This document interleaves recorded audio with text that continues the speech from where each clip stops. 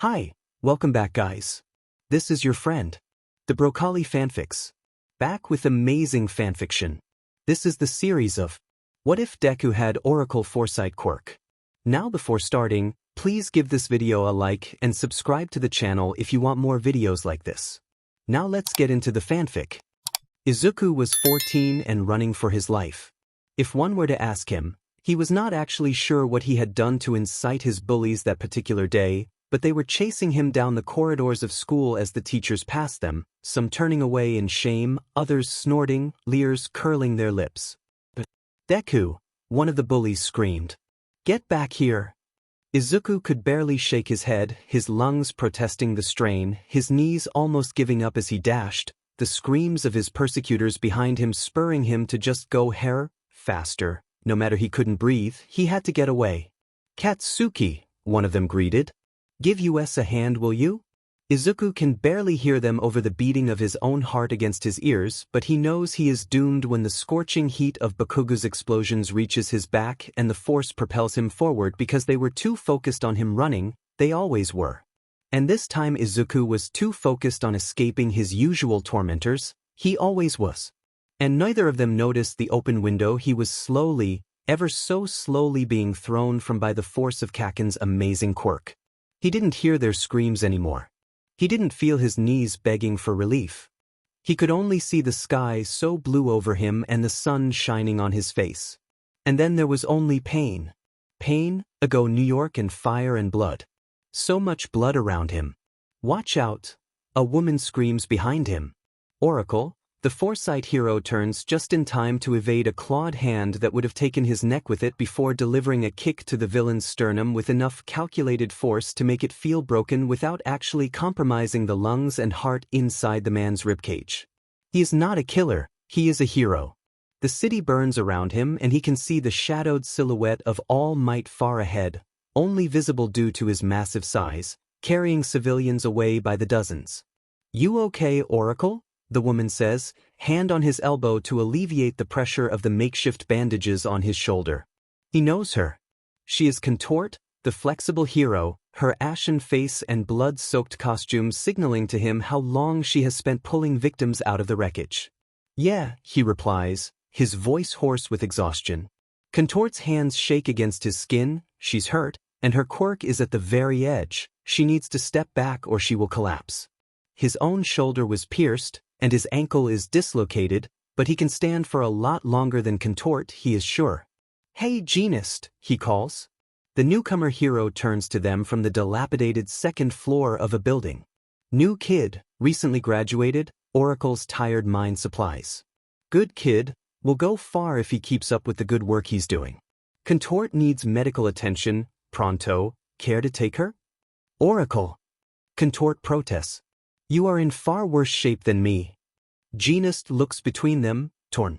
"No, I'm not. Plus Genist's quirk could easily pull the tendons of my shoulder by accident and not yours. You are the best option for him to run away now. Look at him, he's at his limit."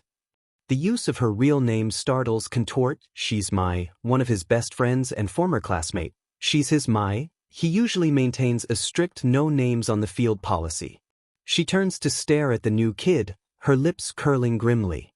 He has exhausted himself, but he can possibly go another round if the situation calls for it. They both can tell, and maybe knows he's using the new kid's obvious weakness against her, just as he's using her weakness on Genist, forcing their empathy to make them both go first. "You'll be right behind us, right?" she whispers, her hand clenching into fist around his torn sleeve. "Sure thing," he says in lieu of a response.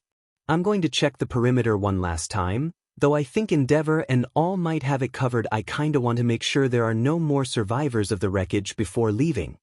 Contort's lips thin. "As soon as I get assistance, I'm broadcasting your location, Oracle," she warns. "You will come back no matter who has to haul your sorry but back home, promise?" He smiles, his usual calm smile that makes his students scowl. "Promise. Even if it's NG. Even if I have to lean weakly against Endeavor's manly and hairy chest," he assures. Contort grins.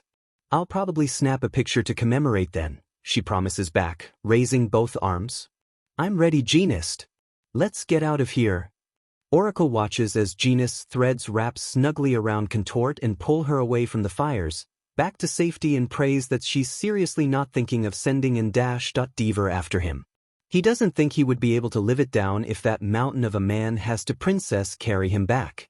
With a shake of his head, Oracle turns to the last abandoned store in his vicinity, ready to check for the last survivors in the area, when there is a piercing agony in his back that spreads all over his body and he is falling face first into the ground, dust and ashes blinding him for a second. His mind spins, reorients itself, catalogs all responses from his nerves. He has been stabbed. The cold metal warming quickly with his blood has a faint chemical scent that informs him he has been stabbed with a knife covered in poison. The heavy sound of metal-toed boots against debris is a clear signal that his attacker is still in the vicinity. His sight is fogging. His strength, already diminished, is being drained from him. "Yes, madam," a voice grunts from his left, only interrupted momentaneously by the static of a radio. "It's done. An assassin. Not a common villain, but someone sent specifically to take him out." "You busy," he grunts, trying to turn, to get a glimpse of the one who was sent for him, to catalog as much information about him as he can before. A snort. "Sorry, Oracle," the man says, his voice jovial, mocking. "You know how these things are." And he does. He does with the clarity only years of learning have given him. He closes his eyes then, and knows of nothing more. Izuku opened his eyes, staring at the already familiar ceiling of the school infirmary, his eyes dull, his limbs aching. "Ah, Midoriya," the nurse said in her usually bored tone of voice that told Izuku how done she was with what she used to call their silly teenage shenanigans. "You are awake." "Yeah," he whispered, his mouth curling, hand extending to receive the glass of water that the nurse usually gave him whenever he ended up under her mercy. Her quirk making the aches and bruises fade slowly as he. "The principal already sent you a new school jacket and," she began her usual report of his situation. "Where's my phone?" he interrupted, eyes set on his clenched hands. They were really small. He can tell that even in adulthood they won't be big or muscled and can't help the disappointment. The nurse blinked, surprised. "Here," she said, placing it by his side on the bed. Izuku sighed. The screen was cracked and he obviously landed over it when he fell, was thrown, from the second-floor window. A part of him thought he should use his allowance to replace it and be done with it, but another, smaller part of him cried at the thought of losing his precious limited edition All-Might phone collab. He would have to think about it later, when he felt a little more clear-headed. For now his fingers danced over the cracked screen, pulling his search engine and praying the phone didn't die on his hands right that second. Oracle, the Foresight hero. Civilian name, Mochizuki Tuya. January 8th 2XXX, July 15th 2XXX. Place of birth, Juban. Quirk, prediction. Agency, mystic. Pose. Alumni of UA, Oracle was blessed with the quirk of prediction, allowing him to be one step ahead of his opponents. "I'll go get your bag and you can go home as soon as you feel ready, Midori." The nurse stopped, as she finally realized he was not paying attention to her. "Midoriya?" Izuku would have usually responded with an affirmative, sheepish bow of apology and flushed cheeks, his eyes downcast. Instead his eyes were glued to his phone screen, his trembling fingers struggled to hold it in his line of sight as he read the entry on Heropedia, devouring every word, staring into ice-gray eyes so achingly familiar. Of course they were familiar. He saw them every single morning in his bathroom mirror as he washed his teeth for the day. To the milky white skin barely graced by a small scar at the tip of his chin that had faded into a soft pink. Lever had caught him during training. And his slender build, barely hidden by his large cloak and hood, Mai had insisted he looked like a chicken and should cover up before he caught his death in the cold of the night, drinking into all the information of a person he could remember so achingly perfectly yet by all logic. Shouldn't. His name was Midoriya Izuku, quirkless, loser, 14 years old. His name was Mochizuki Tuya, hero, mentor, 30 years old. A bead of nervous sweat rolled down the teen's back where he could still feel the phantom pain of the poisoned blade cutting his insides as he read over and over the same line. Oracle fell to a surprise attack by villains while rescuing survivors of a local disaster in Hosu on July 15 and was found by the Flame Hero Endeavor a few hours later. See Hero Oracle's funeral footage. A lump formed inside Izuku's throat. He knew for a fact he did not fall while fighting villains.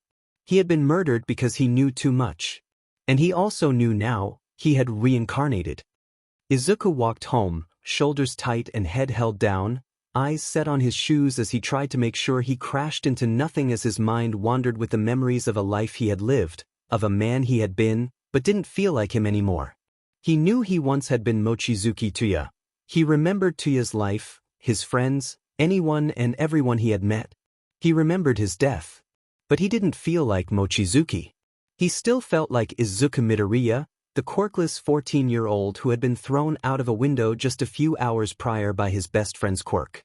Mai would have never done that, his mind supplied, and he found himself shaking his head, attracting the eyes of an older-looking woman on the train. She had been a good best friend, like a sister in all but blood, not like that other boy with hateful eyes and quick temper. Izuku closed his eyes, breathing in deeply. He knew what was happening. He remembered it happening to Mochizuki Tuya when he had been less than 5 after a car accident that had left him in the hospital for a week. He remembered the child's panicked breathing as he remembered the moment of his death, the family he had left behind. Ironically, Izuku himself couldn't remember that past life of his, couldn't remember the name Mochizuki Tuya had remembered, the faces of his loved ones. Mochizuki Tuya had once theorized it was the limitation of his quirk, to only remember the life that preceded his own. Izuku was now sure.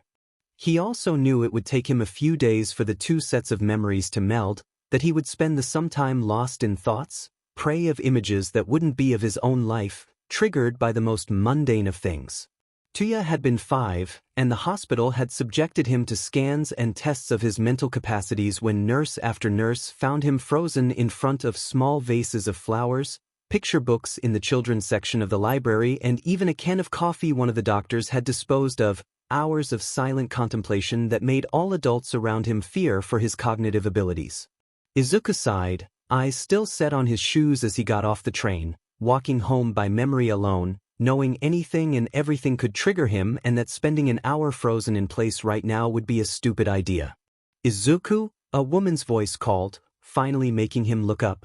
She had green hair, green eyes, a soft smile, her plump hands holding a shopping bag as she slowly approached him, worry marking every corner of her face. Midoriya Izuku. 41 years old. Quirk. Unnamed attracts small objects. Limitation. A certain limit of G-force and distance. Occupation. Office worker. Civilian. The part that was Tuya supplied. The part that was Izuku didn't care about all that, feeling warmth and relief, safety, sink onto every inch of his body at the sight of her. Mom, he whispered. This was his mother. His mother, Tuya didn't have a mother, had found himself dreaming of a mother in more than one occasion, and wasn't it wonderful? How someone this small, this incredibly soft could be someone so special and important. The woman frowned, eyes shiny. What's wrong, Izuku? Are you okay? She asked.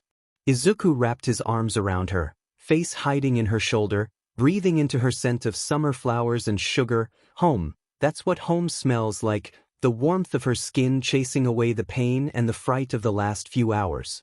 Izuku, son, Inko whispered, shocked, hands instantly reaching to card through her son's curly hair, to check for injuries, for the cause of his distress. Izuku felt himself smile. I'm home, he whispered, savoring the word. Tuya had whispered it in the dark of his bedroom so many times, only to be greeted by silence, a tear rolling down his cheek and disappearing in the pink fabric of her cardigan. I'm home, Mom. By all intents and purposes, Midoriya was weak, inconsequential in the grand schemes of the world. Tuya would have thought her cute but inoffensive, would have quickly dismissed her from his mind and continued on his way, but she was Izuku's mother, his mother. And that meant everything. Especially when, without a word, without any prompt whatsoever, Midoriya Izuku wrapped her own arms around her son tightly, her cheek resting on top of his head, her breath hitching being the only evidence of her distress, and she whispered, softly, warmly. "Welcome home, Izuku." He smiled back at her, so widely it hurt, but the relief that flooded into her face made it all worth it. "Mom?" he began, hesitant. "We need to talk." Midoriya Izuku didn't hesitate for a second, another testament to her fundamental importance, as she nodded, ushering her son inside their small apartment and gently pushing him to sit in their beat couch. It had been red once, from what Izuku remembered, though now the color had faded with age. Izuku stared at her son, at how his hands clenched and unclenched against his knees. "I'll make us some tea, dear, is that okay?" she said softly. "Collect your thoughts, we have time." Izuku blinked. "Yes, please," he replied. Izuku smiled, hurrying to the kitchen. Most likely she needed to steel herself so as to not distress her son herself. Izuku closed his eyes again, breathing deeply, fingers clenched against his uniform, thinking of ways to start this conversation. Should he ask whether his mother had ever heard of Mochizuki Tuya? Should he anticipate her disbelief? She thought him quirkless for so many years. Should he begin by explaining the theory of plus-alpha factors on developing youths? Chromosomes and recessive genetic factors. Tuya knew Mai would have whacked him in the back of the head, muttering about long words and subterfuges. Would have told him to just be blunt, to be his bold and stupid self and go from there. He missed her so very much. "Here," Midoriya Izuku whispered, pressing a warm cup of tea against Izuku's trembling left hand. Izuku blinked, surprised. Had he frozen? How many minutes did it take for their beaten kettle to boil water? He stared into his mother's eyes, hand instantly wrapping around the warm ceramic, the smell of tea filling the space between them. "I have a quirk," he blurted, flinching when her eyes widened. "Izuku." I really do, Mom," he interrupted, shoulders tensing. "I got it today. No, wait. I always had it, but it triggered today." Disbelief and concern clouded Izuku's face, her teeth sinking onto her bottom lip. Izuku could almost read her thoughts about the doctors and his unhealthy obsession with quirks, with heroics. He prepared himself. "A quirk?" she asked. "What happened?" So he told her. He told her about his memories, about the hero oracle who had died 14 years ago, literally minutes before he had been born, about the fight and contort in Genist, about knowing he had past lives but being unable to remember them, of growing alone and forging a small family for himself out of lonely people like himself and graduating with honors from UA. Of knowing that for the next few days the smallest things would trigger his memories, until Mochizuki Tuya and Midoriya Izuku had merged into one. Told her about not being sure whether it was a recessive gene or a twist of fate because Tuya had been too young to be diagnosed as quirkless when his own quirk got triggered, but he was sure Tuya had worn the same type of shoes he wore, and wasn't that something? "I know that name," his mother interrupted, hand tight against his own. Izuku stared at her, shocked. "What?" he asked. "Mochizuki Tuya," she continued, leaving their couch to pull a small, beaten folder from a drawer and handing it to her son. "I took you there when you were young, for counseling." Izuku stared at the folder, shocked. The Mochizuki Tuya Foundation for Quirkless Children. A charity.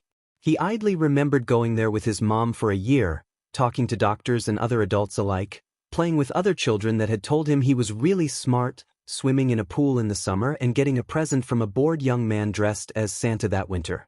He remembered the bronze frame with a picture of a man in a long dark cloak, with silver white hair and pale blue eyes staring at him kindly in the director's office. "I had forgotten," he whispered, reading his psychological profile and the reports from the counselors quickly. There were many letters praising him from the staff, little drawings from other children. He remembered crying when the director told him he didn't have to go anymore. He didn't remember, however, starting a foundation under his name. "You took me there when I was diagnosed," he said. "I did," Izuku nodded. "They helped you overcome your heartbreak. You were really happy." Izuku frowned. "But I never started any charity," he sighed. "I wouldn't have named it after myself. From what they told me, it started a year after you were born," Izuku supplied, calm. Izuku tilted his head to the side, a perfect imitation of his mother. A year after he was born, a year after he died, just who had started a charity under his name. A charity for quirkless children no less? He had worked with many quirkless children in his life. It was his pet project to protect them from discrimination, to help them in a world that was stacked against them. Was it Mai? It didn't seem like her. And he knew for sure no one else would want to preserve his work in such a way. Suddenly a thought struck him. You believe me, he breathed in awe. You have no reason to lie to me, son, she reasoned softly. If you say that is what happened, I believe you. Izuku smiled, fingers entwined with her own. Thank you. I just need to ask, Inko continued, her fingers tightening. You say you remembered Mochizuki-san's previous life after a car accident. Yeah, Izuku nodded. I can't remember that life anymore though. I think it's the limitation of my dash. So what made you remember Mochizuki-san's life this time? His mother interrupted, voice growing grave. Izuku blinked. What triggered your quirk in this life, Izuku? Izuku bit his lips, skin looking its color when his mother's eyes grew dull for a moment, then slowly started filling with tears. Was it someone at school? She whispered. At school? Why would you think?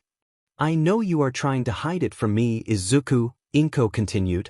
You've never come home hurt, that's why I pretended not to notice you never go out with your friends anymore, or that you've grown more and more silent. I thought you'd tell me when you felt ready but you never did, and now you just told me your quirk activated in your last life when you got seriously injured, and I can only think something happened to you and…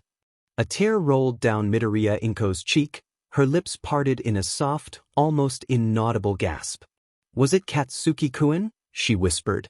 Is that why he never comes over anymore? Izuku stared at her, shocked into silence.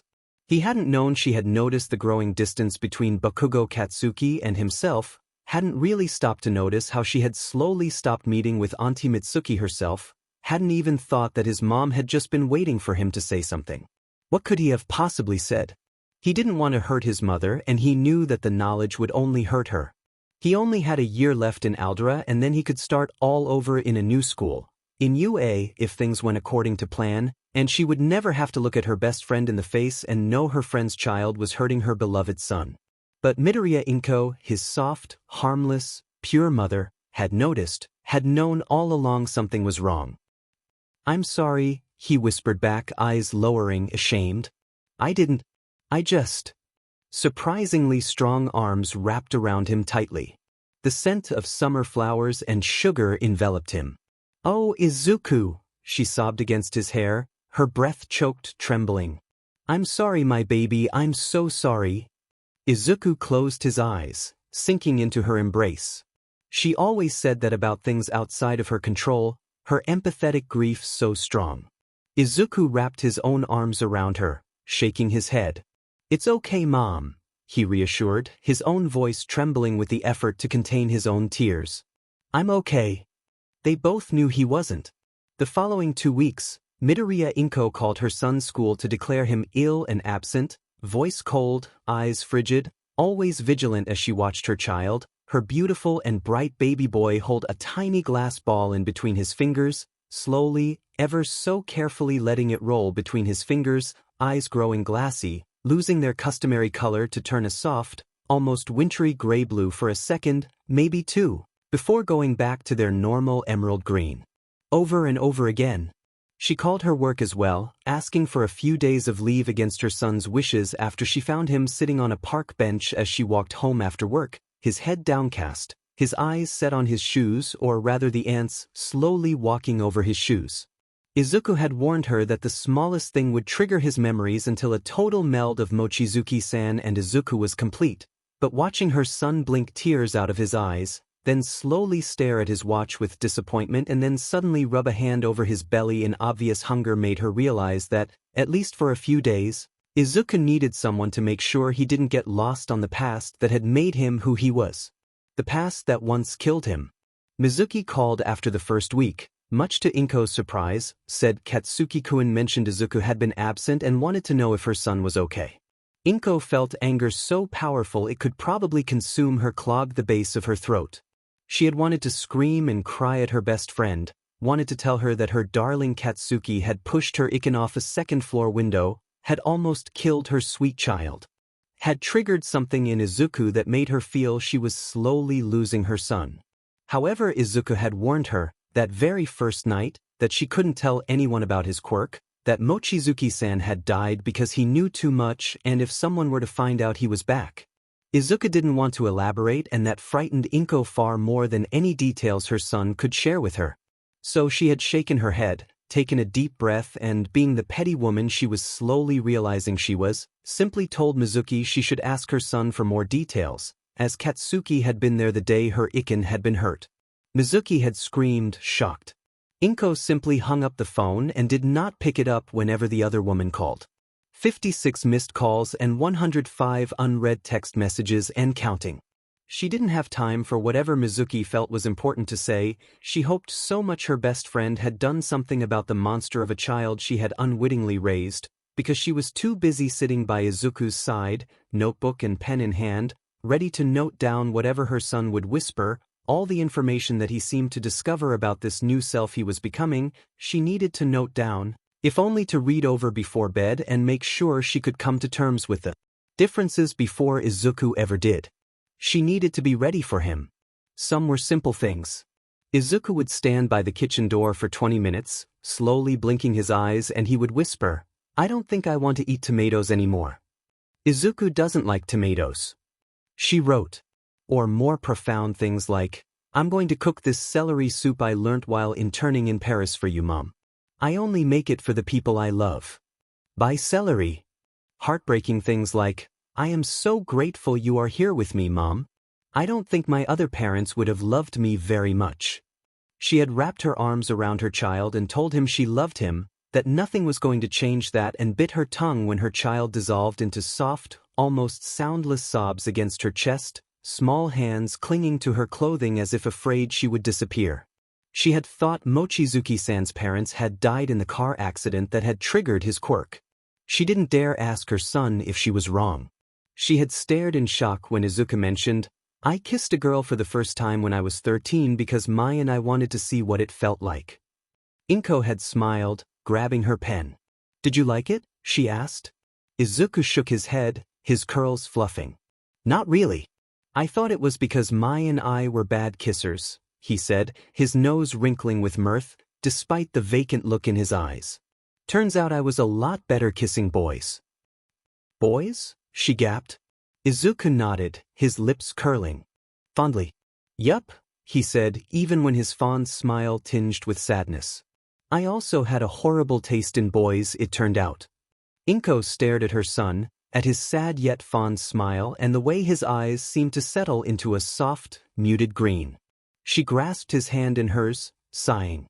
"Am I going to have to throw a bus over a bad boy soon?" she asked, hesitant, but felt instantly gratified when her son snorted, curling against her side, fingers tightening against her. "Can your quirk even lift a bus?" he asked, shoulders shaking. Inko blinked innocently. "Who said anything about my quirk?" Her son's unbridled laughter was reward enough. "I don't think so, Mom," he giggled. "It was a long time ago. If he's still alive he would be nearing 40 and I am a 14-year-old. Not even an option." Inko opened her mouth, but then closed it immediately. It hadn't occurred to her that the precious people Mochizuki-san might have had in his former life might be dead. But he was a hero, it was normal for heroes to die. She had done her research when Izuku had told her of his former name. She didn't have to be a genius to know that the Mai her son spoke so fondly of, always part of his stories and memories, an integral part of his life, was Hikawa Mai, the heroine contort. She had held her son as he screamed in anguish when he himself read of her death, only 2 years after his own. Watched him hold the faded picture he had downloaded from the internet of the woman in question, bright grin on her face, arm wrapped around a smiling, silver-haired, pale-eyed young man while the two posed at a hero convention. The two of them were so young to Inko's eyes, even if she intellectually knew they would have been her age, if not a little older, had they survived. It was hard to equate that confident young man that seemed to be made out of moonlight, surrounded by people that loved him, with her fluffy-haired, shy and friendless son. No, Inko decided. She didn't want to cause her son more pain right now when he was so vulnerable, all nerves raw and anxiety barely contained. Whether this bad boy of her son's past was alive or dead, she would rather not know. Mochizuki-san had lived and loved and died. It was Izuku's turn to do so. "I trust you'll only bring good boys over, Iken," she said finally, her hands slowly running through her son's curls. Izuku snorted, the sadness pulling at his smile somehow smaller. "Define a good boy, Mom?" he asked. Inko made a show of thinking about it, one hand under her chin, her eyes set on their slightly cracked ceiling. "He needs a strong back, wide and warm," she began. "Eyes that sparkle when he looks at you." "That's rather vague," he retorted, shaking his head gently, never dislodging her fingers. "He must never raise his voice at you," Inko continued, serious. "Also, and this is a deal breaker for me," she trailed off. Her darling Izuku stared at her, silent, awaiting. Inko nodded. "He has to love you at least half as much as I do." All sadness in her son's eyes melted away, leaving a barely there sort of melancholy. "That one's hard," he whispered, almost awed. "You love me so much." "Not really," she argued, giggling. "You are very lovable." "I believe you are a little biased, ma'am." "Nonsense." Inko gasped, feeling warmth pooling on her belly when her son dissolved into giggles once more. A few moments later, Izuku decided on his own to rest lengthwise on their couch, his head resting on his mother's lap, and Inko suppressed a sob to the best of her ability because that was the most her son had acted like her son in the last few days. She had done her best to simply relax herself as she slowly carted her fingers through her son's hair, giving him all the time he needed to collect his thoughts. It usually took him about 5 to 10 minutes. This time it was more around half an hour. "I think I'm going to remain quirkless this time," he whispered, his fingers clenching and unclenching against her skirt. Inko had blinked. "This time?" she asked. Izuku had nodded. "I was smart before," he said. "Incredibly smart. So smart I could see a pattern or an attack or basically anything and predict its outcome given enough preparation. That's why last time everyone thought I had a prediction quirk." Inko wanted to tell her son that he was still smart, incredibly so. But she didn't want to deviate the course of her child's thoughts. Somehow she knew she shouldn't, more so when her son's warm green eyes grew pale and wintry cold once more. She bit her lips. "But you didn't," she prompted when no more words left her son's lips for a few minutes. Izuku sighed. "I didn't. I had the same quirk. I remembered my past life. I think it helped, at least with school," he continued with a soft sigh. "They never realized I was playing into their prejudice. It was easier for them to believe a quirk had made me able to predict their very movements than to think I was just smart." "Them?" Inko didn't want to ask, but the words forced themselves out of her mouth. "Everyone," Izuku said, as if that explained everything. When his mother's confusion didn't appear assuaged, he simply snuggled closer into her warmth. "The government, the commission, my peers, even the teachers at UA. Maybe easier for you?" his mother said, voice cautious, gentle. Izuku nodded against her skirt. "Less restrictions, for once. Having a registered quirk opened a lot of doors for me," he said, slowly shrugging his shoulders. "I think I've been doing this for a long time, pretending to have an intelligence quirk." "And still, you are not doing it again," Inko prodded. Izuku shook his head. "The last time, it made the commission notice me, made them want me in their ranks. It wasn't pleasant," he said, voice cold, methodical, as if he was describing a piece of trivia he had recently read somewhere. "Another cog in their grand machine." "I wouldn't let them take you away from me," Inko assured, her shoulders squared. Izuku huffed, a soft exhalation full of bitterness. "You wouldn't have a choice," he retorted. "They would make you think you had it, that you were essentially doing the right thing, but there wouldn't be a choice to begin with." "Not really." Izuku seemed to consider his words. Inko could see. She could see it in the way her son's shoulders slumped, his knees folding against his chest, as if preparing himself for retaliation. Inko simply placed a hand against his exposed neck, resting it there so he could feel her pulse against his. She had always done that, reminding him that even at his most vulnerable, she would always be there to protect him. Izuku's lips curled upwards. "I think it is time for a real, quirkless hero," he said, swallowing. or as real as I can possibly make it, because there will be others like me in the future. And I want them to see me and think they can achieve anything as long as they dare to dream it. Inko stared into her son's eyes, watching the pallid gray give way to his customary emerald green. She nodded, her own smile tasting bitter and heavy as she leaned down to lay a single kiss onto her son's temples. She would always fear for her darling boy, her sweet little baby. But she also knew, without the shadow of a doubt, that he would not stop. And he would make it. She knew it would be hard and dangerous, and there would be many more days and nights like this one, with her child present yet so far away from her, gone into this place of brilliance she might never be able to reach for herself, let alone understand. She finally realized she could only be there for her Iken as she had always been, open and careful and ready to envelope him in her arms when he needed it, offering her warmth, her security. She would be ready. He was barefoot on the beach, enjoying the sun on his skin as the warm sand slid between his toes. Mai was holding onto his hand as they ran, laughing happily as a taller, stronger man ran after them holding a yellow beach umbrella in his hand. "Hikawa, you beach. Bring him back," the man yelled. Mai simply laughed harder, steps lighter as she evaded the man's grasping hand. Come on." Mai cackled in response. "Your moonbeam needs to tan a little. He's too pale. He's going to burn up. You would know how fragile Moonbeam is." Tuya sighed as he was dragged along with their accustomed arguments, a small smile curling his lips. "I'm right here, you know," he muttered, shaking his head and wishing he had brought a pair of sunglasses at the very least, but his friends never told him they were going to the beach, the idiots. Izuku dragged another bag of waste into the sidewalk, ignoring the sweat beading on his forehead. It had been an impulse, really, something he wasn't sure he wanted to examine. But he had been walking around the city with his mother, trying to find as many triggers as possible before the boy had to go back to school. He was going back to Aldera, despite his mother's protests, when they had found the little patch of beach.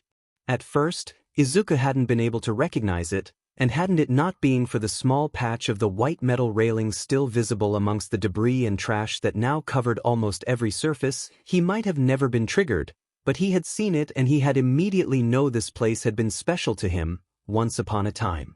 In summer Mai would often meet him there, the two of them unwinding for the day, relaxing side by side, just listening to the sound of the waves.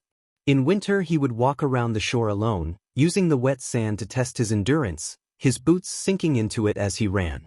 In spring he would sit in a shaded area for a picnic with a confused smile, a handsome smile directed his way, a big hand holding his own as he was told over and over that all parks were crowded and it was a smart move to have a sakura viewing picnic at the beach. Without the sakura, sure, but private. He had loved this beach once upon a time. By the time his mother had been able to pull him back into reality, Izuku found himself already determined to clean the place back to its former beauty. Inko had looked at him, confused, which made him realize he had been muttering again. The routine started not long after. Izuku knew how to fight, had been fighting for years in his last life, and most of the movements came to him if he thought about them for a moment, but he also knew this new body of his was not up to par with his old one, and some of his most demanding kicks would easily dislocate his legs and never pack a punch as strong as the ones before. He decided he needed to train. Last time he had been slender, focusing more on speed and flexibility than sheer strength, and he guessed that since he was now a literal child, his best bet was to go that way as well, which was why he had decided to dedicate the next 10 months before the UA entrance exam to force his new body into the best shape he could possibly get and hope for the best. Which meant he was now spending every single morning cleaning Dagoba Beach like the sentimental idiot he was. He was going to gain muscle mass out of this, he stubbornly reminded himself. It was not pure sentiment if he was also getting a benefit out of it, right? The rest of his week was now split between parkour every Monday and Wednesday that was mostly him refamiliarizing himself with the streets and dance classes. He had found a small dance studio run by a mountain of a man named Kumisaki Daigoro, who had once been Mai's sidekick and now spent his retirement days teaching children how to dance, every Tuesday, Thursday, and Saturday. Friday was for support weapon training, which was going to be a pain, however. His mom didn't have a lot of money, One of the reasons he didn't feel so bad when his new dance instructor had offered him a substantial future hero discount when he realized his new student was a fan of Mai's. So purchasing a customized support item was out of the question, and while he knew that at UA he might be able to con someone into working on a weapon of his choice, he had to enter UA first to get it. So for now he would have to make do with what he had and try to calculate a hypothetical length and weight to make sure his arms and torso could grow used to the strain. More than one police officer had stared at him in confusion when they found him alone in an isolated park, methodically gluing and tying metal scrap on a steel pole that obviously seemed pulled out from the trash. Dagoba was the gift that kept on giving, apparently, and he was getting more than a little proficient in his whole, "Oh no, Mr. Officer, sir. It's not a weapon. I'm just weightlifting" shtick, and he was fairly sure his big green eyes and soft fluffy curls were a big help when most of the police officers just stared at him, laughed a little and bid him good night. Izuku sighed, checking his watch and starting to run. If he hurried he'd be able to shower at school and get to his classroom with 10 minutes to spare, just as he had expected. He wasn't sure 10 minutes were going to be enough, quite honestly, since it was his first day back to school after his last confrontation with his bullies, and he knew they would approach him the minute they saw him, if only because it was the first time they had done anything to him that warranted him taking days off school, and while he seriously doubted any of them would come to him out of concern for his well-being, their confrontation was inevitable, and he had to be honest with himself in admitting he had spent more than a day already analyzing all his past memories, both of Tuya and Izuku alike, to classify his classmates and tormentors into different categories to help him thoughtlessly navigate the next 10 months to come. Most of the children in his class, he couldn't help himself but to think of them as children he could easily dismiss as white noise, cogs in a system that was absurdly designated to keep those like him, the quirkless minority of their society, down. They laughed when a cruel joke was thrown his way, and they kept their silence when he was bullied, not because they felt any particular animosity towards him, but because they feared the social consequences of standing up or were simply unaware of the damage the vitriol was causing him. He had wanted to dub them as blameless at first, people who didn't really know any better, but the part of him that was still a scared, quirkless little boy felt too raw and angry at their dismissal, so he allowed the part of him that had once been an adult hero to be petty, and he had finally settled on something more biting, if personal. He had dubbed them the forgettable ones. In 10 months he would move on, go to a better place of his own making, and he would rise like a star that would shine, and they would remember their silence and feel shame and regret, maybe would even feel nothing, he wasn't really sure. But he knew deep inside none of them would ever forget his name and his face and his presence amongst them, years into the future, but by then he knew he would have forgotten about them, no names, no voices, no faces. After he graduated from his middle school, Izuku knew with a certainty he had never felt before that he would never spare any of them another thought. And he knew that his mom would be appalled to hear him think that way of any other human being, but it was the truth and it brought him peace. There was a particular group he had dubbed the followers. Insecure teenagers trying to claw their way into an identity by receiving the scraps of the pecking order, unaware that their time soaking up onto another's light was limited. They were the ones usually sent by the ones on top to write insults on his desk or to hide his jacket after petty crimes and petty actions, spurned mostly by the fact they felt secure under the wings of those who never got punished. They would topple like a house of cards the moment Izuku stopped taking their abuse. Izuku closed his eyes as the water of the gym's showers fell on top of him, cold. He'd rather have it cold these days anyways, washing away sweat and grime and dust, relaxing his muscles that were slowly getting used to his new, more active lifestyle. The third group on his new little organized docket was the one he decided to call the animals. No thought, just action. The ones who actually acted out of malice and actual bigotry towards him, and those considered inferior like him. They were out to cause harm and were, usually, secure in their superiority as a fact, rather than in appreciation. As Izuku got out of the shower, toweling his hair dry and slowly putting on his slightly wrinkled uniform, he would have to be more careful with his bag in the future. He thought about them and the reactions they would have the moment he stopped taking in the abuse with his usual little smile and silent lips. He wanted to believe he wasn't going to do all this out of revenge and anger. Rather, he wanted to think he was actually going to teach all these kids a lesson, something that would serve them well in the future. A wake-up call of sorts. But as he carefully adjusted the knee and elbow pads he had meticulously sewn last night before going to bed, his mom had sacrificed one of their cushions for the padding against his skin, and Dagobah had provided him with the metal plating that he had hammered in place to cover the outside until it fit perfectly against his joints, light, not really bulky, perfectly camouflaged under the school uniform that had always been a little too big on him. He knew this was more retribution than protection, more of a matter of satisfaction than justice. With a nod towards his reflection, Izuku left the changing room and began his way towards his classroom, steps soft, shoulders tense, eyes set forward, absolutely aware of each and every student that stared at him in disbelief, of the whispers at his back. Isn't that the kid who was thrown off from the second-floor window? Wait, didn't he jump himself? What's his name again? Whatever. I thought he transferred. I heard he was in a coma. I heard Bakugu killed him.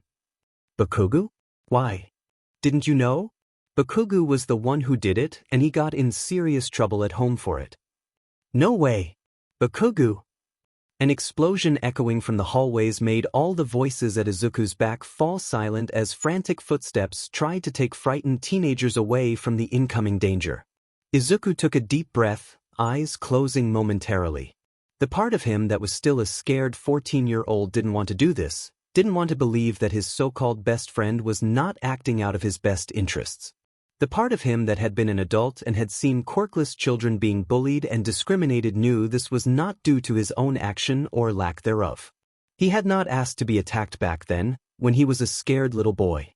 And he certainly had not asked to be attacked right now, as he saw the blonde teen practically fly at him, fist raised, explosions ringing in the air, permeating everything with that stench of burnt caramel that still made him sick to his stomach. "You!" Bakugo snarled, lips pulled back. "What the F, did you tell the old hag?" So that's what this was. Whatever his mom had told Bakugo's mom that very first time she had called had made the woman react to him, and, while he didn't know what his auntie Mitsuki had done, he could tell Bakugo hadn't been pleased to be confronted by her and, in true animal instinct, the other teen had decided to blame Izuku for it all. A step backwards on his left foot. A soft turn to the right. Bakugo's red eyes widened as he crashed knees first onto the concrete of the yard. Normally he would have gotten up in seconds, practically bouncing back as he had trained to do over years of dedication. This time it took him a few seconds, Izuku could tell, mostly due to shock, but when he did, he could barely cover the soft pink that colored his cheeks. Oh boy. The F, are you dash? Another lounge at him, even more explosions and the smoke they produced surrounding them both. 3 steps back, carefully balancing his weight on the tip of his toes as he turned to his left, the fingers of his right hand tapping the back of Bakugo's neck to force his momentum downwards instead of forward. Face first into the ground. More explosions followed, this time mostly unintentional. Izuku stared at the other teen, impassive, expressionless, trying to make sense of all the information his brain was spouting at him, the tilt of Bakugo's shoulders, the way he always favored his left side over the right, the scuffs on his shoes slowly tilting the sole inwards that suggested an inclination of the hip that was curving the leg ever so slightly, nothing to be of concern but something that should be addressed if the teen wanted to keep training his body the way he was doing so at this point. Ruby red eyes met his own, emotions clear as he tried to comprehend what was happening to him. Shock at first, then confusion, then a small, almost imperceptible twinge of doubt and then even more anger. "You little sheet," he hissed, turning once more to face him as he jumped to his feet, hands at the ready, sparks dancing on his fingertips. "Now you've done it." Izuku could feel the weight of eyes on their backs, could swear the whispers of their schoolmates slowly congregating around windows and behind trees to watch them fight slid around him. Against the cacophony of the explosions and Bakugo's scream the noise was imperceptible, but he didn't need to be a genius. Some had argued once that he was, to know that they were also trying to understand this unexpected turn of event, calling their classmates over. It was time. "Stop," he said calmly, his voice soft. "Ha!" Bakugo growled. "What did you say?" "I said stop," Izuku replied, shrugging his shoulders. "I have no idea what you are talking about." You got me in trouble with my old hag, the blonde sneered. I don't know what you told her but… How? Izuku interrupted. Huh? How did I get you in trouble? He asked again. I haven't talked to your mom at all. Bakuga's eyes widened. You liar, he snapped. I know you did. You had to. I didn't, Izuku shrugged once more, his voice clear. But it's up to you whether you believe me or not. You idiot, hung between them, unspoken but palpable and apparent to the both of them. Bakugo narrowed his eyes, knees flexing. Izuku sighed, left foot going behind him in preparation. The other teen telegraphed his movements quite well. You lying piece of dash. A hand reached out to him, muscled, calloused, strong. Izuku grabbed the wrist, calculating momentum, speed and Bakuga's average weight, all in consideration as he flipped the other teen once more, right onto his front onto the pavement. W. Stay down, Izuku hissed, eyes narrowing as he pulled Bakuga's arm behind him yet away from his face and also decided to put his knee between the boy's shoulder blades in warning. Bakuga's muscles tensed, his teeth grinding against each other. I'm gonna kill you, Deku, he hissed. You tried 2 weeks ago. You know? When you flung me off a second-floor window? Izuku commented, sighing. Yet here I am. You think you are better than me now? The blonde growled. Is that it?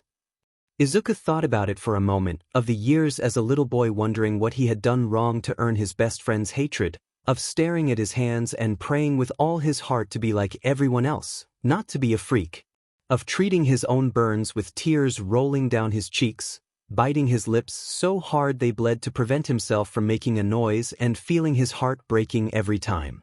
And for once in his life, maybe not the last time, seeing how this new life of his was going to go, allowed himself to be angry. Not screaming, crying, punching angry. Oh no. He allowed himself the anger that made him freeze his insides. The anger that filled him with the inescapable need to hurt back.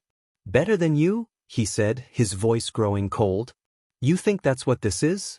Bakugo grew still under him, mouth opening and closing, looking for words to strike him with. Izuku was faster. Let me be very clear about this, he warned, his knee pressing harder against the other's back.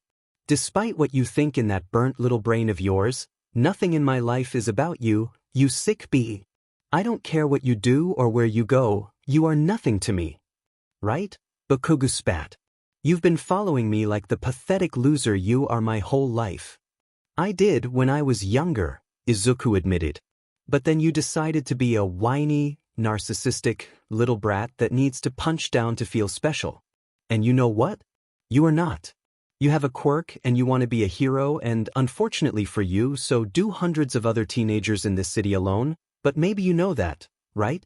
You know you are a big fish in a small pond right now and you are FNG afraid of what's going to happen to you the moment you leave Aldra, so you keep those below you in their place, just to reassure yourself that you are not going to drown in the real world.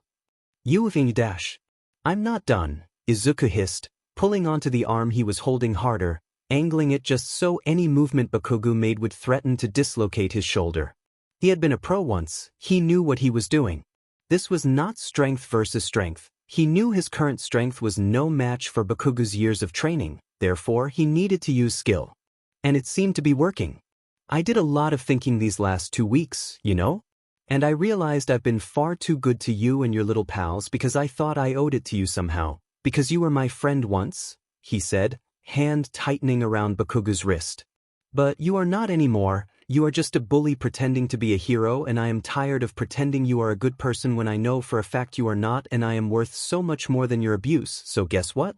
I am ending this, right here, right now. You are just a effing Deku. Bakugo groaned, when Izuku pulled gently onto his arm, but Izuku felt the sweat pulling against the other teen's fingertips and knew he had little time before Bakugo recovered from the shock and used his quirk on him. I'm not going to take abuse anymore, not from you, not from anyone else, he hissed, making it a point to raise his face and stare in the general direction of each and every student watching them from afar. Anyone wants to mess with me again? I'm messing right back and believe me, no one wants that. Some of the students crowding the windows took a step back. Izuku wanted to smile. Not his usual sunny smile. A nasty one, the one that Mai and the others told him made him look like a snake. He allowed it. Bakugo groaned, fingers clenching and unclenching, preparing himself. Izuku looked at him, forcing their eyes to meet. "Oh, and this?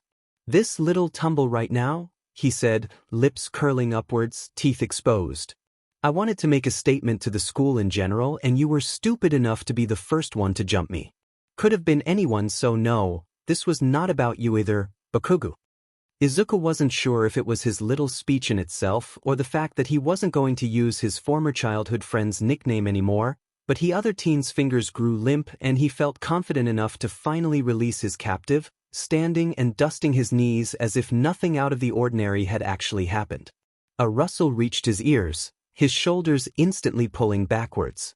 He was not disappointed, not really, when Bakugo let out an animalistic howl of pure rage, arm reaching for him, quirk activated to such degree he had never seen before. Izuku had not really expected for his message to sink in, not completely, so he allowed his torso to tilt downwards, his forearms and elbows to hit the ground.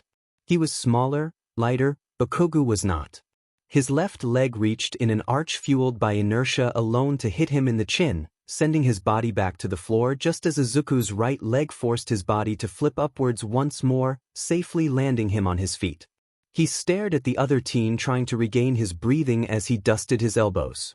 "See you in class, I guess, or not," he said, running a hand through his dish-sleeved hair. "I don't really care anymore." He walked away. Tuya walked down the halls of the facility, his head held high, his posture perfectly calculated as guards eyed him in silence. It was his third day of visits and everyone was slowly growing accustomed to seeing him come, stay for a few hours and then go, expression unchanging. The president himself had sent him, after all, and Tuya wasn't sure there was a human on Earth who could say no to that man. Even the director, Tuya's personal handler, had to swallow her hesitation and simply hiss a resigned, "Do whatever you can see whether that thing is dangerous or can be rehabilitated into a functioning member of society," before slamming his mission debriefing onto his chest and stalking away. And Tuya, being the little sheet he had always been, had approached that very first day of recon and decided that he would have to use every ounce of his patience. "Good morning," he said with a small smile as he finally made his way into one of the most secluded rooms of the facility, just a tiny room with a steel cage placed in the middle, surrounded by guns and cameras. He was met by silence. "Oh," he grinned, sitting before the entrance of the cage, legs crossed, body language open. "No clawing and hissing today? That's progress." A pair of dark, beady eyes watched him from the darkest parts of the cage, cold and emotionless, animalistic. Tuya sighed, shaking his head and pulling 2 metal teacups from his bag, as well as a blue and white thermos with a flame motif that had seen better days, quickly pouring black tea on both cups and slowly drinking from one. "You know I'm going to keep going, right?" he said, staring into the eyes that watched him from the darkness. "I know you understand me and I know you have every reason to distrust me after what happened to you, but—" He hesitated, turning his cup on his hand. "But I need you to understand I'm your best chance to get out of here," he continued. "You don't deserve to be in a cage and if you work with me I can make sure you are free." Silence. Tuya sighed, pulling a chessboard from his bag and setting it up in front of him. "It's okay, take your time," he said as he started to play against himself. "I'm a patient boy." A soft, almost inaudible hiss was his only answer for the day. Izuku wasn't disappointed when he was called to the principal's office that very first time for his violent outburst against a classmate. He had expected it and had prepared his mother for the call and the carefully fabricated words the authorities would spew in her direction, what to say and how to sound as she was informed her child had attacked a classmate without provocation. He had honestly expected to spend his last months of middle school willing the hours away while doodling on his notebooks during classes or noting down any new memory that came to mind that particular day and then evading the usual attacks of the students that thought his other fights were a fluke. Mind-numbing, to say the least, but something he had been sure he could have dealt with. He was and had always been a patient boy. But apparently him fighting back had not been acceptable to the world at large and suddenly his mediocre, but still passable grades had plummeted and he was written up in those 6 months more than he had been in the last 2 years. And sure, Izuku knew it was his teacher's feeble attempts to put him back in his place, and normally he would have shrugged his shoulders and ignored the whims of the petty men and women who had not done their jobs, but they were openly targeting his future. A record like his, grades like his, would jeopardize his chance to make it into UA, and if there was one thing Izuku knew for a fact was that if he was ever going to get his hero license as a quirkless hero, he needed UA's prestige to back him up. So, Midoriya Izuku had sat down with his mother, laying the situation to her as clearly and as openly as he had lain everything else, slowing down when she started to take notes and grinning when her eyes filled with a new sort of determination that he could only hope reflected in his own eyes, making them sparkle. Midoriya Izuku had gasped into the phone, voice tremulous and disbelieving, asking who her darling child had dared to hurt. When the principal gleefully told her they could not reveal such information to protect the identity of all involved, Izuku had sobbed and sworn her child would be dealt with. She had greeted him with katsudon and strawberry cake that night. She had done so the second time the principal contacted her for the same issue. And the third. And the fourth. Each time she asked for the identity of Iken's victims, and each time she had been denied. By the fifth time she had been asked to come to school herself and was berated by the principal with thinly veiled insults to her parenting skills, not even granting her the courtesy of his office but a simple open-door classroom where every single student could see them. The sixth time the threat of expulsion was laid on the table and Izuku had cried, loudly, wondering how her quirk-less little boy could turn into someone who beat his classmates so regularly. The seventh time, the principal tried to comfort her, a hand on her shoulder, and wondered whether it was out of jealousy for his classmates' amazing quirks that Midoriya had turned to attacking and harassing them.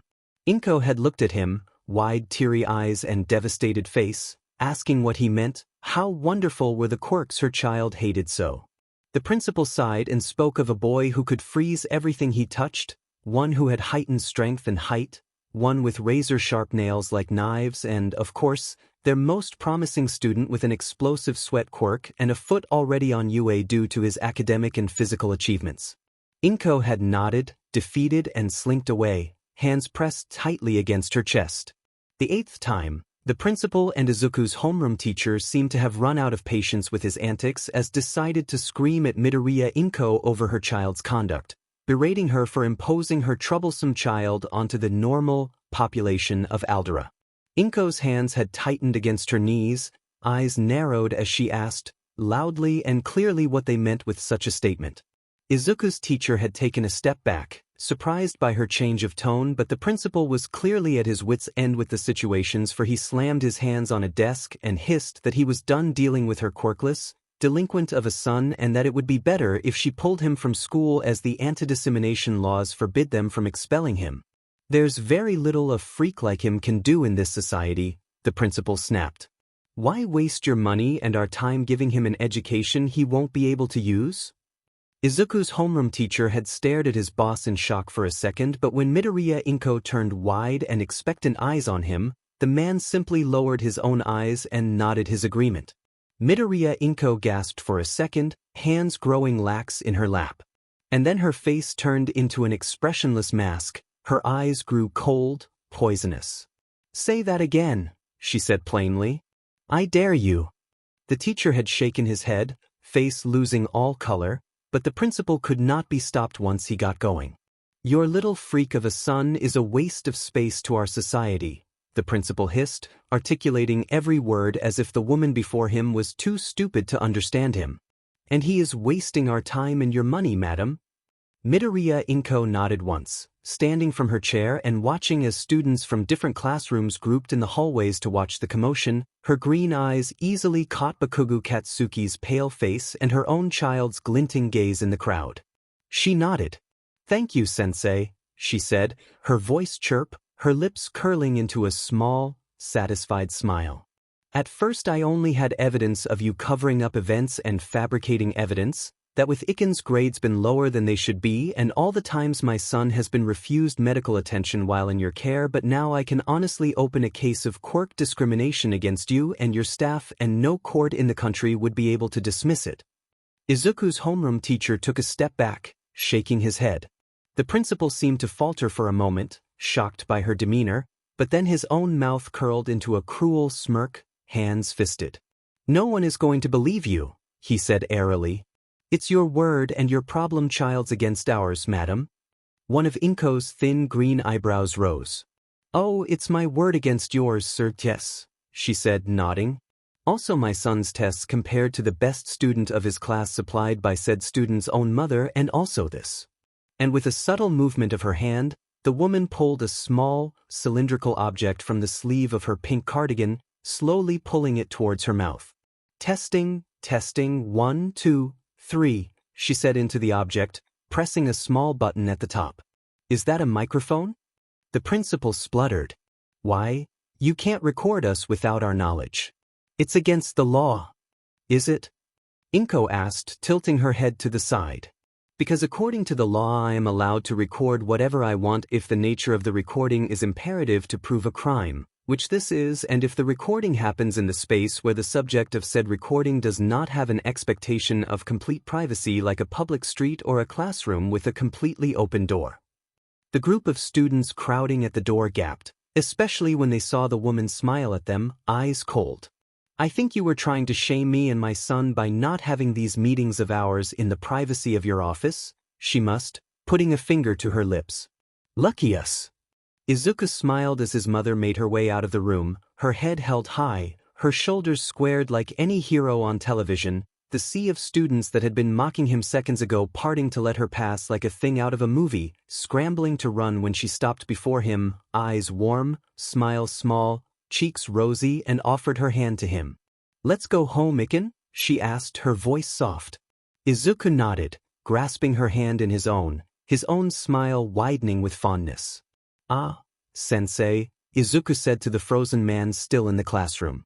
"I don't think I'll be coming back to school anytime soon, but I left my homework on your desk." "Also," his mother said, not looking back, "please be aware that all pertinent information has already been forwarded to the Legal Assistance Department at the Mochizuki Tuya Foundation for Quickless Children." Izuku felt a surge of pride spread inside his chest when he heard his mother's laughter barely muffled by her free. Together they walked out of the school for the last time. It was not the ending Izuku had expected, that was for sure. But he would be lying if he said, even to himself, that there was not a part of him that felt satisfaction nonetheless. The road ahead was not as crystal clear as he had anticipated. There would be hardship he had not accounted for, now that he and his mother would carry the label of problem citizens with them. But Izuku was a patient boy and he welcomed any challenge that was sent his way. Spring is always a little melancholic for Tuya. He got used to flower petals landing on his hair and big, warm hands pulling them out accompanied by soft huffs of laughter and a boy whispering, "Even the flowers fall for you, Moonbeam." He tries not to think about that, because he is an adult and he should be over it by now, but it hurts and he doesn't want anyone, especially Mai, who is bitter and petty and would probably do anything she would come to regret, to know he still goes to bed at night and muffles his sobs against his pillow, hating every time a pink petal falls on his head. He wishes the director would allow him to cut his hair, shave his head to the skin and just be done with it, but of course he can't because people like his silver hair flowing in the wind and his merchandising potential would be compromised. He shakes his head, adjusting his red-rimmed glasses that hardly cover his identity but somehow make him still look approachable and mature. That's why he chose them, after all, and nods whenever Majima asks him a question.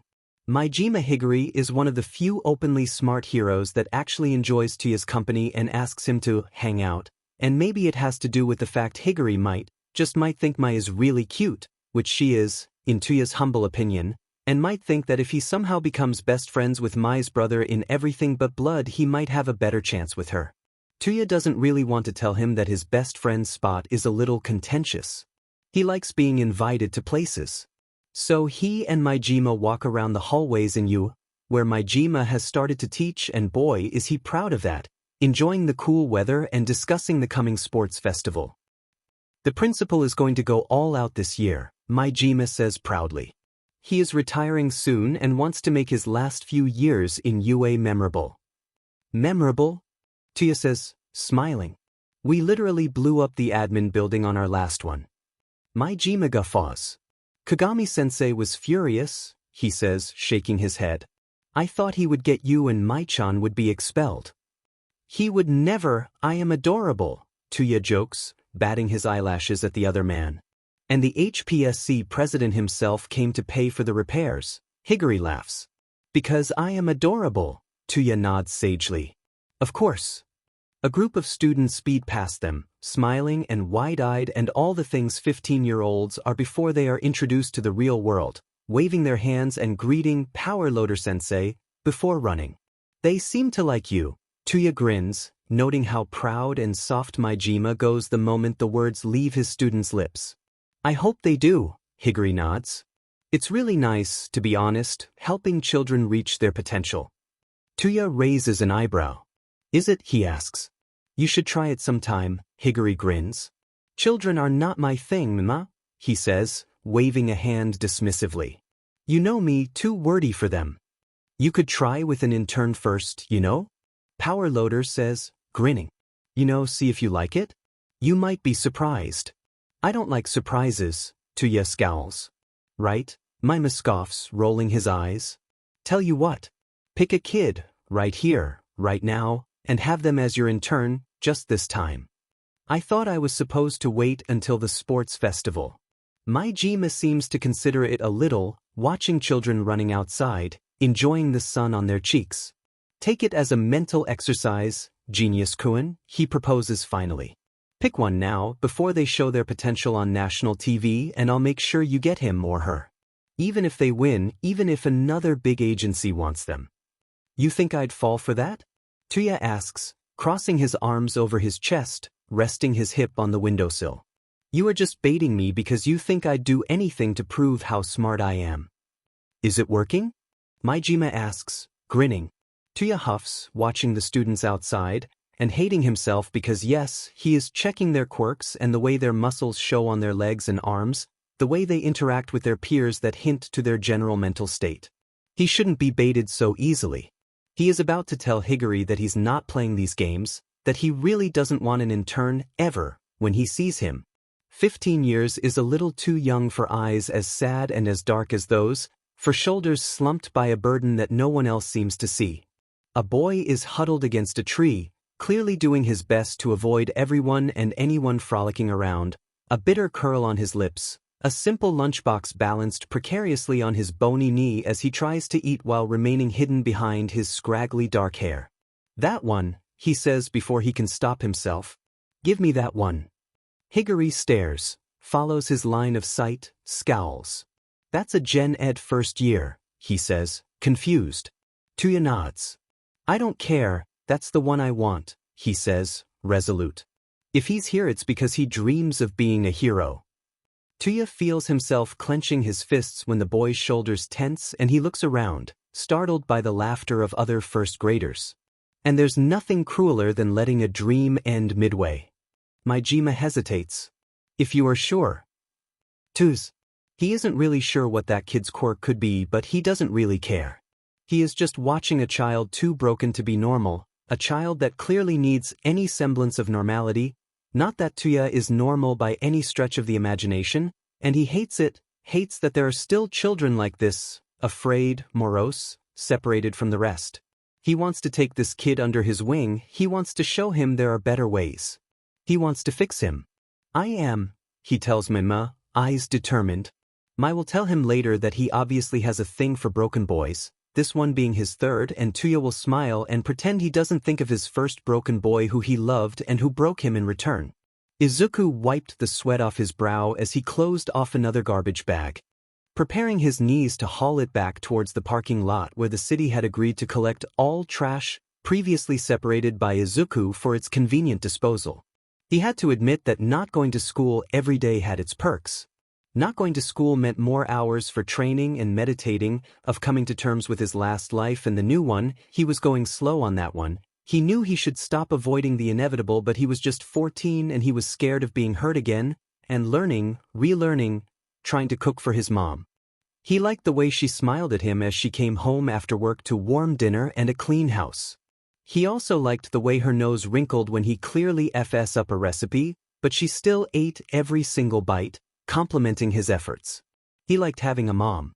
More than he could have possibly imagined before. A twig snapping in the distance made Izuku's shoulders tense. The scuff of shoes against concrete. He had arrived. He wasn't really sure when this little routine of his had started, but one day, on his way home after another grueling session with Kumasaki-sensei that left Izuku panting and sore and just so satisfied, he suddenly realized he was being followed. He had forced his shoulders to relax, his smile to curl a little softer, a little lighter, picture-perfect teenager with no worries in the world. He was, as he said his goodbyes to Kumasaki-sensei and the other dancers, shouldering his bag and making his way onto the streets. The steps behind him were soft, most likely on purpose, and barely disturbed the pavement. The frequency of them was less than Izuku's own. So this person was also taller than Izuku himself, not a hard fit, he thought, fully aware of his height and of a light build, either a really skinny adult of a slender teenager. Izuku knew he might have never known his stalker was there if not for their consistency forming a pattern, so light were their steps. A few steps into a dimly lit alleyway, a gasp of surprise and a childish exclamation of awe pulled Izuku towards one of the storefronts, particularly to a display full of present mix merchandising that had come out that season and was slowly being pushed out of the store by all mights.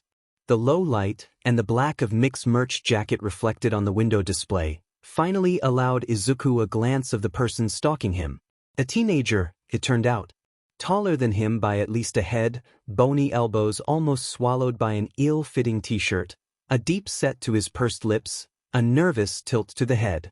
Izuku made a show of oi and ai for a few more minutes, just to test the teen's patience, pulled his beaten but well-loved All Might wallet from his bag, see if the teen showed any interest in his money, just to be sure, and slowly counting the money, pouting with obvious regret when he clearly couldn't afford present mixed little keychain with his face framed by two cartoonishly big speakers on either side. Yamada-kun was still as subtle as a kick in the head, before pulling his bag closer to his own chest and dejectedly making his way back home.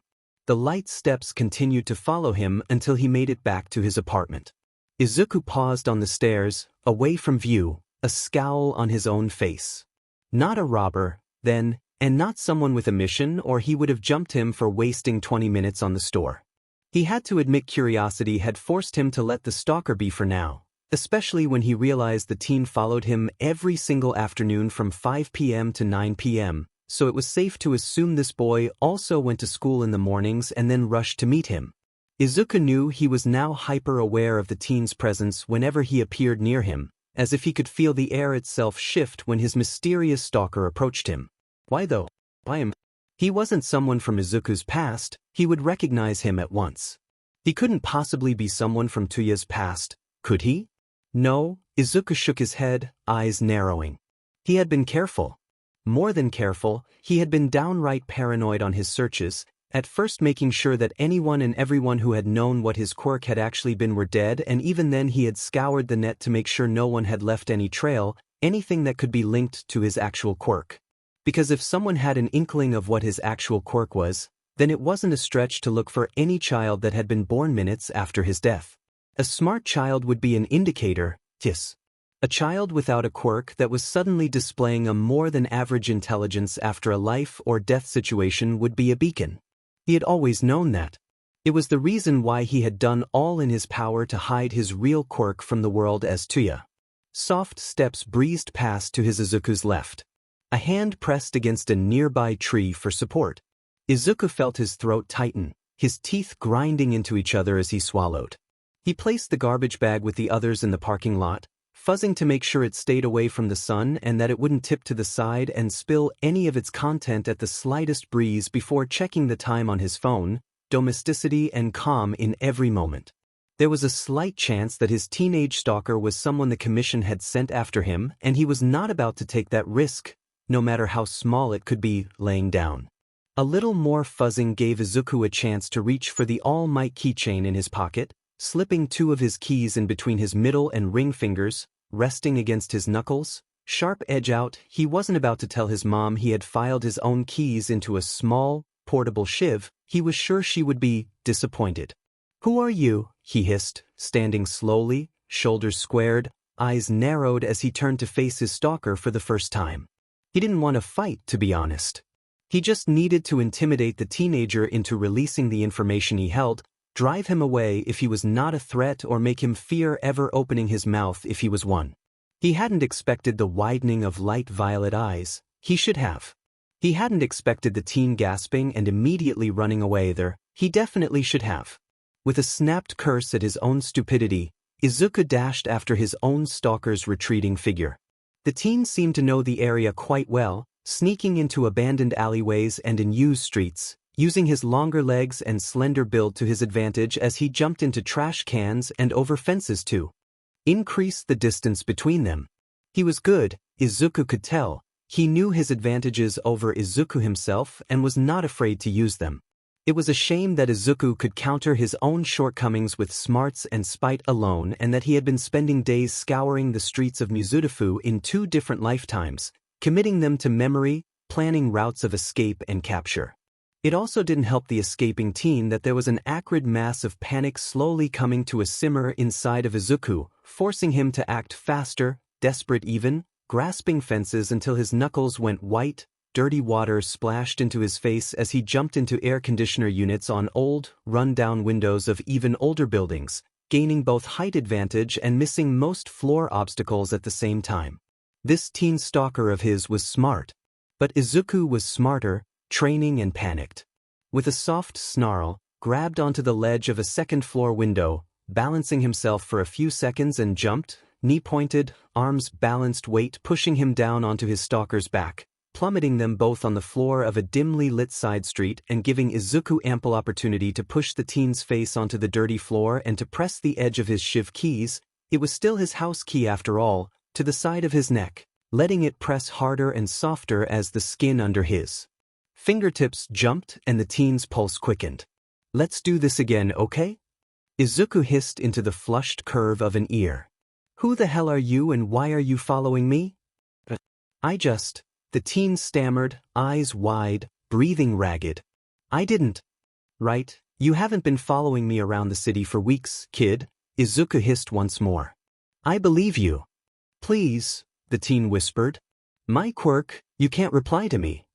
"What is that supposed to mean?" Izuku narrowed his eyes. "Who sent you?" "And no one. I saw you train at the park and I was." "You were." The teen stopped, his whole frame growing tense, his pale face flushing a deep scarlet. Izuku raised an eyebrow. The teen seemed to struggle for his words, lips moving soundlessly, as if calculating which words to use to reach a desired result. Izuku was ready to start breaking the kid's fingers or cutting behind his ear, just so his stalked would know he was serious here, when an explosion seemed to rock the foundation of the streets they were laying in, the bright flare of fire illuminating them both, finally allowing them both to stare into the other's eyes without shadows between them. The teen gasped, shocked, and Izuku could tell this was, in fact, not a distraction orchestrated by an accomplice based on that reaction alone. He was panicking and paranoid and would be slightly ashamed of this first interaction of theirs, later on, which meant that the dilemma was between keeping his captive just where he was and getting all the information from him, or going towards the location of the explosion to make sure everything was under control. For one, the teen seemed to be alone, so containing him would not be hard. But he could be more skilled than he led others to believe. Tuya himself had been trained to do the same, once upon a time. On the other hand, the flames were spreading, judging by the way the light was growing brighter in their direction, and with the wind blowing as it was only a matter of time before the fire reached them. Also, Izuku slowly realized, the explosion had come from one of the many small roads that were around his old middle school. It could only mean one thing. And he was petty. So very petty. Angry and petty and hateful at times, but Izuku had always wanted to be a hero, not for glory or money or fame. Izuku just wanted to help people. "Demon it," he hissed, mostly to himself, before turning back to his captor, eyes narrowed, lips pursed. "I need to go check on that, but I'm going to make sure you don't disappear on me." "Wadash?" the teen tried to ask, but couldn't utter another sound as Izuku grasped his chin with strong fingers, lifting his face for a second and locked their lips together, tongue plunging into his mouth past shocked lips. HMF? Izuku didn't care. He was good at kissing, had been so for many lives from what he could tell. Well, he couldn't remember any other life apart from Tuya's, but he was sure Tuya himself had learned it from somewhere, and considering his limited SXL experience, Izuku could only guess he had learnt how to kiss on a past life of his, and felt a thrill of satisfaction when his stalker's violet eyes fluttered closed with a sigh and his little gasps of shock turned into soft whines of confused pleasure. Izuku still had it, he guessed. He separated slowly, eyes narrowed, hands tense. His teen stalker blinked, confused. I need to check that explosion, Izuku explained before the other teen could even speak. But I don't want you to disappear on me while I'm distracted, so I used my quirk on you. Violet eyes widened. Thropy quirk.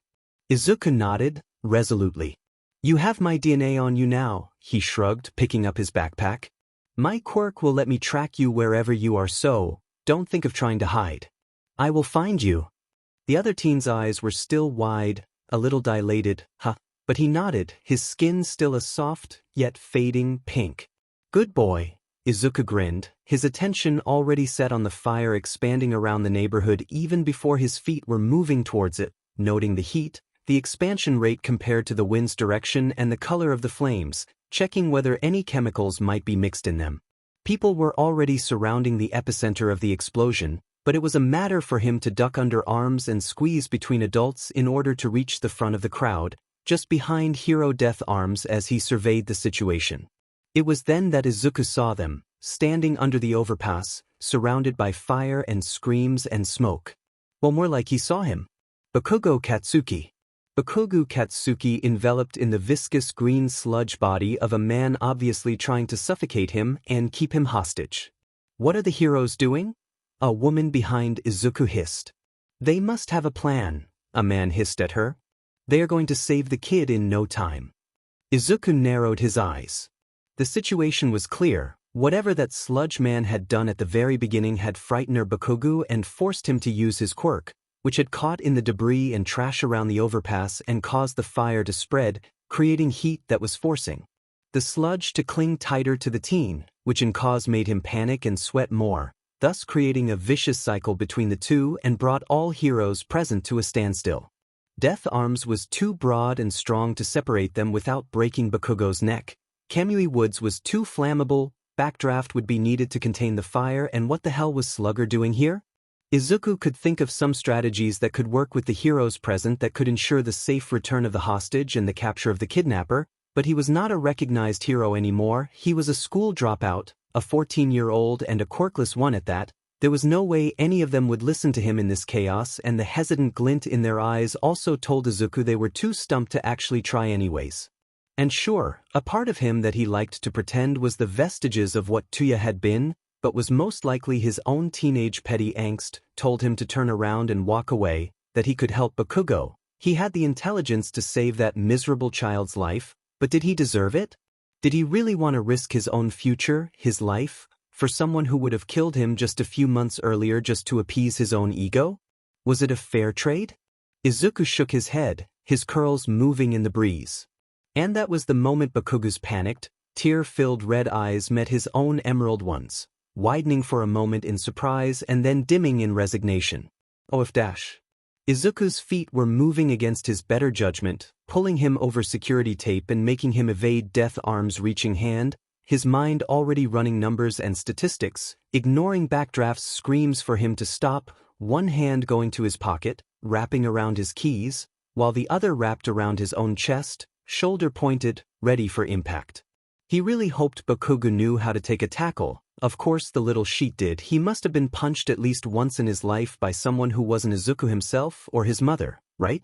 Because Izuku had no time to explain as he drove his bony shoulder into the other teen's stomach, both making him puke the sludge already in his throat and forcing his upper half forward, keeping nose and mouth away from the reaching sludge and also providing Izuku with enough leverage to climb onto Bakugo's exposed back. His right hand tight on his shoulder for balance and the left one pulling his beloved keys out of his pocket and driving them, with all the strength afforded to him by momentum alone, right into the sludge man's eye, bursting the globe and driving straight into the optical nerve. My eye! An agonized weight pierced the air around them as the man reached for his injured face. Izuku took the chance to push Bakugo's body further away with his feet, eyes set on the teen's neck and head, ignoring the shocked ruby eyes staring at him. "You are too sweaty," he hissed, pushing him harder. "Backdraft is making a puddle. Try to land there." "What the?" Bakugo tried to articulate, voice hoarse, breaking as it passed his injured throat. Izuku placed his foot on his lower back, kicking him just before green sludge wrapped around his ankle, grinding his bones together and making him grit his teeth in order not to scream. "Shut up and go," he hissed, trying to turn around as he felt his ribs being crushed, one snapping at his side. "I'm going for the tongue now, fucker." "You little F-dash," the sludge man roared, blood dripping down his body. "I'm going to kill yo dash." Detroit smash. The air itself suddenly seemed to snap into place with the precision of practiced ease and long calculations, depositing Bakugo on his back in a puddle and Izuku on his knees in the pavement while pulverizing the man into dust that dissipated in the clouds as he was flown away. The crowd yelled and cheered in relief. Other heroes rushed to subdue the flames and control the roaring crowds. A massive hand reached forward to support Izuku's head, preventing his forehead from smashing against the floor, its touch gentle, warm, familiar. "Do not fear," a voice said gently, as if afraid its normal power could frighten both teens. "For I am here." Izuku could hear Bakugo's gasps of awe as he tried to compose himself, his gaze surely nailed to the blonde man who had rescued them. Izuku felt his lips twitch upwards, his eyes closing if only for a second to bask in the man's natural warmth. "All Might," Bakugo whispered, voice even more garbled than before, a cough crackling his whole frame as he tried to sit. All Might was by his side in an instant, massive hands supporting his back as he yelled for medical assistance. For any information as to how long had the hostage been held by the sludge man, people came forward with information, people Izuku recognized as his former teachers and classmates, stars in their eyes, smiles wide.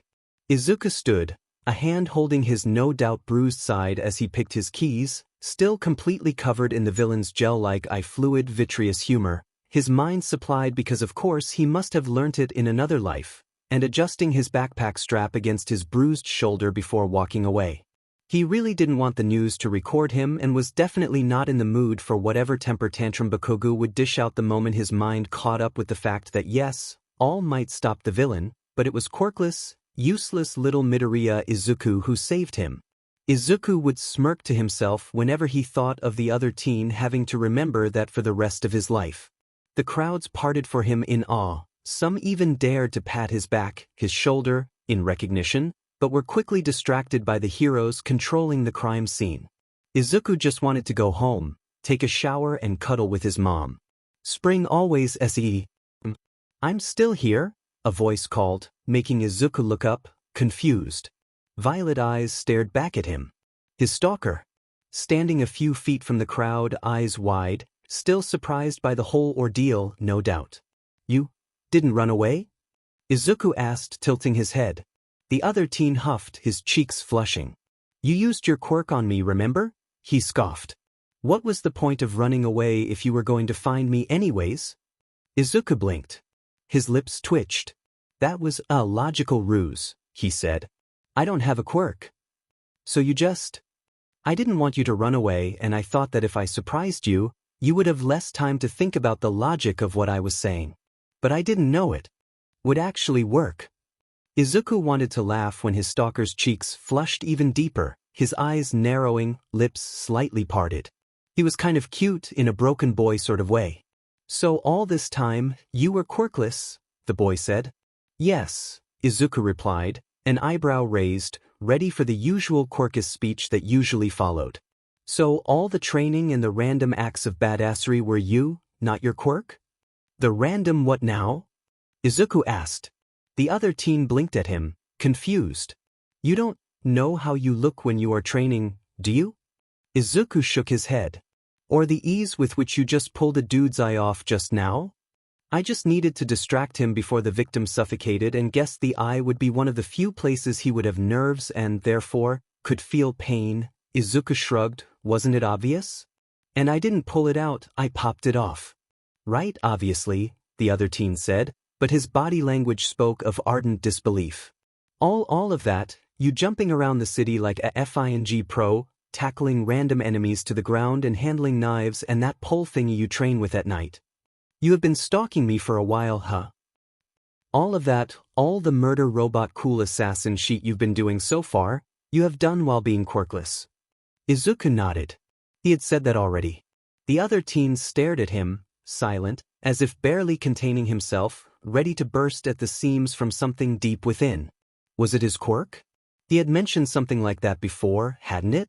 Izuku had thought it was something voice-activated, but now it seemed like the words were something precious this stalker had to treasure. Please, the teen said suddenly. Train me.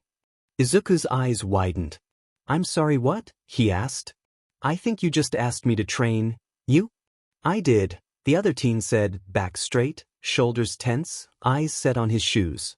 I want to be a hero, I want to help others, but even if I have a quirk I can't do half the things you can while quirkless, and I know I'm lacking and I'll do my best not to pull you back, but… I don't even know your name, Izuku interrupted, hands raised. The other teen raised his eyes, confused. Shinso Hitoshi, he said finally, hesitant. Izuku stared at him, at his tired eyes and bony shoulders, the way he held himself with hesitancy and eagerness, his hair unevenly cut and unkempt. I always said Tuya had a thing for broken boys, and it seemed Izuku was not so different. Are you really sure? He asked, taking a step back. Everything in him told run right then, and there is that taking this boy under his wing was something completely different from all other apprentices he had ever trained. He could only remember two anyway, and that by inviting this boy into his life he was biting more than he could chew. The boy nodded, determined. You understand that anything I teach you stays between us, right? Izuku tried again. He needed to make sure that this boy knew he would not be a friend, someone he could just hang out with and maybe learn to fight. He could see how much this boy needed a friend. The desperate hunger in his eyes was clue enough, and that no matter what, he could not stop his plans for the boy. Any secret you learned from me, any move. If someone finds out you learned them from me, I will make you regret it. The boy's lips quirked. Will you use your quirk on me again? He asked. Only if you ask nicely, Izuku replied instantly, and then wanted to kick himself because, seriously. The boy thought about it for a moment. Izuku wanted to know what absurd conspiracy theory he was formulating in his head. He nodded once more. I'm in. Izuku found himself sighing, his shoulders slumping. He offered his hand to Shinso, ignoring how his bruised muscles protested when the teen instantly grasped it in his own bigger hand, shaking it. I'm Midoriya Izuku, he said, unable to prevent himself from smiling. Welcome to training from hell, Shinsu-kun. Broken boys indeed. He enters the classroom feeling butterflies in the pit of his stomach. It's his first day and he feels like he hasn't been in a school in such a long time. His whole elementary schooling the commission gave him tutors and tried to measure how big his intellect was, but apparently his handler thought it was time for him to socialize and create connections with other future heroes. It's just a shame the handler decided this in what would have been the middle of his first year of middle school. And also that he basically feels like an adult surrounded by the kids who are eyeing his too big jacket and his floppy gray hair. The teacher places a gentle hand on his shoulder and he thinks she might think she's comforting, but Tuya thinks an adult shouldn't be touching a minor without permission. He is so not ready for this. The teacher introduces him to the class and almost 20 pairs of eyes focus on him. Tuya can't hear a word over the hammering of his heart against his ribcage, and a dark-haired girl who appears to have some sort of flexibility quirk is waving at him, and what he guesses it's his seat by her side and in front of a mountain of a boy who is glaring at him. Is that bad? He is about to walk to his seat when he reads the board, where the teacher has just finished writing his name for the class. Mochizuki Tuya. He frowns. He knows he is supposed to play a shy middle schooler and hide his intelligence, but that's not how you write my name, sensei, he sighs. The teacher, who was about to start the lesson, looks at him in shock. I'm sorry. Tuya is just an idiot with an active brain, he knows, because he is grabbing the chalk and erasing the kanji with his sleeve. You can read it the same, but the symbols are different. It's not the arrival of an arrow at full moon. He's being pedantic and he knows correcting a teacher in front of her class is something he shouldn't do. His handler doesn't like it when he does it to her either. But it's his name. It's the last thing he has of his parents. And the teacher should know better, she's a teacher. Mochizuki Tia. It's like this, it's a full moon on a winter night. The teacher stares. His classmates stare. It sounds the same but the meaning it's different? He tries. Silence. Tuya stammers and makes his way to his seat, awkwardly hiding his face in his hair. So, the girl to his left says in a whisper. The full moon on a winter night, huh? You don't know no one writes Tuya like that anymore, right? Tuya blinks at her, she's petite. Skinny, her elbows and neck speak of years dancing. Did not know that. Tuya's parents died when he was young, far too young to actually know how to write his name, and when his handler back at the commission handed him his forms with an arched brow and he started writing kanji, he had the sense deep inside of him that his particular use of the symbols was something that came from a past life of his. He could feel it echo, something his last life did as well, but it had not originated with that life. It was something he had done lifetimes before, at first with residual amusement and fondness and now as something familiar. His own sort of centuries-old normalcy. His handler never said he was doing it wrong, so Tuya absolutely could write his own DMN name. Of course he can. He parts his lips, his venomous tongue at the ready to defend his choices. Perhaps he can pull the "my parents are dead" card and make this giggling teenage girl by his side scowl and feel like an a-hole. Hikawa, are you serious? The tall teen behind them huffs, lips pulling upwards with a grin. Look at him, he's a moonbeam. And his lips curl in a smile that makes him look much more mature than his apparent age. Blue eyes crinkling in amusement, fond and warm. Tuya wants to tell himself to stop it. This admittedly handsome and warm-eyed teenager is a child and Tuya hasn't been one himself in centuries. He is a grown man, sometimes a grown woman if his memory serves him right. And thinking this 13-year-old is handsome and tall and warm like nothing he has ever seen before in this life should be considered a crime. But he doesn't feel like an adult, not anymore. He feels like a child staring at something new and shiny that draws him in like a moth. Tuya feels his cheeks warm up, he's probably flushing. His handler is going to kill him. The girl to his side, Hikawa, looks at him, then at the mountain of a teen, then back at him. I guess, she says, considering his coloring, his pale eyes and his snow-white skin. Hikawa-mai, it's a pleasure I'm sure. Mochizuki Tuya. Tuya replies softly, not knowing this is the meeting that will shape the rest of his life. But you already knew that. The handsomely tall teenager extends his own hands, warm like a summer day, strong. And Midoriya frowned, eyes narrowed, nose wrinkling a little. Again, he said, arms crossing over his chest. By Izuku's feet, Shinso can see the teen that usually looks like a small cloud, a soft little bunny or a ray of sunshine on a meadow, but now he appears sculpted out of pure ice. The way his shoulders are squared, his mouth is tight. The way he doesn't blink for a second after forcing Shinso to run around half the city, naming streets and alleyways and routes for them to take, and finally just huffed for a moment, all steel and precision and kicked his butt into the ground. You, Hitoshi gasped, are a monster. Midoriya blinked at him, eyes growing wide, confused. You wanted to train like me, he said simply. Hitoshi knew he was right, that was exactly what he had asked for and Midoriya had told him it would be hell, but like an idiot he had just agreed because Midoriya made everything he did look so amazing and badass and just easy. Midoriya Izuku moved through the world as if pulled by an invisible force, each step sure and measured and calculated for peak performance. He would look at police officers in the eye for a moment and just adjust his persona to distract them, going soft or rude or standoffish depending on whatever he saw on the faces of the adults. He would pick random veggies on the market and cut them into small pieces while muttering about calories and protein and water content before pushing the makeshift meal into Hitoshi's hands with a soft, "Eat up, don't want you cramping on me." He would sometimes try to teach Hitoshi a kick, or a dodge or another part of his fighting style before stopping for a second, walking behind Hitoshi and pushing his back against Hitoshi's own, warm skin against the other teen's baggy t-shirt before sighing and whispering an almost inaudible, "You are so unfairly tall," and correcting his pose. More than once Hitoshi had asked if Midoriya was actually quirkless, because no normal human should be this way, let alone a teenager. And something sad and soft and broken and almost pale gray would pass through Midoriya's usually vibrant green eyes before his lips curled up in a smile that seemed to Hitoshi as something fake and heartbroken and melancholic. "No quirk," he would say after a pause. "I'm just really smart." And then Shinso felt like an a-hole because Midoriya's face should never look that sad. He sighed, catching his breath and pleadingly looking at the smaller teen by his side. "Water break?" he gasped.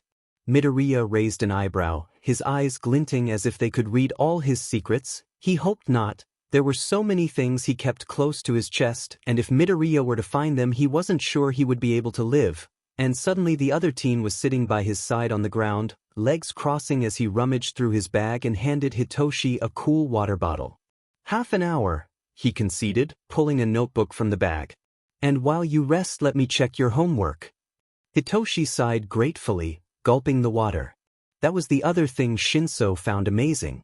He had asked Midoriya to train him, to get his body to a level where the entrance exam for UA would be a breeze, but then Midoriya had seen him struggling with his homework and had taken it upon himself to tutor him. "What are you doing?" he had asked at the time. "I'm making sure you are the hero you deserve to be," was Midoriya's simple response, not something eager or hopeful, just a fact spewing out of his lips. The sky was blue, water was wet. Midoriya thought he deserved to be a hero. No one had ever believed in him to such a degree. Whenever he thought about it, he felt his heart skip a beat. "Your math is improving really well," Midoriya commented, smiling. "But as expected, your best subject is literature, Hitoshi-kun." Hitoshi blinked. "What is that supposed to mean?" Midoriya looked at him. "Because of your name?" Shinso swallowed more water, awaiting an explanation. Silence enveloped them. Shinso doesn't want to be the one to say it, but curiosity is one of his weaknesses. That's how he ended up following Midoriya around in the first place, and there is very little he knows about his name that might incite such a response. He knew, but Midoriya's eyes were eager and his cheeks flushed, and he just had to know. And maybe this is something Midoriya's prodigious brain didn't know? Kanji were complicated after all, and they were just school children, so maybe, just maybe. He reached with a hand to pull Midoriya's notebook from his hands, and sure enough, his homework was resting between the pages, sporting little corrections with blue pen and notes on how to improve his performance, some doodles that Shinso wasn't really sure meant anything but most likely were his muscles or some complicated formula of chemicals and proteins for his brain, but no. His eyes caught the top of the page where Izuku had written his name, most likely to differentiate his homework from his normal notes, in slow, careful strokes of blue. Or at least, he thinks that's his name? He frowned. "Heart honor, a person, poetry?" he asked, struggling to read. It was an odd combination of kanji that usually shouldn't be around each other. Why had Midoriya written? Midoriya rolled his eyes, shaking his head in that endearing way that sent his curls flying in all directions. His fingers pointed at each symbol as he read them all. Shinso Hitoshi, he read slowly, as if Hitoshi was being particularly obtuse that day. A poet who honors his heart. And Shinso had the sudden, almost heart-wrenching revelation that he had found Midoriya Izuku's one true weakness. The one thing his prodigious mind couldn't actually process. Because yeah, technically you could write his name like that, but no one in the entire universe would be able to read such a combination of symbols, much less understand its meaning. It seemed like Midoriya had just thought of kanji that sounded like the syllables in his name and had written it accordingly. Like a 5-year-old. This boy who had tackled a villain with the precision of an assassin, who had looked at him and calculated the way his body could and should move and was writing meal plans and exercise plans and study plans with the knowledge at the top of his head. This teen who blatantly had kissed him, he had stolen his first kiss, and Hitoshi was aching for another one, with the certainty of someone who had kissed many times before but clearly had spent most of his childhood alone. This boy, this small, wide-eyed boy before him, was sheet at writing his own language. "How many languages do you speak?" he asked, shocked. 7? Plus Latin and Coptic, why? Midoriya answered instantly, tilting his head to the side as he usually did when he shared another fact about himself he knew made him stand out. Nervous, ready to bold at a moment's notice. Hitoshi stared back at the page in his hands, at the way each kanji had been lovingly written. A poet who honors his heart. Is that what Midoriya thought of him? Is that why he just giggled like a loon when Hitoshi was at his broodiest and most cruel? His heart skipped a beat. Midoriya Izuku was going to be the death of him. "Oh yeah," he whispered, handing the page back. "I thought for a moment you had written the wrong kanji." Midoriya's nose wrinkled. "Impossible, I memorized all of them. Ages ago, in fact." Hitoshi didn't doubt it. Midoriya nodded, completely sure of himself, and suddenly he pulled his phone from his bag, reading a text message with a small, fond and sweet smile on his face. "Training is over," he declared, sighing. "Lucky you." "Huh?" Shinso asked, blinking. "Mom needs milk, so I need to go to the store," he explained, grabbing his stuff and pushing it onto his beaten yellow backpack. "And also she says, and I quote, 'Bring Shinsuku-in to dinner, that poor boy is too skinny.'" Hitoshi felt his cheeks flush. "Are you serious?" he asked, a hand resting against his cheek, mortified by its warmth. "Like a heart attack," Midoriya replied, an amused tilt to the corner of his lips. There is something in his eyes that doesn't seem right to Hitoshi for a second, something pale gray and liquid like mercury that turns his vivid emerald eyes silver and forces his eyebrows to curl down in displeasure. If Shinso was forced to name whatever the emotion that passes through Midoriya's face was, he would say it was a conflict. Something in that prodigious brain of his was making the smaller teen question himself, and it seemed something that he was used to pondering, by the look of quiet resignation that followed that same conflicted look. He really wished Midoriya would trust him enough to share his burdens with him. "Come on," Midoriya muttered, shaking his head and pulling his backpack onto his shoulder. "If we make my mom wait, you will regret it at training tomorrow." Hitoshi instantly stood up, trying to pull his t-shirt down from where it had ridden over his abdomen. "Sir, yes sir," he mocked, rolling his eyes. He never noticed the way the tips of Midoriya's ears turned a light pink. Tuya is making some progress, he knows it. Last week he finally saw his mission's shoulders relax lightly as he once more repeated the purpose of his mission. He is not here to assess a threat, he is here to make sure of his target's sentience, which is obvious to him, but yeah, bureaucracy at its best. He could swear he heard him snort when he recalled some silly anecdote of his job and my being aggressive and loud and unladylike to absurd degrees. His target is a man of few words, and that suits Tuya just fine, because he has made it his personal mission to hear him laugh. 4 months in and he has managed to goad him into a heated argument over the merits of veganism, 5 games of chess and counting, 3 dismissive lectures over the new best-selling romance novel, and a cup of black tea with a teaspoon of honey every day while they go over the day's news. No laugh yet, but he sometimes can swear his target's mouth trembles. That's definitely progress. He mostly babbles now. As he sits before the cage the man is in, he babbles and reads books out loud, always making a mental note when his target's eyes glint with interest, and plays chess, shogi and go with himself. Sometimes he rants a little about his frustrations. It makes him look vulnerable, he knows, that's why he does it, and he drinks a lot of tea. He longs for coffee, but he can't deal with a caffeine high while on the job.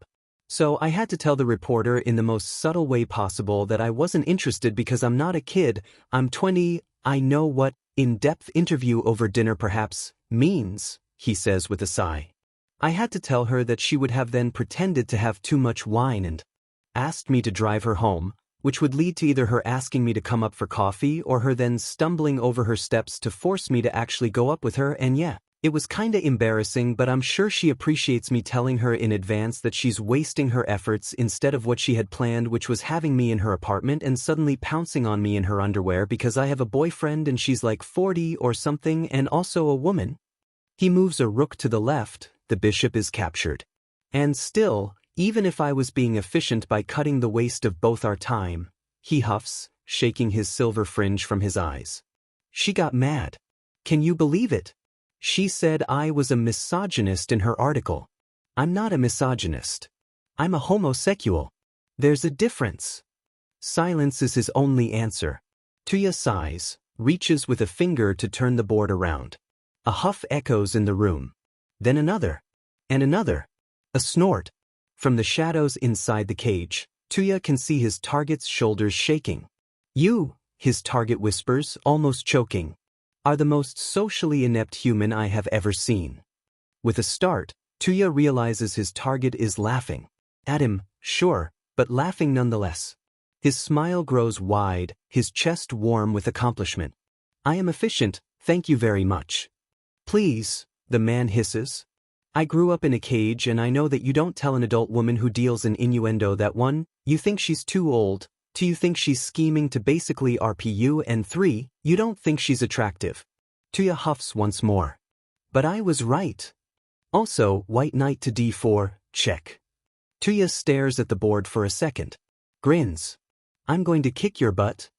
Doubtful, the other replies, his voice whisper soft, faintly amused. They play for hours, the mission wins that match. Tuya wins 3 more in a row because he is the pettiest prettiest man in the history of ever, his boyfriend's words, not his, and it becomes their new routine. The day of the entrance exam was one of the most nerve-wracking Izuku could remember in his young life. Yue's looming gates seemed so tall and intimidating to his small 14-year-old self when contrasted with his tall, 30-year-old former perspective. He knew Tuya had not been that tall, there were taller men around him, taller men with devilish smiles and big warm kind hands, which could only mean Izuku himself was tinier than the average, right? Shinsequin himself was freakishly, unfairly tall and that maybe was not an anomaly? Now he felt self-conscious. By his side, Shinsequin sighed, lips barely moving. One of the quirks he had found the boy had when he was really nervous by trying his hardest not to show it. Izuku entwined their fingers, giving his hand a squeeze. Don't be afraid, he said. You have trained for this. I trained you. He felt himself smile when Shinsequin's bony shoulders relaxed.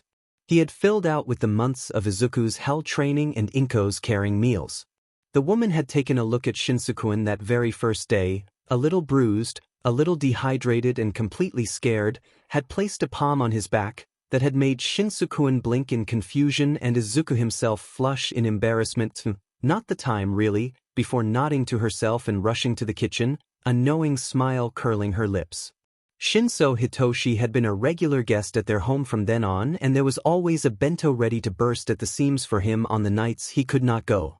Izuku was sure his mother had seen something between them that was not really there and had taken it upon herself to fatten his potential boyfriend out. But Shinsequin was not Izuku's boyfriend. He was his student. There was no way. He knew better. You think I can pass? Shinso whispered. Izuku looked at him. No, he said honestly. I don't have enough information on the other applicants to be sure you will go into the hero course right away. Shinsu's shoulders tensed once more. Oh, he said, weakly, his fingers latched onto Izuku's grew lax. I know you will ace the written portion of the exam, Izuku continued, as if he hadn't noticed the way his companion was being swallowed by disappointment. And I know you will graduate in the hero course because I know how to make it happen. Shinsu's violet eyes widened. What? He asked. But I don't know if you will enter the hero course in this exam, the other teen said, nodding. I know you will enter UA, but that's as far as I can predict with this exam and the data I have at the time. You? Shinso hesitated. Me? Izuku smiled, the smile Shinsequin usually scoffed at and called his lil sheet smile. Shinsu's own lips curled upwards. Is it because you believe in me? He asked. Or because you are sure of your own genius? A little bit of both. Izuku admitted. Shinsu's large, cold hand ruffled his hair. They smiled at each other, grins wide and eyes shining. Izuku was happy that Shinsequin was as confident as he could possibly be. Shinsequin was a smart kid, and while he didn't talk about his past all that much, Izuku didn't need to be the genius he actually was to know someone had beaten the confidence out of this wonderful boy with either words and cruelty. Most likely because of the quirk he was, even to this day, scared to use. He really hated how cruel this society was, and the hand he most likely played in it in the past. He opened his mouth. But a shoulder was pushing past his own and Shinsequin's hand had left his own and he was going face first by inertia alone. Out of the way, a gruff voice snarled. Hey, you a-hole. Shinsequin growled back and Izuku wanted to tell him not to use his quirk. Not here, not now, with all eyes on them. A smaller hand reached for his arm, the rush of something fresh and sparkly spread all over his skin. He stopped mid-fall. A giggle reached his ears, small, young, soft. "Are you okay?" a girl asked, stepping to his side, her smile wide and sunny with joy that reflected in her honey-brown eyes. He knew that smile, of course he knew that smile. "Midoriya?" Shinsukuin asked, noting how his muscles are tensing, his pupils shrank into pinpricks. It was the kind of smile of young girls that were proud and just so happy to use their little quirks to help others. The smile of a little girl who wanted good and justice. Mai's smile. Mai's smile in a stranger's face, and yes, he knew he was emotional and vulnerable just standing at the gates of UA, and he might be swallowed by his memories, and he idly wondered what his eyes looked like at that moment. He swallowed. Twice. Shinsukuin was talking to the girl who giggled and pressed both her hands together for a moment, and Izuku found he could stand again. A part of his brain was already analyzing her quirk, he was sure, but he just couldn't pay attention to that, and the girl was waving, happy and oblivious, and walking away. Shinsukuin's hands were on his shoulders, warm and clammy and grounding. "Are you okay?" he asked. Izuku nodded, slowly. "Are you sure?" Shinsukuin asked. "Want me to use your quirk on you?" Izuku blinked. "I'm sorry, what?" Shinso grinned, small, shy, his cheeks dusted pink. "Ah, that made you react," he said. "It works." Izuku's lips curled upwards. "Idiot." Shinso huffed. "Care to tell me what happened just now?" he asked. "You looked like that girl physically hurt you." Izuku bit his bottom lip. How was he supposed to tell Shinsukuin, who was sweet and broken but still pure in Izuku's eyes, that he was a 14-year-old basically quirkless child but also a 30-year-old hero who was hurt and scared, and the sight of his old school, one of the places he had been happiest in his short life, and a little girl with eyes like his best friend's, his sister in all but blood, had almost sent him into a panic attack, and yet he probably had PTSD, but how was he supposed to get help if he couldn't explain where he had gotten it? He shook his head. "It's nothing, she surprised me," he said simply. "I am nervous and jumpy. That's all." Shinsukuin frowned, unsure, but ended up nodding. "Let us go." They walked together inside the building, and if Shinsukuin noticed how Izuku could navigate the corridors while keeping his eyes on his shoes and mumbling a small, almost imperceptible monologue of his own, he didn't mention it. He was too good to Izuku. He didn't really remember how he got to his desk, or how long he took answering the written portion of the exam. Most likely it wasn't all that much, because an hour into staring at nothing but the wall in front of him, perfectly still, he used to do it before Izuku, before Tuya, he was sure it centered him, and he could feel eyes on him, some curious, some concerned, a couple annoyed. Someone, an adult, said those who had finished their exams could turn them in and go out to the auditorium to look for their designated seats. Izuku made it to the auditorium vaguely aware of the eyes multiplying behind him. He really wanted to be aware, of course he did, but he couldn't. Everything was triggering him, and he was set at himself because he should have known. He should have FING known. The school had painted the little wood bench where Mai and he liked to do handstands blue, but Izuku could see where Maijima's nervous fidgeting still left an indentation in the wood. Kagami-sensei had ignored his warnings and didn't have the plum tree pruned behind the girl's bathroom, and it had died. That motherfucker. He had liked that tree. He had liked the smell when it bloomed in the spring. It had been his, Mai-chan's, and everyone else's lunch spot for 3 years. And that wall had been the one where he had smashed Higawara's face in when the fucker decided he had an issue with Tuya's being a smart kid with a boyfriend instead of a girlfriend. Kagami-sensei had been furious until Tuya had cited the Post-War Child Protection Act and the Post-Reformation Anti-Discrimination Act and explained to his principal, quite eloquently, he had been told that being called a sissy by another classmate who was physically stronger than him and then being pushed into a corner when he stated, loudly at that he was not about to SEK anyone else's PP, should give him the right to protect himself in any manner he saw fit as long he didn't permanently injure a classmate or informed a teacher as an authority figure immediately. He never asked, but it would have taken a lot to get Higawara's teeth to sit straight in his mouth once more. He made a mental note to get a quick online search just to see if the doctor had managed. He hoped they didn't. You. Over there with the curly hair. A voice snapped, loudly, forcing Izuku to startle in his chair. A chair. He was at the auditorium, Shinsuke was to his left, and a tall teenager was glaring at him. Blocky, muscled, serious and visibly annoyed. Huh? Izuku asked, instinctively tilting his head. To his left, Shinsuke snorted softly. The taller, stockier teen pointed at him, eyes narrowing. You've been muttering this whole time, he said, absolutely, 100% serious. It's distracting. The actual foo dash, Shinsuke hissed, rising from his seat. Don't, Izuku hissed, a hand wrapped around Shinsuke's bicep. You are obviously going through something, Shinsuke argued, eyes narrowed to slits, anger clear on his face. That a-hole just. It's okay, Izuku said firmly. He hadn't realized Shinso knew something was wrong with him. Should he tell him? Not the time to think about it. Sit down, he ordered in his harshest teacher voice, the one he used when Shinsuke had the worst ideas and he had to pull him out before he got hurt. Like right now, wanting to fight a guy visibly stronger in the middle of the auditorium where a pro hero was watching them. Just avoid them, little listeners. Present Mike said, bringing attention back to him, waving his hands. Izuku felt himself sigh when both the tall teen and Shinsuke sat down with a huff towards each other. Yamada-kun seemed to have issues controlling a big group of teenagers. Most likely he was chosen out of the whole faculty because he was the loudest. He found himself chuckling gently. It was strange, watching the 30-year-old man explaining next stage in the exam and see the same scrawny teenager with blonde hair and wide blue eyes of his youth, chasing AI around to make sure he ate, that he had a hair tie at hand and that he didn't drink coffee because Mochizuki-sensei said he would be hung from his feet if he found out his developing body was ingesting caffeine. He was such a good kid, Yamada. Izuku felt glad he had turned out to be a wonderful adult. A card was placed in his palm, startling Izuku. Huh? He blinked, staring.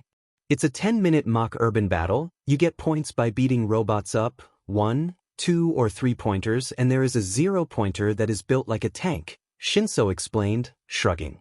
You were distracted, I took notes for us. Izuku stared. Oh. You don't have to tell me if you don't want to, Shinsuke hesitated. Sometimes you get this look, like you are far away and… Well, Izuku smiled, small, said. Thanks. Shinso nodded. We won't have the same arena so… I'll see you after the battle? Yeah, Izuku nodded back, his hand enveloping Shinsu's clenched fist. You are going to do great. Of course, you trained me. No, Izuku shook his head. Because you know that whatever happens you are going to be a wonderful hero. Shinso scoffed, his cheeks a soft pink. So you say. So I know, Izuku corrected. You are going to do your best. Don't count the points, just show what you can do. Hero course now or later. You will get it in the future. I promise. Shinso seemed to think about it, his teeth sinking into his bottom lip.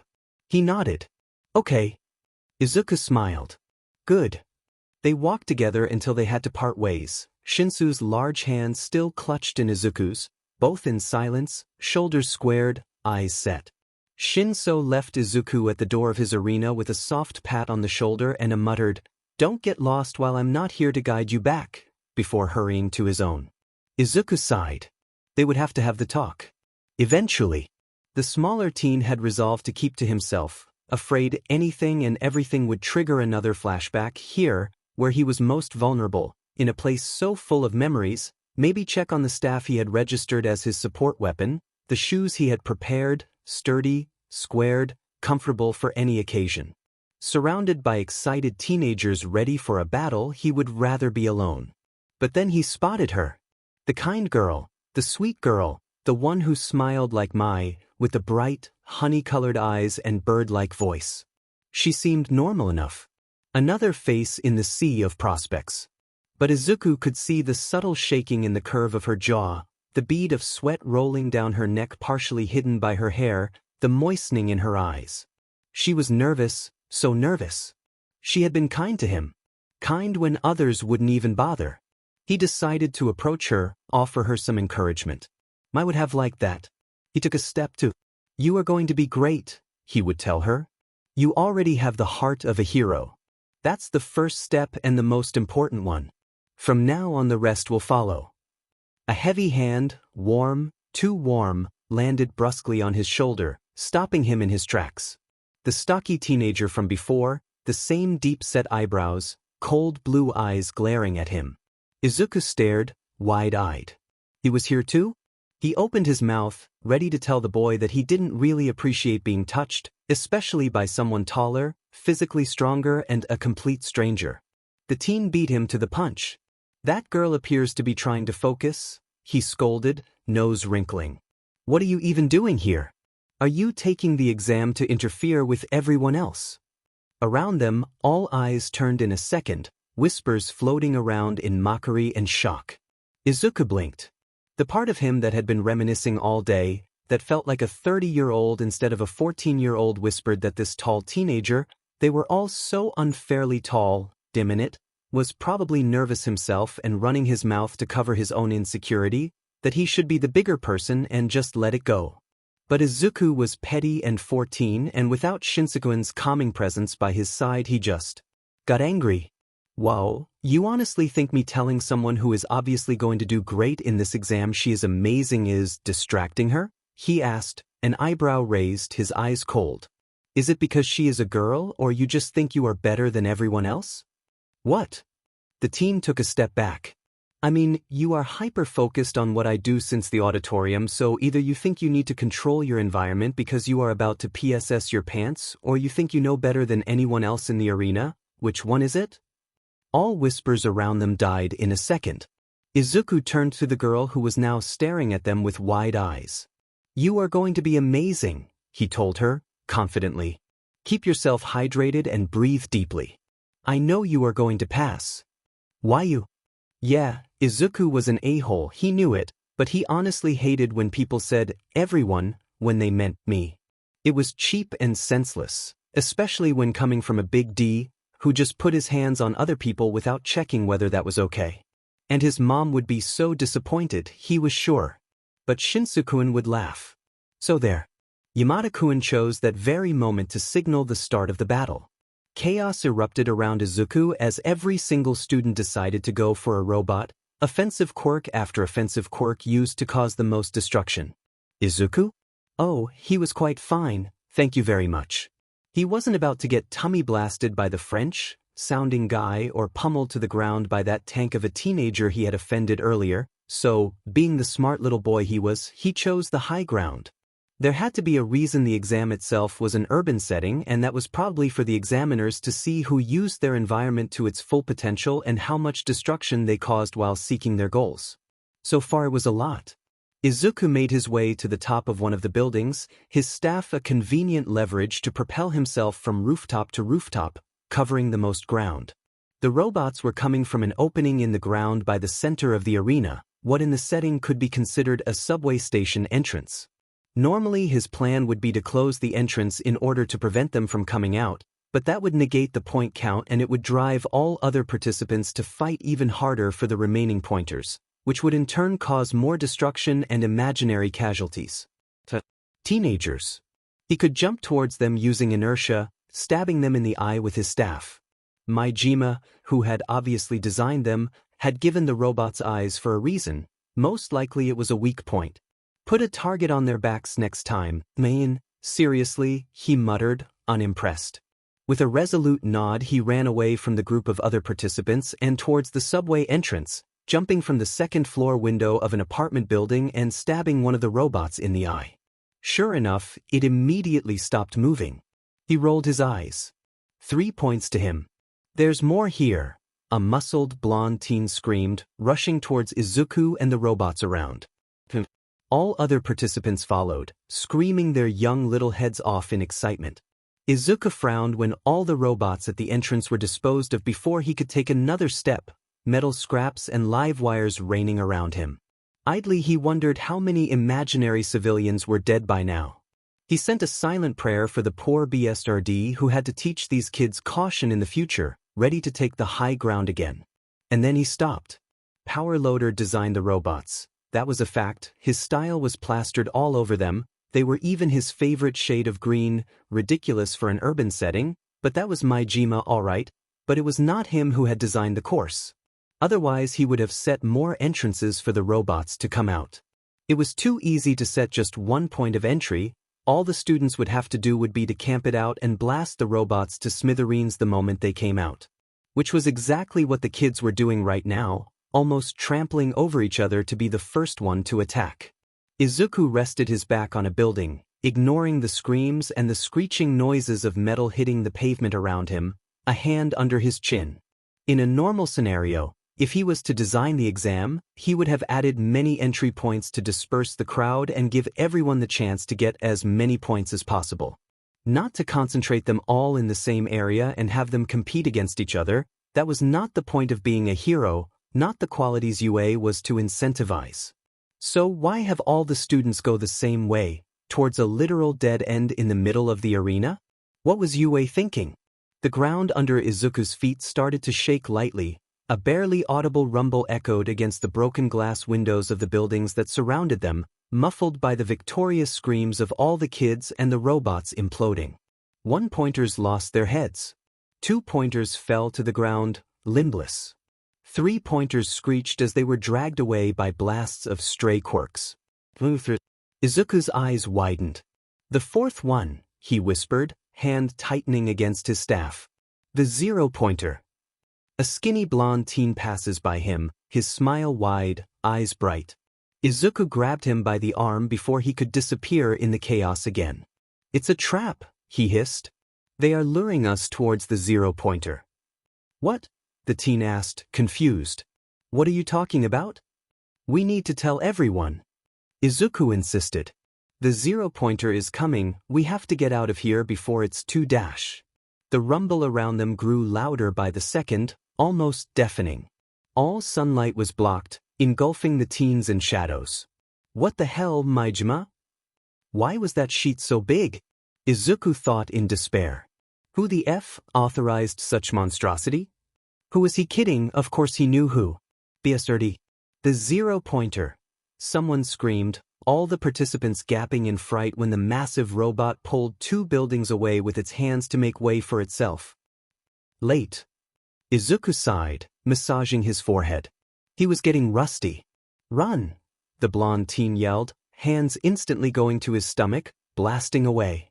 Every single student started to run, many faster than the others. Most likely part of the test as well. A way for the examiners to see how they could use their quirks in a non-combative scenario. Izuku turned as well, eyes scanning them all, recording their injuries, who was exhausted and who wasn't. 13. 14. He ran. 15. 16. Many passed him by without a backwards glance. 17. 18. The blocky teen with the big ego, or the great insecurity, Izuku wasn't sure yet, passed him last, a sneer on his mouth as he did so. He hoped they didn't end up in the same class. 19 then. His feet stopped as if glued to the ground. His eyes grew wide.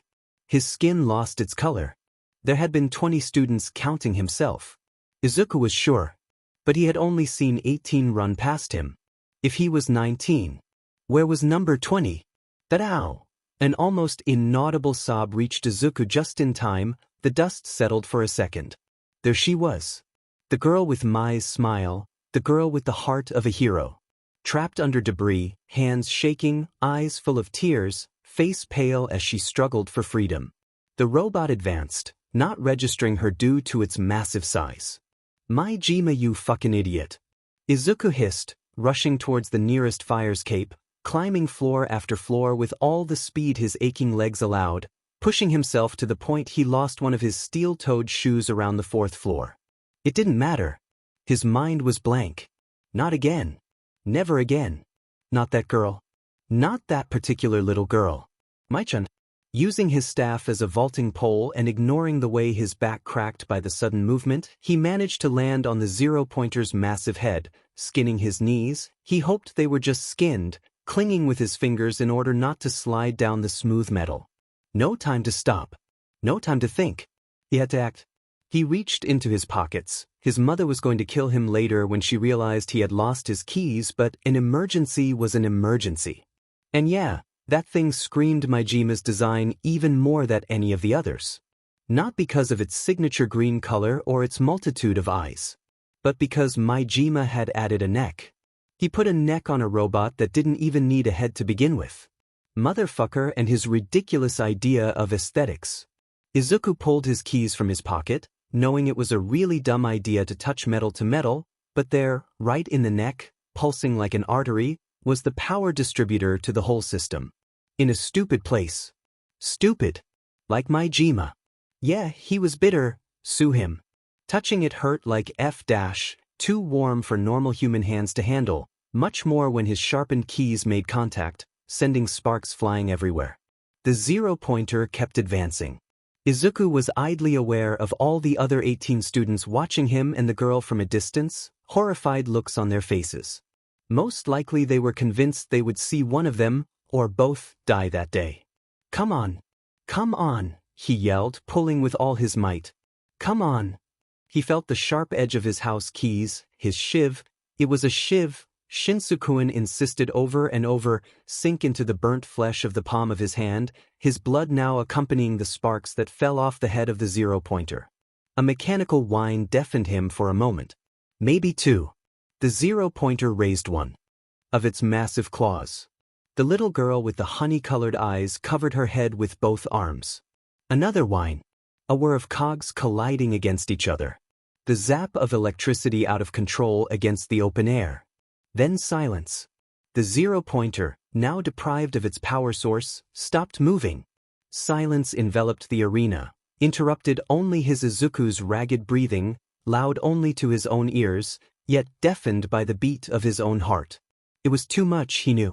He knew his body was losing blood too quickly. He knew his breathing was too quick, probably causing him to hyperventilate. The pain in his legs and arms came back with a vengeance. He had pushed too much, too fast. His vision grew blurry. His knees gave out on him and he was suddenly falling. Quickly. Heavily. He could feel the pressure of the G-force against his stomach. It was okay. That girl with Mai's smile and the heart of a hero had been saved. It was okay. He could stop now. His mother would be devastated. He hoped Shinsukuin could be by her side. They would help each other. A strong and desperately trembling hand slapped him on the head, forcing him to turn to his left. And once more, he stopped mid-fall. Tear-filled honey-colored eyes locked onto his own gray-green ones. A trembling pink mouth whispered, "Our release." The floor met Izuku at last. He felt a tear roll down his cheek at the same time his mouth curled upwards into a smile. The heart of a hero indeed. Mai would have loved this strong little girl, he was sure. With an exhausted sigh, Izuku closed his eyes. It was okay. Aizawa Shoyuta knew no pain until this day, not real pain anyways. He lays on his back, sweat soaking his shirt and making it cling uncomfortably against his heaving chest as he struggles and mostly fails to catch his breath, hating his life, hating the sun on his skin, hating that picture-perfect mentor of his who has been running him through hell for the last few weeks and has made muscles Shoyuta didn't know existed ache in ways he never thought possible. All the while looking completely unfazed, hair stylishly messy, cheeks soft pink in delight, small, fond, warm smile set on his lips. When he had been informed that one of the top 10 heroes in the country had chosen him even before the school festival, he had been shocked, elated, so happy he thought he could cry. But then an a-hole Form 1A had told him he had overheard Mijima-sensei and the Hero Oracle whispering to each other about a bet. About the Hero Oracle trying to prove he was the smartest person in the room by picking a student before the festival and Mijima-sensei making sure the student would go to him, no questions asked. And that was the reason he had been chosen. Because of a bet. The usual feeling of cold and bitterness settled heavily in his stomach. But it wasn't like he had any other option. Just as that a-hole had told him, the only offer he got was the Hero Oracle's one that first year of his schooling. He had gone to Oracle's agency where everyone looked either too old or too frail to be working in an agency, and his training began. Something cold and wet and refreshing lands on his face. Time for a break, the Hero Oracle, please call me Tia-sense, says cheerfully, folding his legs under him and sitting by Shuda's side, a bottle of cool, tempting, marvelous ice water on his hands. Shoyuta groans, pulling strength out of his desperate need for water to sit up and snatching the bottle, gratefully gulping it down. "How are your hands feeling?" Oracle asks, not really looking at him as he reads reports on his phone, an eyebrow raised. Fine, Shoyuta snaps, wondering if Oracle has noticed his fingers trembling. "Don't lie to me, Oracle chides. "Don't call me that." Shoyuta growls, lowering his head so his hair hides the flush that raises to his face. "And I'm not lying." Oracle's pale gray eyes finally look towards him, his silver eyebrow raised. Shoyuta looks at him back from behind his fringe. Silence falls between them. "I'm not," he tries again. Oracle sighs. "Do you know why I chose you, AI? Shuda-kun," he finally asks, eyes straying from their locked stares to gaze towards the setting sun.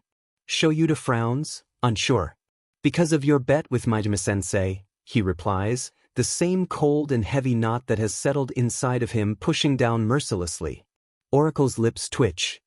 He shakes his head, and for a second Shoyuta could swear those pale gray eyes turn dark brown, melancholic. It must be an illusion, he thinks to himself. "Wrong," he says simply, shrugging his shoulders.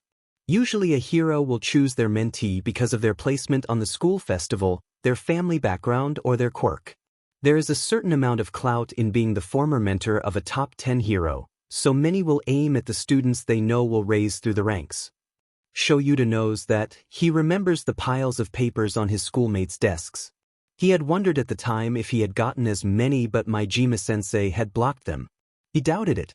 "You, however, have nothing," Oracle continues, closing his eyes as the summer breeze ruffles his hair, making it sparkle under the pink sunlight. "You didn't place on the festival, you have no family connections, and your quirk is not powerful nor flashy." Shoyuta lowers his head even further. He knows. He has always known. Foolishly, he had hoped his mentor had not noticed. But, Oracle says suddenly, a pale hand resting on his head, ruffling his sweat-soaked hair. "You also care, far too much more than many of your schoolmates." Shoyuta turns to stare at him, shocked. "What?" Oracle's smile grows warmer.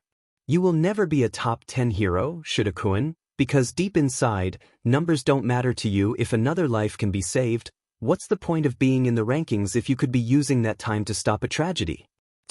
You, who has nothing, know the true value of very little, and that's what makes you precious in my eyes." Shoyuta feels he might be about to cry, but he sheds no tear. He will later tell himself it's because he is dehydrated. "You will be one of the best heroes this world has to offer, Shuda-kun," Oracle continues, slowly pushing Shuda's long hair away from his face so he can stare into his eyes once more. "Because you love with an intensity others might never understand, that's why I call you my little AI." "But I don't." Oracle shakes his head, his smile slowly dying because of what he sees in his eyes. "I want you to promise me that you will. Learn when to stop, Shuda-kun," he says suddenly. "I will train you, I will make you the best hero in this world, but you need to promise me you will know when to stop, or that love of yours will consume you." Shoyuta feels himself pale. "What?" "You love too much, Shuda-kun," Oracle says, his eyes shining, sad. "If you don't know when to stop, even if your heart chips and breaks, you will break yourself, and there is no bigger tragedy for me than that." I don't understand." Shoyuta hates how his voice comes out hoarse and broken and insecure. "You will, in time. I will do my best to teach you," Oracle promises, his fingers still caressing his head, fond, warm, with the tenderness Shoyuta imagines fathers have for the sons they actually love. Shoyuta is not sure, he has never felt it himself. "Tomorrow we won't train," Oracle states, standing, offering a hand to help him up. Shoyuta scowls. "Why not?" he demands. He is sure he is about to get that cool kick Oracle was teaching him right this time. "Because I'm not overworking your developing muscles, little liar of mine," the older man grins, and the sun seems to form a halo around his pale hair. "Learn when to stop, remember?" Shoyuta thinks about it, thinks about his protesting muscles and trembling fingers, thinks about the headaches he gets from overusing his quirk. He nods. Wonderful. Oracle beams, wrapping a hand against his own. It's warm, Shoyuta notices. So warm. We will go over some cases tomorrow, train the body and train the mind. Fine, Shoyuta huffs, his fingers running over his own hair to push it back into place, hiding his cheeks and their flush when Oracle laughs, pulling him gently by the hand. I love you so much, A year later, that same hand holds his own as they stand in a corner of the room, but Shoyuta barely registers it when Oboro's smiling face grins back at him from the funeral photo placed over his casket. Shuta's fingers tremble and he can't hold the prayer beads that a concerned relative of Oboro's, same white hair, same curls, same eyes, pushed into his hands before the ceremony. Shoyuta feels his head is full of cotton, the echoing voice of the priest leading the prayer he hears as if underwater, and every muscle in his body is tensed, ready to snap at the smallest provocation. He shouldn't be here. Oboro isn't here. That casket is empty. Empty just like Shoyuta. By his side, Tuya-sensei's eyes are mismatched, one pale gray, one warm brown, his face stony, his lips downturned. He looks like a model in his expensive black suit, and it makes Shoyuta feel inadequate in his ill-fitting school uniform.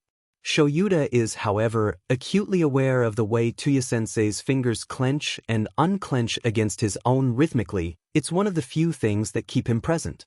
The chants of the priest intermix with the cries of Oboro's parents. His father has to hold his mother as she falls apart.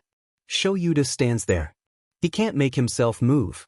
Tuya-sensei's hand pulls him gently, an eternity later, until they are standing in the middle of a side road, alone, in silence, together.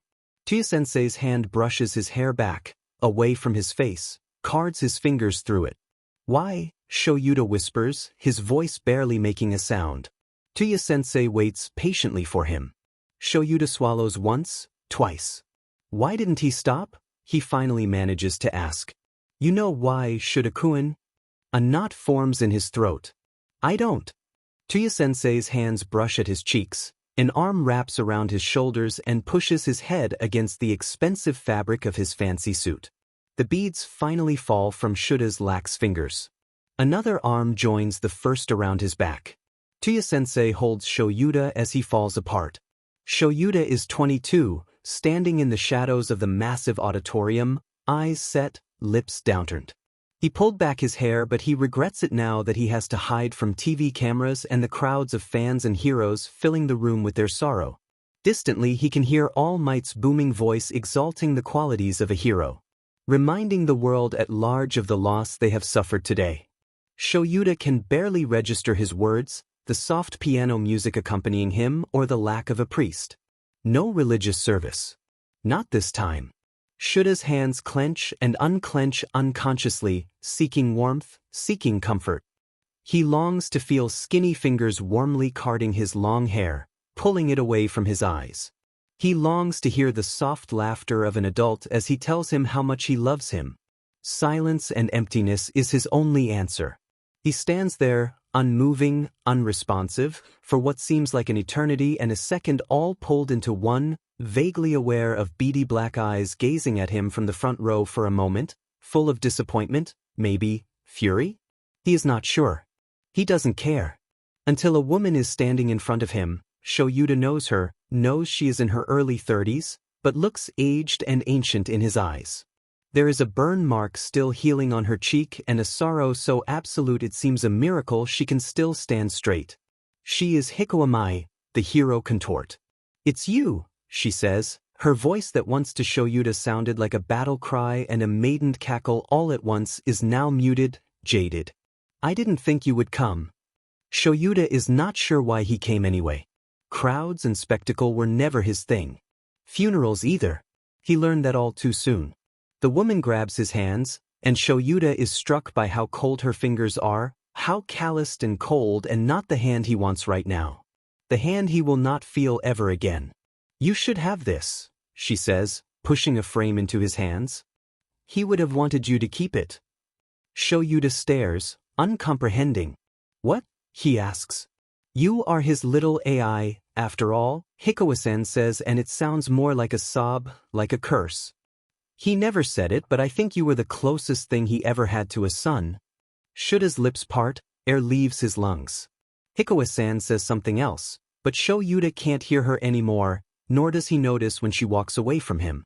Because Tuya-sensei's smiling, kind and warm face is staring back at him from a black frame of glass and sorrow. Tuya-sensei's funeral photo. Because Tuya-sensei didn't stop. Like Oboro.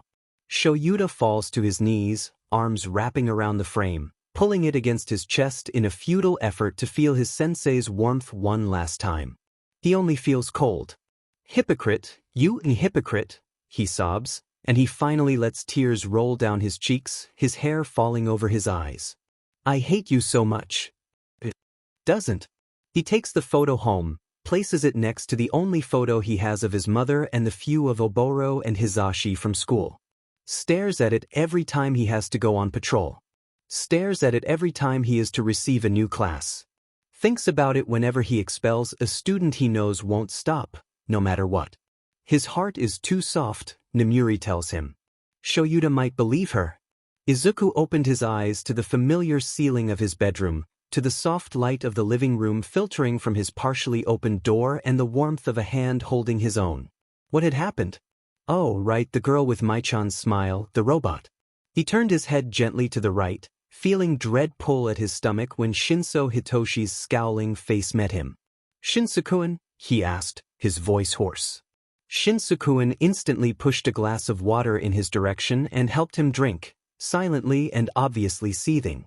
Once Izuku was laying back down, his green eyes met Shinsu's enraged violet ones. He swallowed, opening his mouth.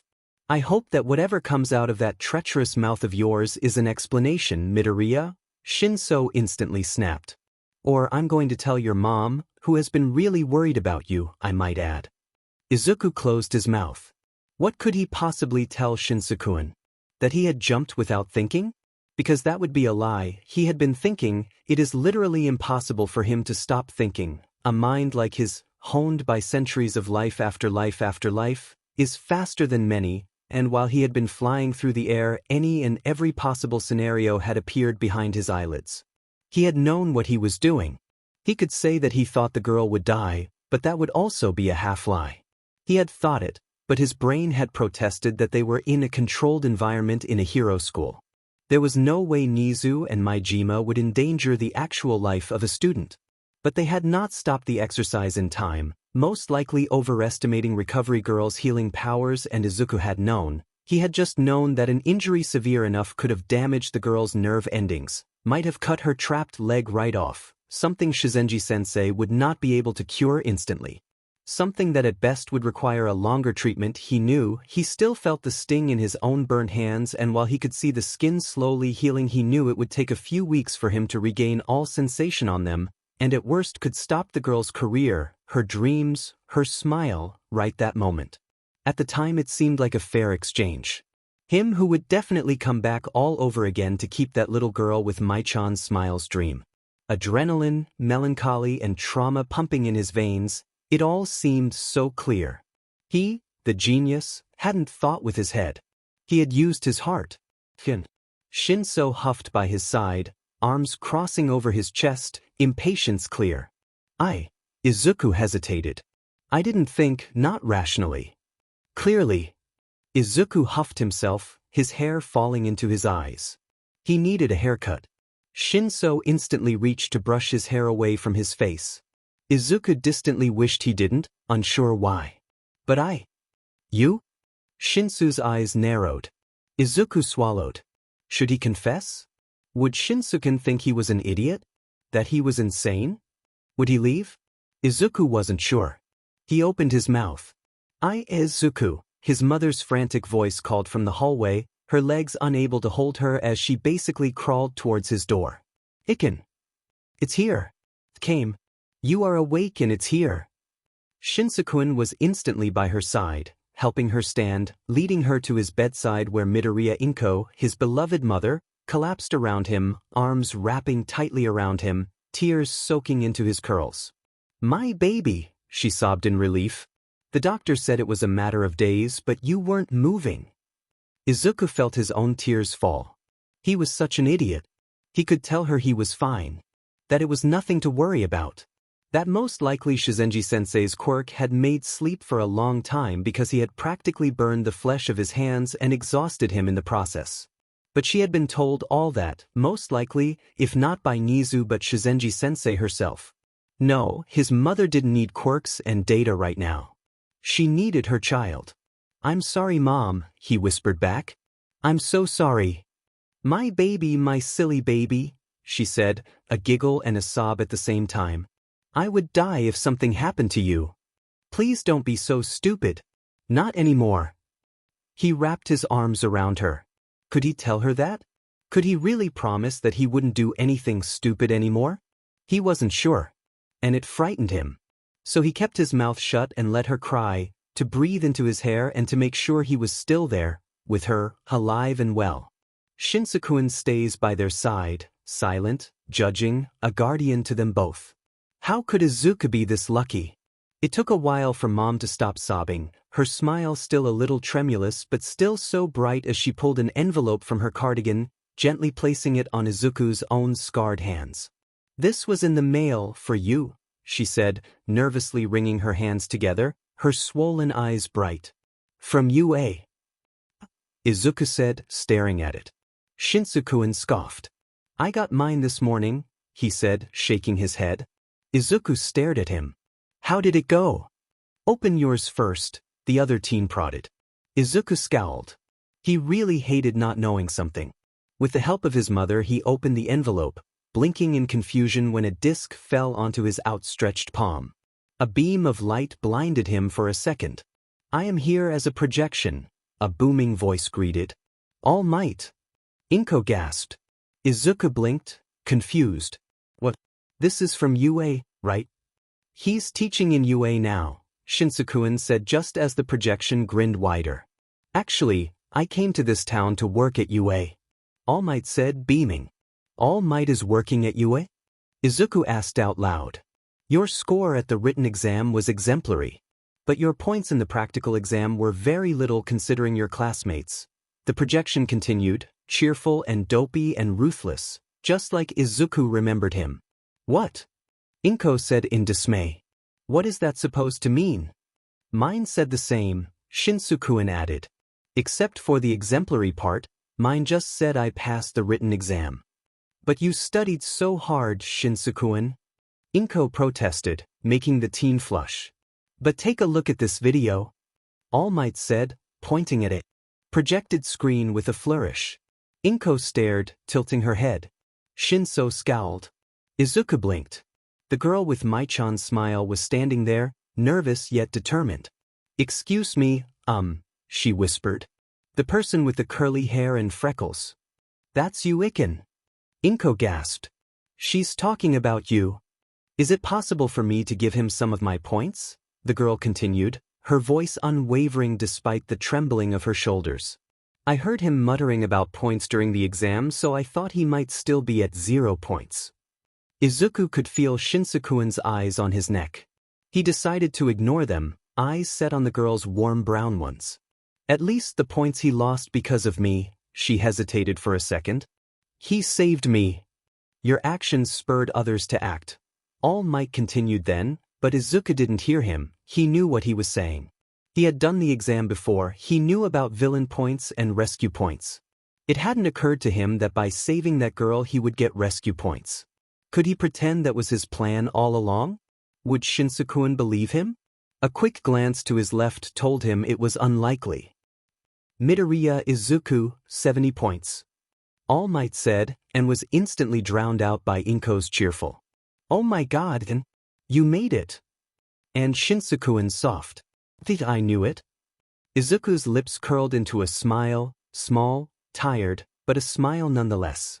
"However," the number 1 hero continued, his voice somewhat deflating. "It was discovered that during the exam you used a support item that you did not register and the Superhero Commission has considered it cheating, so your rescue points and your villain points have been deducted."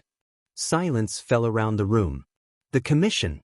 Something cold and hard settled inside Izuku's heart. "What? How dare they?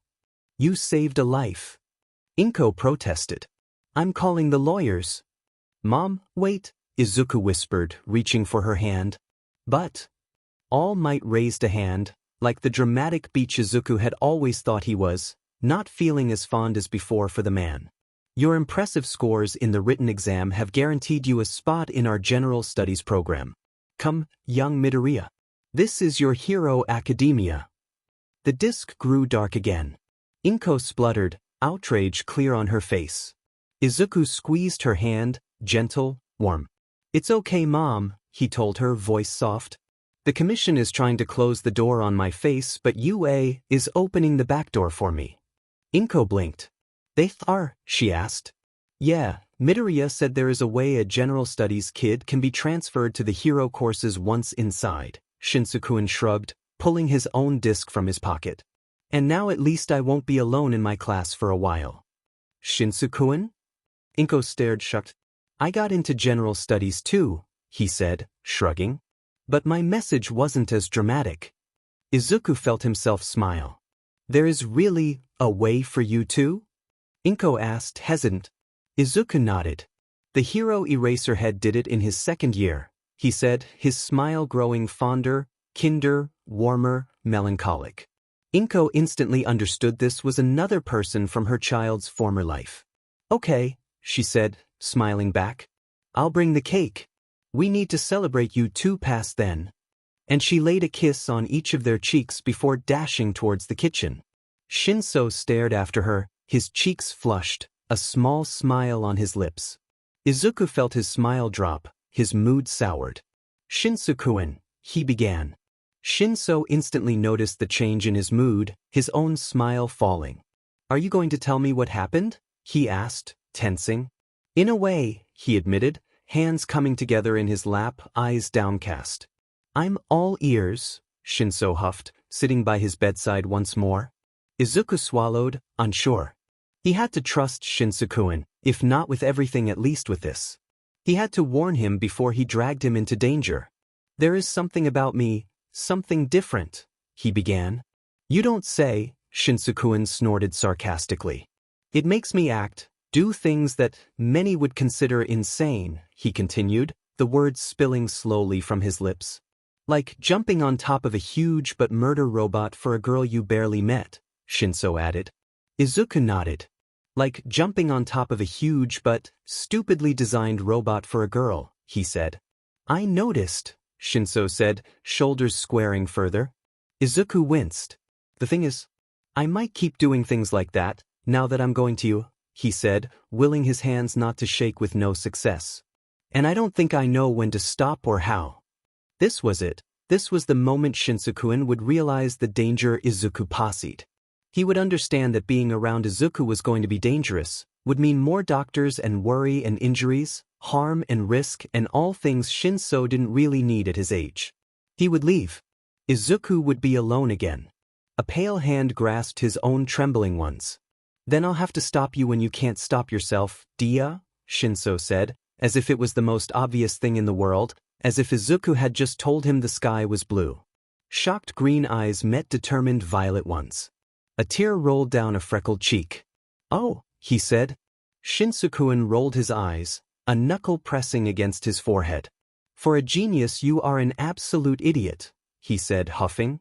Now don't move, I'll help Inko-san with our cake. Izuku laid in his bed, silent as Shinso left his room, wondering what god had he pleased in his last life to bless him in this one. Another one? His sidekick asks with a scowl on his young face, eyeing the folder half opened on his lap with distaste. Tuya smiles, pale gray eyes warm and melancholic and still kind. Apparently, the handler thinks I am a great beast tamer, he says, shaking his head. I did a great job with Nizu-san and now she wants me to check on another. The younger man scoffs. There are so many other things you could be doing though, he says, taking the file. You are on your way up the ranks and that hag thinks you are here to tame her new dogs? Kai-chan, he's 5, Tuya admonishes. And Hikawa-san called about the charity party? She needs you there to go over her dress and hair, not chasing after a 5-year-old ticking bomb. Tuya's grin just grows, his pale hand messing with his Kai-chan's dark hair affectionately. What kind of hero would I be if I left a child in need alone? He says, soft. I'm shocked you think going to a party is more important than helping an orphan acclimate to a new environment. That's the party for the foundation that helps children with out-of-control quirks, isn't it? Kai-chan asks, trying to comb his hair back with a careless hand. Is it? Tuya asks with mock surprise. Maybe you should go in my stead. I heard All Might himself is going to do a calm link from the States and Mai-chan can make sure you look stunning. It's not the same, you are the number 4 on the rise, Kai-chan sighs. I know you are using your fame to help others. Why do you think I agreed to work with you? Tuya's eyes grow wide. And here I thought you thought I was really pretty and wanted to learn my secrets. The purplish red in Kai-chan's face makes Tuya cackle like a maniac. The first day of school came far too quick for Izuku's liking. A bright and sunny spring day that didn't match his mood for sheet. Surrounded by smiling children with eyes full of stars and heads bursting at the seams with dreams of futures yet to come. He hated them all. No, he didn't hate them. Not really. Not all of them at least. He hated that they were there, smiling and happy and unaware of the real world waiting for them outside, ready to chew them into a paste, and that the trees were the same, the air smelled the same, even the halls of this school looked the same as back then. When he had been a starry-eyed, dreamy teenager just like them. Shinsakuin's hand clenched around his own, lilac eyes locked onto his furrowed brows and jutting lips with worry. He was being an asshole. He turned to his companion, trying his best to curl his lips into a consoling smile. It didn't work, if Shinsakuin's narrowed eyes were any indication. I'm fine, he said, squeezing Shinsakuin's hand back. Just nervous. Why? Shinsakuin asked back. You'll do great. Izuku's smile grew lax, fond.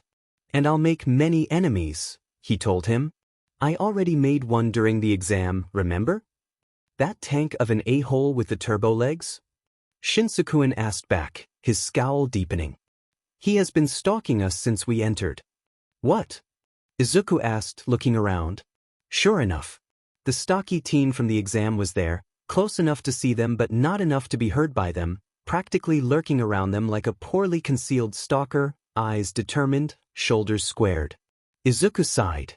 Seriously? He was not in the mood to get into a fight on his first day. He hadn't even made it to his classroom and he for sure wasn't about to get in trouble right now.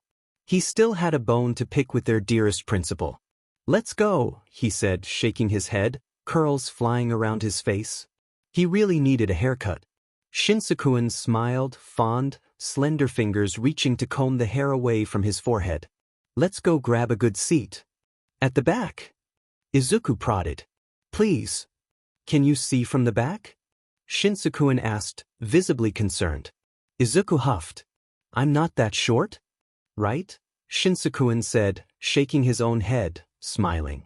I'm not. He kept protesting even when Shinsakuin laughed, his abnormally and unjustly long hand resting comfortably on top of his head. He would show him when they went back to training. He would make Shinsakuin run until his legs gave out. Or something. Whispers followed them as the two made their way towards their classroom. Izuku could barely make out, that's him, and, quirkless? Really? But he forced himself not to react. He did know he would be facing quirkism when he came to school. It had been a part of Izuku's whole life and he wasn't about to give into it now when he was so close to getting what he wanted. So what if he was quirkless? He knew he could sweep the floor with all of these kids whispering behind his back, staring at him with disbelief, if he really wanted to. And he did. But no, he had to be an adult. He wasn't. He had to be more mature and not beat these ignorant little children into a pulp. It had been easier to ignore when he didn't know any better. When the boy he had thought was his best friend hadn't told him to kill himself. No, that was the past. He didn't care anymore. He didn't care, he was a new person, he was an adult and a child and he had a goal. Breath in. Breath out. Take the window, Shinsakuin whispered, taking his backpack and stuffing it by a chair. Izuku blinked. I know, you are still a little out of it, Shinsakuin said, shrugging his shoulders. You crushed my hand, by the way. Izuku stared, brows furrowing. I did. Shinsakuin nodded. When I wanted to go beat one of the brats muttering about you, he explained, a judgy eyebrow raised. You muttered something about sweeping the floor with them, though. Izuku's cheeks colored. I could, if I wanted to. I know, Shinsuke nodded. But you didn't, and I guess I shouldn't either if I want to keep my fingers. Izuku looked down, he was still holding Shinsuke's hand. He pulled away. Sorry, he said, pursing his lips. Shinsuke's lips quirked upwards. You did warn me, he said. It's okay. Izuku opened his lips, ready to protest. Shinsuke should be enjoying his school experience, not worrying over Izuku's own damaged psyche. Shinsuke scowled. Let's go, school assembly. Izuku stared. No wonder the classroom was empty. Let's. They walked together towards the gymnasium, whispers and stares following them to the point he had to wrap an arm around Shinsuke's elbow to prevent a fight. He had to be the adult this time. It was their first day after all. More so when the whispers grew in intensity when they finally made their way towards their own class, lined up along the others with their soft chubby faces and eager bright eyes. Shinsuke's hand warm on his shoulder. He patted his fingers, trying to reassure him. The eyes on his back intensified, he wondered why. The principal gave a small speech, to the point and snappy. He wasn't in a good mood. Good, Izuku thought. Their teachers were introduced, except for one. Apparently Class 1, as homeroom teacher decided the school assembly was not up to his standards and had taken his class for a small field test without authorization. Someone up ahead in his line whispered that it was an Eraserhead thing to do, and that he had expelled his whole class the year before. Izuku smiled, chest almost bursting with pride. He didn't have to be a genius, and he was to see what was happening. Tai still cared too much. He silently crossed the fingers on his free hand and wished the little 1A gremlins good luck. One of the teachers came down the stage and approached them, a wide smile on his face. Ah, Yamada-kun. He looked so happy and eager. Some things never changed, he guessed. The class as a whole followed him like little ducklings, whispering among themselves about Present Mike and how amazing it was that he was their homeroom teacher and how eager they were to learn from him. Izuku couldn't hold his giggles. Shinsuke looked at him. Is he a good teacher? He asked, confused. I don't know. Izuku replied. But from what I know he has a big heart. So we like him. Shinso frowned. Not like Powerloader sensei. Izuku blinked. Who told you we don't like Powerloader? You did, he replied. You cursed him out the whole week after the exam. Izuku's cheeks colored. Oh right. Him and Principal Nizu. Izuku couldn't help but laugh. I might have a bone to pick with him, soon. Part of that thing you can't talk about yet? He stared into Shinsuke's violet eyes. Yeah, he said, shrugging. Something like that. Izuku could tell Shinsuke wanted to ask some more. He could see it in the curve of his lips, the squint in his eyes, but they were back in the classroom and Hisashi-kun was calling out for introductions and Izuku quickly made his way to his seat as fast as he could to wait for his turn. Every one of his classmates happily stated their names, the school they came from and their quirk, and Yamada-kun took notes, congratulated them honestly and called out for the next one. The boy sitting in front of them stood, shoulders tense and cheeks flushed against his tan skin. Yuki Takashi, he whispered, face lowering. I come from Siriai Middle School and I can see in the dark if I charge my eyes with light beforehand. That is an amazing quirk, little listener. Yamada-kun cheered. Welcome to my class. The boy quickly sat down. Shinso Hitoshi, Shinsuke said, not even getting up. I can brainwash people. Silence took over the room, all eyes turned to them, whispers slowly gaining momentum between the students. There was palpable fear, Izuku could tell, distrust. He frowned. I see, Yamada-kun stammered. Izuku couldn't tell whether it was because of Shinsuke's careless yet defensive declaration or the class reaction as a whole. He was slowly losing control of the crowd. Izuku scowled. Midoriya Izuku, he said, loud enough to be heard over the whispers and Yamada-kun's attempts to control the room. I'm from Aldra Middle and I'm quirkless. And just to be petty, he stared at his nails, cleaning them against his school blazer, challenging whoever dared to stare at him at them with his glare. Dare to say anything about Shinsuke, beaches, he thought. And this quirkless little boy will end you.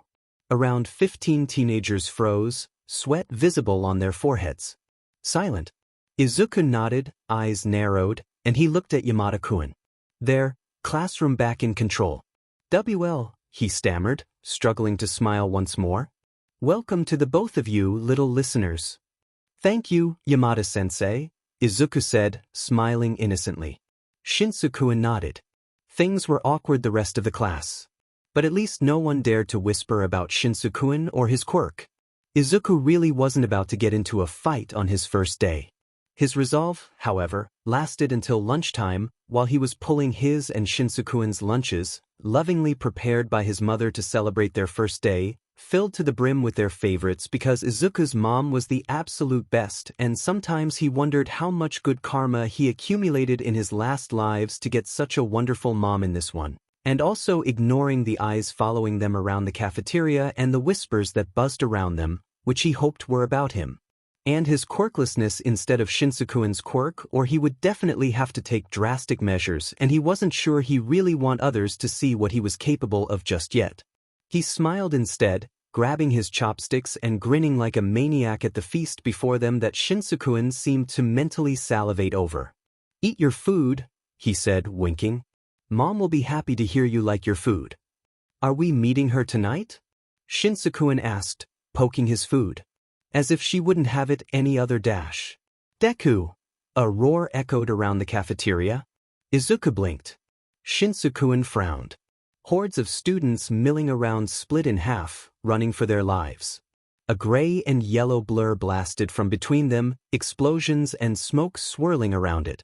"What the foo dash?" Shinsuke began, at the same time as Izuku pushed his bento towards him and stood from his seat, grabbing his bag and swinging it as widely as he could to slam it against Bakugo's side, stopping his momentum. "Aish!" the blonde snarled, immediately getting up. "Again!" Izuku scowled. "Seriously? You think you are better than me? Huh?" Bakugo roared back, lips pulled back, teeth bared.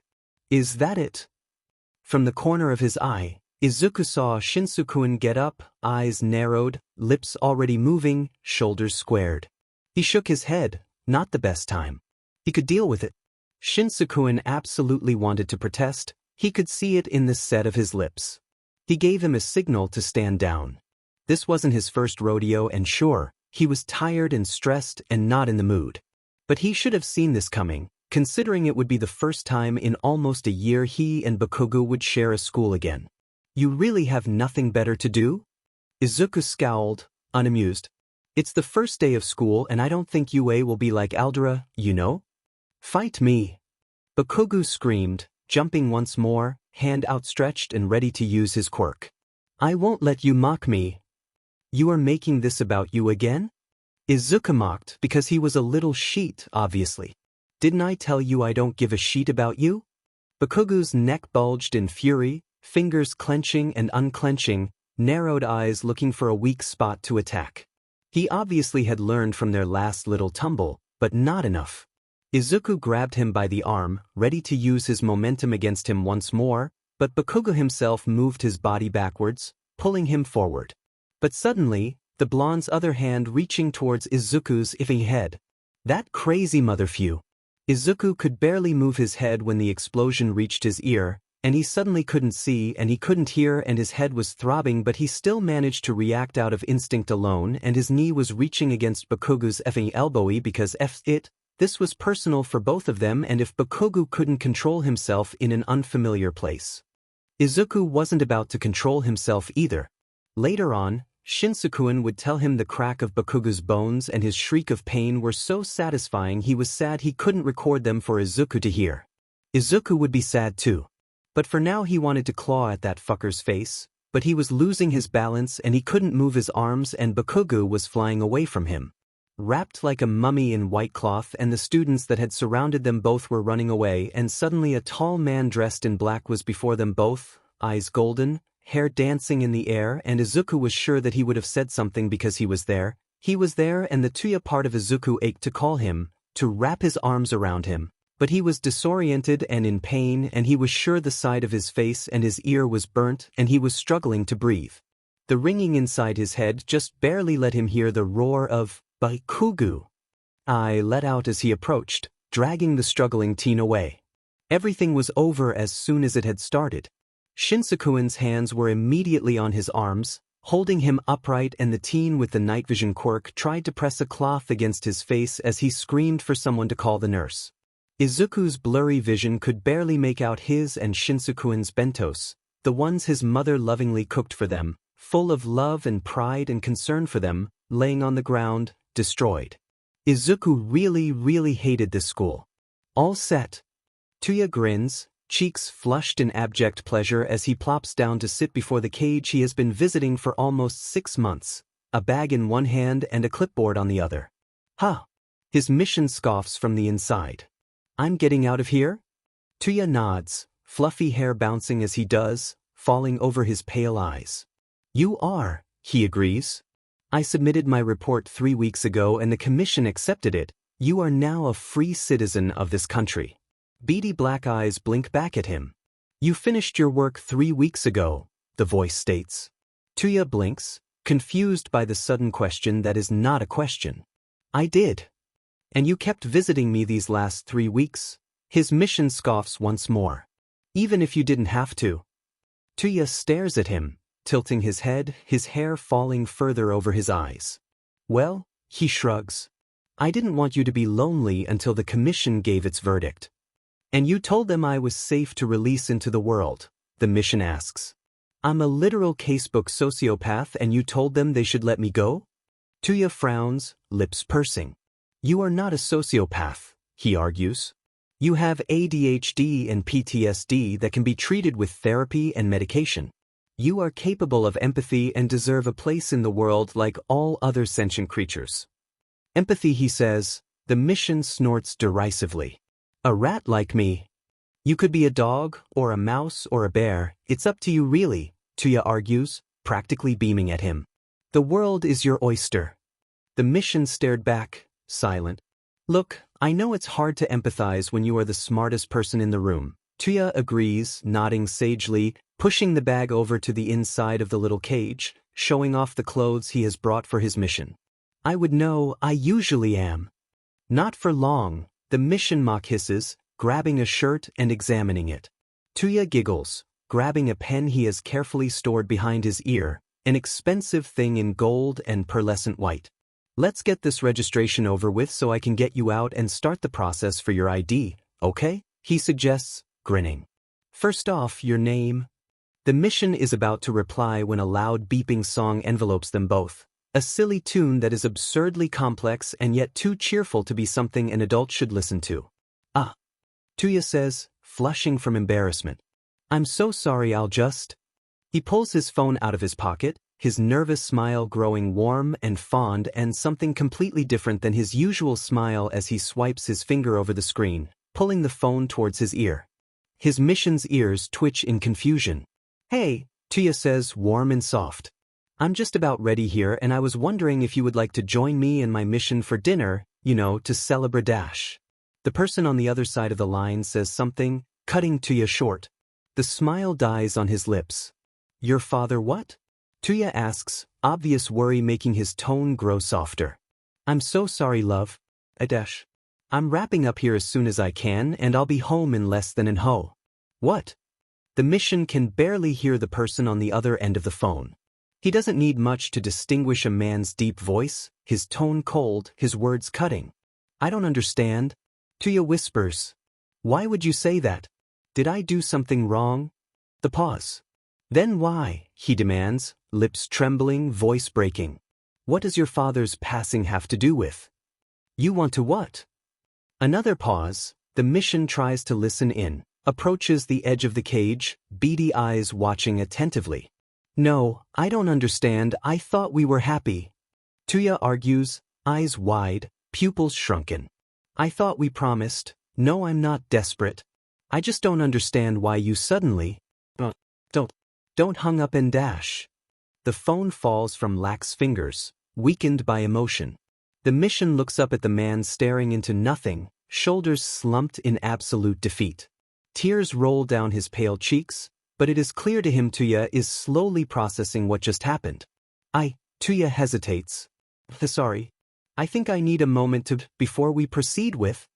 He can't form words as he just slumps forward, arms wrapping around himself as he just breaks down in front of his mission, back heaving with his sobs as he tries to understand that he has been abandoned. From the inside of the cage a small, clawed hand peeks through, fingers wrapping around a pale finger, offering silent comfort. They stay like that for hours. Izuku felt like he was about to explode. His mother was camping outside the principal's office, furiously screaming at the security cameras that she was not about to move until DSPLN would be served for her baby, while Auntie Mitsuki, that Izuku hadn't seen in what felt like years, since Bakugo activated his quirk and almost killed him, maybe even before that, was sitting by his side, almost unraveling herself in apologies, tears rolling down her cheeks but with eyes full of cautious worry. Because he knew that if he didn't say a single thing he was going to destroy her son's future. And Shinsuke, his shy, kind, jaded Shinsuke was standing by his other side, giving him the play-by-play as Recovery Girl's quirk healed his burnt skin, covering scars and growing from an angry and bloody red to a soft pink to his normal freckled cheek, and Izuku could feel his ruptured inner ear stitching itself back together in the way he didn't feel so disoriented, and the inside of his head stopped beeping. And done, Shinsuke sighed, staring at him. You look normal now, but your hair. Izuku looked at him, confused. What about my hair? Shinso hesitated. It's still burnt, it's not back to normal, he finally explained. Izuku frowned. It made sense to him. Chio-sensei's quirk could just help the body's normal recovery process, and hair was dead tissue. There was no way she could get his singed hair back to normal as she did his skin and inner ear. Does it look bad? He asked. Well, Auntie Mitsuki hesitated, looking away in shame. Shinsuke huffed. It looks like someone took a chunk out of a cloud, he said, crossing his arms over his chest in disapproval. His mom was going to be said.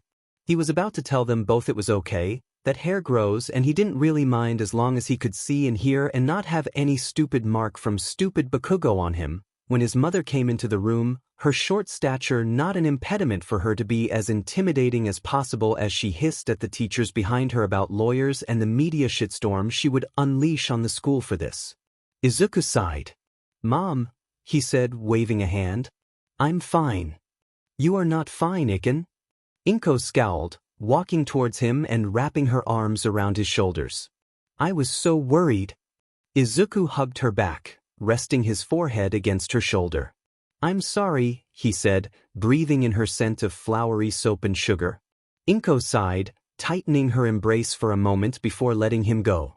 Izuku stubbornly kept his gaze set on his mother's eyes, refusing to look around anymore. He could feel beady black eyes watching him and AIAI's gaze on the back of his head, and he really wasn't ready. He might not be ready for a while. Little listener, Yamada-kun urged, a hand on his shoulder. I'm glad you are okay. Great. Yamada-kun made sense. He was his homeroom teacher. He was safe to look at. Yamada-sensei? He asked, the picture of confused innocence. He knew what he was doing. He was a pro after all. The principal and the rest of us decided that since you are the injured party in this incident, Yamada-kun started, for once apparently nervous to be the spokesperson. An incident, huh? You should be able to give your opinion about Bakugo Katsuki's punishment. That made so much sense. No wonder Auntie Mitsuki was here, fretting by his bedside, holding his hand and weeping in shame. Unconsciously she wanted to calm him down, lest he get her beloved son expelled. He unconsciously gave her a side-eye for a second. And of course the school was passing the ball up to him. If they made a decision, Izuku's mother would rain hellfire on them until the punishment the school decided was up to par with her expectations. And Izuku couldn't blame her, not really. For all she knew, Bakugo had almost killed her son a year ago. He was the reason Izuku himself had changed, had to drop out of middle school and had to have his skin regrown. Twice. But if Izuku himself had to choose his punishment, Inko wouldn't protest, not to them anyways.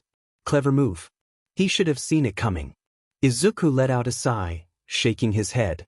I don't want him expelled if that's what you are asking, he said simply, shrugging his shoulders when his mom gasped in outrage and Auntie Mitsuki let out a soft, almost inaudible sob. Yamada-kun blinked, confused. Are you sure? he asked. He did attack you out of nowhere. Nothing he hasn't done before, Izuku said simply. That's not an incident to me, it's a pattern of behavior. I don't really know what triggered him this time and I don't really care, but I know that expelling him is not the answer. Shinsakuin's eyes narrowed. Izuku could see from the corner of his eyes. Are you kidding? He snapped. He attacked you. Unprovoked. And what would expelling him achieve? Izuku argued back, tilting his head to the side. Don't get me wrong, I know he needs to face consequences, but if the school expels him, he's going to think it's because they are jealous of him or some narcissistic shit like that, and in a year at most we would have another villain in our hands. Kei Katsuki wouldn't. Auntie Mitsuki protested, eyes wide. Yes he would, Izuku replied with a sigh. He needs to learn to control his temper, and he needs to learn empathy. Inko seemed angry as Shinsakuin, but she also seemed proud, as she cupped his newly healed cheek with her hand. If that's what you want, she said, her shoulders slumping. I support you. Izuku smiled. He loved having a mom. Thanks, he beamed. Don't worry, I'm sure Principal Nizu and the rest of the school staff will come up with a great punishment for Bakugo and he won't hurt me again. Your move school, you are not passing the ball to a 15-year-old. Oh of course. Yamada-kun stuttered, and instantly moved to lead Izuku's mom and Auntie Mitsuki out of the room. Most likely the two of them had things to sign and details to iron out with the school. Izuku idly wondered where Bakugo was. He had heard during his time as a student the last time that the school had a detention room for misbehaving students, a room many had called the dungeon from time to time. He hoped Bakugo was there, having a horrible time. He also hoped he was partially deaf after AI chewed him out for being an a-hole and a bully. I had a great set of lungs when he was said, Izuku knew. Ignoring those piercing eyes of his had been hard. But it wasn't the time, Izuku thought. There might never be a time for them, not anymore. I can't believe he got away scot-free, Shinsakuin scoffed as Izuku leaned down to pick up his backpack. I knew your mom was kinda soft and squishy and would let people walk all over her, but I'm shocked you'd let that beach go as well. Izuku paused, shoulders tensing. I'm sorry. That's Bakugo's mom, isn't she? Shinso asked, crossed arms tensing. That woman that looks identical to him, your Auntie Mitsuki. I can't believe your mom is still friends with her. They've been friends since before I was born, Izuku replied, shrugging. Auntie Mitsuki has been a part of my life.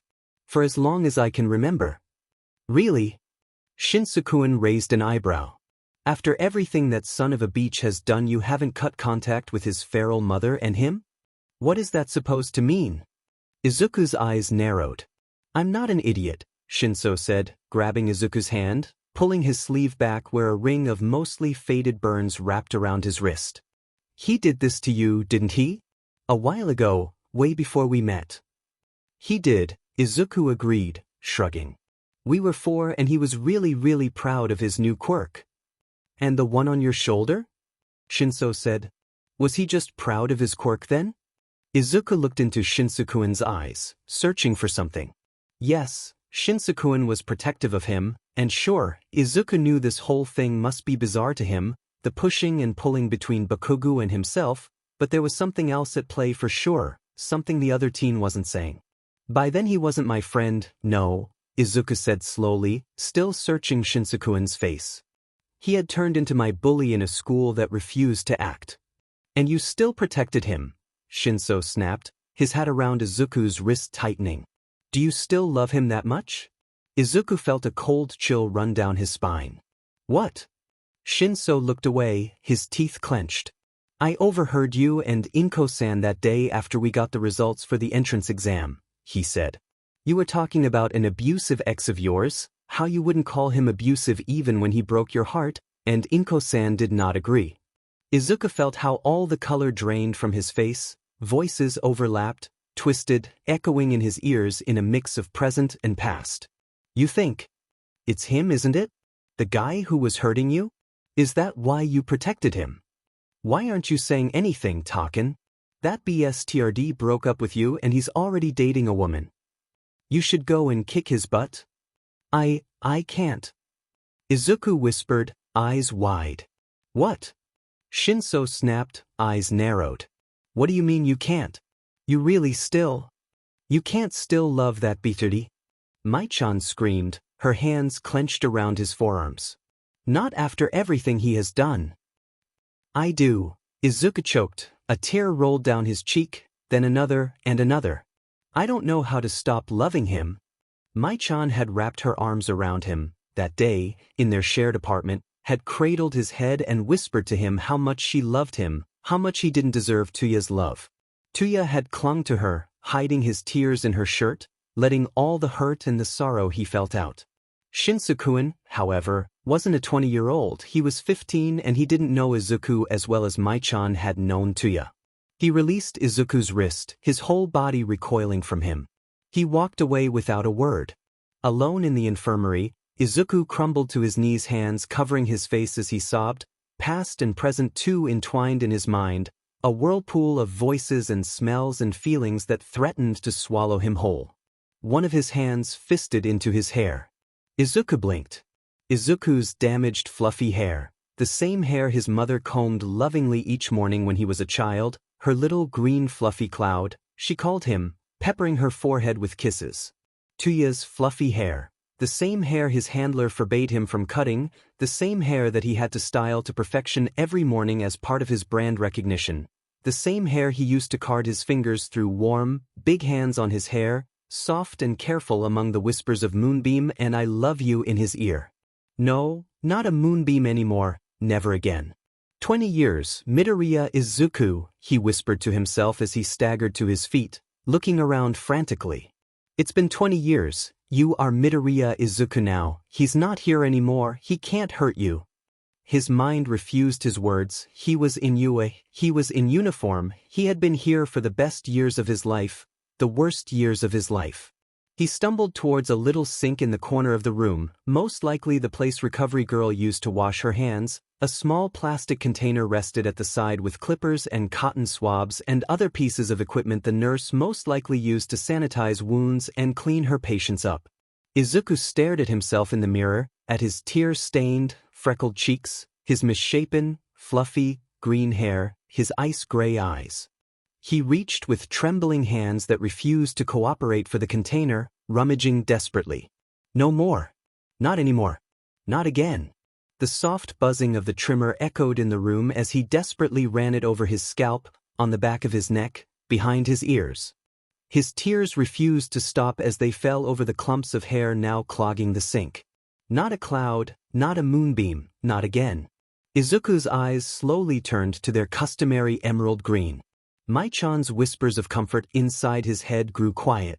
Izuku gripped the edge of the sink and allowed himself to sob in heartbreaking, utter relief. He is sitting on a bench, that much he knows. He is cold, so cold. There are people on the streets, many are cheering, many are happy, celebrating. There is a broadcast on every screen. Loud music, cheerful, classical, a piece Tuya remembers from another time, of another life perhaps. Ah, they must be dancing. The groom in his white tuxedo tailored to perfection, sky-blue eyes reflecting the lights of golden chandeliers over him. The bride is petite and demure in her pristine bridal dress and elegantly long veil, hands impossibly small and soft-looking. Tuya will not look at her. Can't bear to see what she actually looks like. It doesn't really matter. His phone buzzes in his pocket. He won't pick it up. He is sure there are no words in him to say. Inside the reception room the couple and their guests dance and smile and celebrate. Outside on the streets the rain falls, painting the sky in dark and gloom and all the turmoil he feels inside. Such an idiot, he whispers with chapped lips. A shadow falls over him, covering the lights from the broadcast. Pale gray eyes open. There is a boy in front of him, a skinny, dark-haired wisp of a boy, holding an umbrella over his head, sheltering him from the rain. It does very little to hide his tears now, he thinks. Are you okay? The boy whispers, voice barely audible over the rain and the music and the cheers. Do you have a home to go to? Tuya looks at him for a moment, silent, then his eyes land on the beer cans at his feet and his soaked clothing. What a picture he must make. If his handler could see him right now. She would be said. Shouldn't you be in school? Tuya slurred. The boy's eyes widen, he takes a step back but soon realizes he is exposing Tuya back to the rain and he reaches forward with his arm. It makes him chuckle.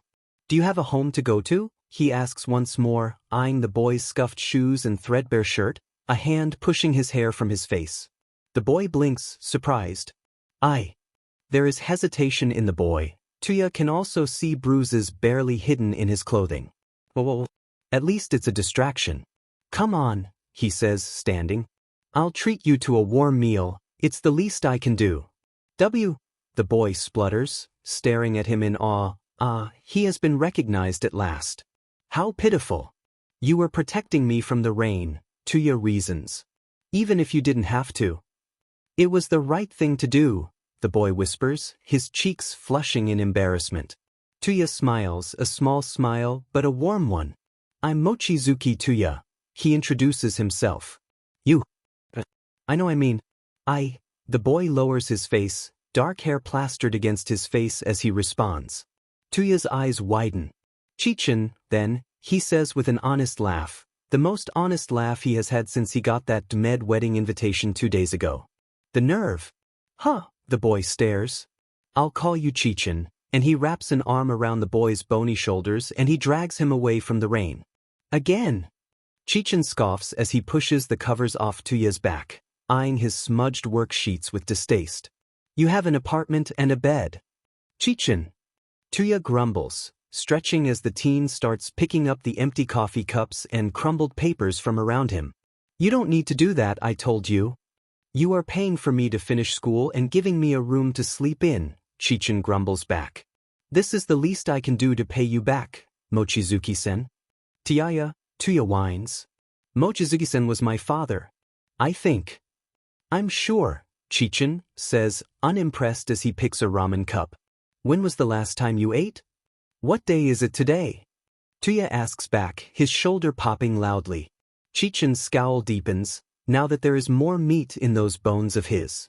I'm calling Hikawa-san, he says as he runs for the phone. Wait, what? Tuya scrambles to get up. Don't. Chichin.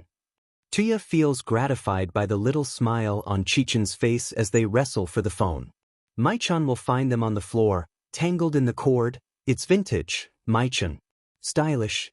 An hour later, but it is worth it. Izuku was really not in the mood anymore. His mother had freaked out on him the moment she saw his head and had spent the whole afternoon scolding him, trying to make him look presentable again, sobbing into what remained of his hair and scolding him for being so careless with his own body, reminding him how much she loved him and she cared. So yeah, shitty way to end a shitty day. And now he was back in school for another FNG day and other students followed him with their eyes and their whispers and now they were pointing. And he was just about to knee someone in the crotch but he shouldn't because he was still raw and angry and his own FNG quirk had driven him into a panic attack the day before and really? Really quirk? That had never happened before, or it did and Izuku didn't know, whatever, and maybe just being the violent little sheet he wanted to be would be a bad idea. He didn't know anymore. Not really. Shinsukuin had not waited for him at the train station and he wasn't there with him to stop him from being the violent little sheet he wanted to be so. Dim at all. He went into the classroom with a scowl, ignoring the way his classmates went absolutely, absurdly noticeable silent when they saw him, and his shoes echoed loudly as he just made his way to his desk, right in the back, right where Shinsukuin was already sitting, eyes wide and skin losing color as he looked at him. Yeah, he knew, thank you very much. He plopped into his seat, back straight and eyes narrowed. He raised an eyebrow, unimpressed. In complete unison his classmates turned around, not looking at him. At least he still got it.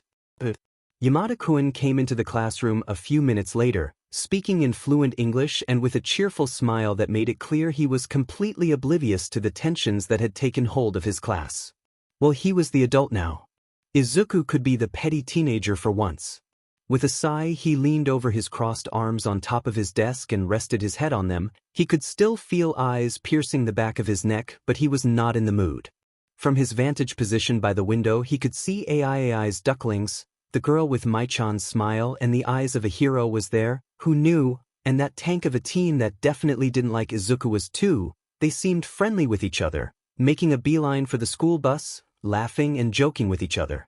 I was walking behind them, arms crossed, almost glaring the skin off of Bakuga's back. Heh, he should kneel down and kiss his feet because he was still allowed into the school. Yamada-sensei asked him a question, a syntax or form thing. He answered with a yawn before snuggling further into his arms and letting his frustration lull him to sleep. Only to be woken up from Yuki of the neon eyelashes shaking him softly, almost hesitantly in the arm. Izuku scowled. "What?" he asked. The teen eeped, hesitating. "Yamada-sensei had to leave," he said, blinking, his long eyelashes fanning the air as he did so. "All the teachers did." Izuku's scowl deepened. "All of them?" Yuki nodded. "Are we on lockdown then?" Yuki hesitated. "What's lockdown?" Izuku huffed. "What did Yamada-sensei say?" he asked, massaging his forehead. Neon eyelashes blinked once, twice. "Oh, class representatives have to take all students to the auditorium," Yuki said finally, nodding to himself. Izuku patted his head. "Good boy. So lockdown, something big must have happened outside if all the teachers had to go and there was no adult in charge of the rest of them." He immediately thought of AIAI's group. No matter, help was on the way, they would be fine. Izuku knew. Tuya also knew that help not always made it in time. He knew it all too well. So he just stood from his desk, noticing how Shinsuke had left him there and trying his best not to feel too bitter because he knew it was for the best. Shinsuke needed stability and a social circle of sane, happy people, and Izuku was not. Better he distanced himself from him now. Before he hurt him even further. "Fine," he sighed, stretching. "Let's go to dash." There was a glint in the first floor. Izuku could see from the window, barely a second of something gleaming and silver where the entrance door should be closed. Because they were in lockdown. But it wasn't. "What the F?" he hissed. Yuki startled. "What?" Izuku grabbed his hand, pulling him with him to the floor so they wouldn't be seen from the outside. "There is an open door," he whispered to the other teen. Yuki looked at him, confused. "When the staff have to leave the school immediately locks up. It's protocol," Izuku said. "So why is there an open door in a school that is supposed to be locked up?" "Maybe the third years are back?" Yuki said. "They are doing a joint exercise with Shiketsu this week." "Oh shit, this was a nightmare. You are saying all the teachers, the staff, and basically every single adult in UA is gone," Izuku recounted, grabbing his bag and looking for his keys frantically. "And the third years, the best trained and most active students and sidekicks in the school are also gone?" Yuki nodded. "You don't look so good, Midoriya-kun," he commented, worried. "I don't feel so good, Yuki-kun," he said back, frantically typing in his phone. "Are you in the auditorium?" Come on, he whispered. "Shinsuke. Yeah, where are you?" Yuki said he was going to wake you up. "Still in the classroom? Are the doors locked? Are the 1B students with you guys? Is everyone already there?" Shinsuke. "What? Not yet." Shinsuke. "What's happening?" Izuku thought about it.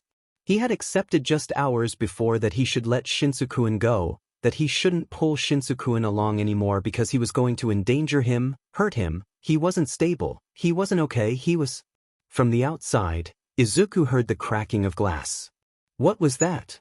Yuki said, standing, only to be pulled back down by Izuku himself. Don't move," he hissed at the other teen while still trying to type with his phone. "The school is in lockdown." Shinsuke. "Yeah, the class rep said so." "I just saw a door open and hear glass crack." Shinsuke. F-. Izuku would smile later on because Shinsuke was just the best. "Pretty much. Tell the class rep to spread the word to the other class reps, especially 1B, if you can sneak up to them." Shinsuke. "What are you going to do?" "It could be nothing. I need to make sure." Shinsuke. "You are not going to go alone." "I'm not going to them, doofus. I'm going to sneak into the security room, check the cameras." Shinsuke. "Oh, okay, I'm on it." "Great. Trust no one and have the biggest and strongest looking kids by the doors if necessary." Shinsuke. "Yes, sir." Shinsuke. "Be careful." Izuku sighed. He was in a school full of untrained children while all the other adults were at an emergency hours away in a possibly hostile situation with an unknown number of individuals. And sure, it could be a short circuit in the door system and a cat just wandering in. It could be. But my BGMI didn't fail. His software never fails. Yuki-kun, he said. We need to get to the principal's office, but we are going to be very, very quiet. What? I'm probably being very paranoid, just so you know, he said, running a hand through his recently shaved hair. But there is an open door to the school, all the heroes aren't here and the third years are also out. Ah! If I were a villain I would see it as a perfect opportunity, he hissed. Hundreds of untrained children and no one inside to protect them. Yuki swallowed, eyes wide, his eyelashes changed from neon green to neon blue. All I would need is one small opening, Izuku continued, turning his head to the window where they could still see the open door. We need to call the police. Yuki hissed back, his eyes wide, fearful. Not until we know what we are dealing with. For all we know it could be a mistake. And that means we need to get to the principal's office to check the cameras, he hissed back. Now, are you up to it? It's okay if you say no. Yuki-kun hesitated. Izuku could see the fear in his eyes, and he got it, he really did, but they had no time. Yuki-kun, he snapped. Yes or no? Why yes? The other teen nodded, still visibly afraid. Why yes, I'll go. Izuku nodded. Good, take off your shoes, we are not going to make a sound as soon as we leave the classroom and I'll. He couldn't finish his sentence when the lights on top of them crackled and then went out. Great, that confirmed some of his suspicions. He pulled out his phone. Tell the class reps this is a tactic to cause chaos and to keep the other students calm. Shinsuke-kun. It worked. God damn it, Izuku grumbled. Okay, if I recall correctly the generator will launch off in about 5 minutes and it will give us some time to reach the principal's office before that. He turned to look into Yuki-kun's eyes, glowing golden in the dark, framed with color-changing neon eyelashes. I'm sorry but now I kinda need you more than ever, Yuki-kun. The eyes bobbed up and down. Okay. Yuki-kun grabbed his hand and slowly led him outside of the classroom in complete darkness. The silence was eerie as they walked, their feet barely making a sound on the floors. Where to? Yuki-kun whispered, his voice trembling, almost breaking. There is a hallway near the library, deep one on the 3rd floor. We need to get there and fast, he whispered back. It can run, can you trust me? Izuku nodded, knowing Yuki-kun could see him. Izuku closed his eyes. There was no point in keeping them open, better to close them and concentrate on his other senses. He felt the tug of Yuki-kun's hand and off they were. From far away Izuku could swear he heard the echoing clack-clack-clack of shoes on the tiled floors. Not good at all. Something metal was dragging on the floor as well, a few hallways away, maybe on the 2nd floor. Izuku felt a drop of cold sweat dragging down his back. His phone vibrated in his clenched hand. No time to check. Not here. After 3 minutes of non-stop sprinting, Izuku felt Yuki-kun leading his hand towards a wall, metal, cold, familiar. What? He said. I think it's this one, Yuki-kun whispered, gasping for air. There's a plaque that says the principal's name? Izuku nodded. Great, is there a keypad or a code pad or something? Yuki-kun took a moment. There is, it's a number thing, but there is no power? The principal would have his own power source for sure, he said, a smile curling his lips. Try 11 and 23. The sound of the keys being pressed. Nothing. 01 and 01, he suggested. More clicks. Nothing. Not his birthday either, Izuku grumbled, swallowing. 09-22-inch. Click, click, click. It worked, Yuki-kun said, pushing open the door. How did you? No time, close the door, Izuku growled, dashing towards the desk to turn on the lights. Sure enough, a small generator was located under the office. Just like he had imagined, he didn't think he could tell Yuki-kun their feared principal was a big but softy, and of course he would use something sentimental to him. And yeah, the date of the day he had been released from his cage was something sentimental only a few people would know. Izuku checked his phone again. Shinsuke-kun.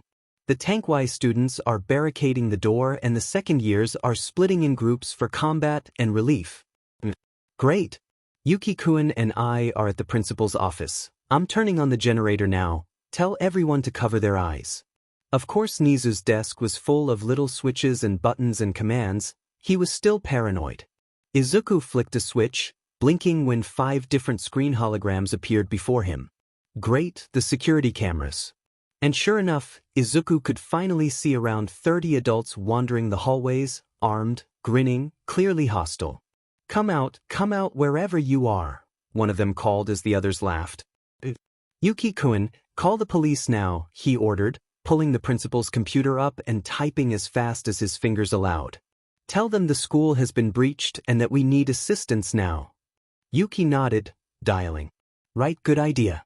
Izuku rummaged through his pocket, looking for one of his earphones and jammed it none too gently on his still a little sore ear. No time for gentleness. He dialed. Hello. Shinsuke answered at once. I was going to use the school's comms, but if these motherfuckers can open our doors, they most likely have an insider hacking into our security system, so do you think we can have a group call with the class reps?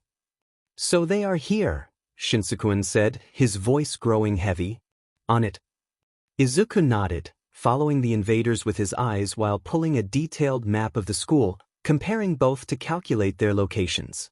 There is a group of 4 girls in a bathroom, he hissed, staring at the cameras. For now they are out of the way, but we need to get them out ASAP. Yuki-kun nodded, still on the phone with the authorities. Hello. Someone said in his ear. Hey, he replied, still typing. This is Midoriya from 1C. A few shuffling noises. This is Shiozaki 1B. Hatsum H. Karari 2H. Suzuki 2E. Yamaguchi 2C. This is Fudo 2. I'm Nakamura 2B. Izuku felt relief run through his spine. He expected more screams and confusion. Shinso 1C. He felt himself smile. This is as many phones as we could connect, Hatsum said, her voice barely containing her distress. We left most of our tools and bags in the classroom when we came here. It's fine, Izuku soothed. It's more than what we had before. I'm watching the security cameras and the police are on their way. You didn't call our teachers? Nakamura asked, voice disapproving. If they left the school on lockdown, it means there was an emergency they had all hands on deck for, Izuku argued back.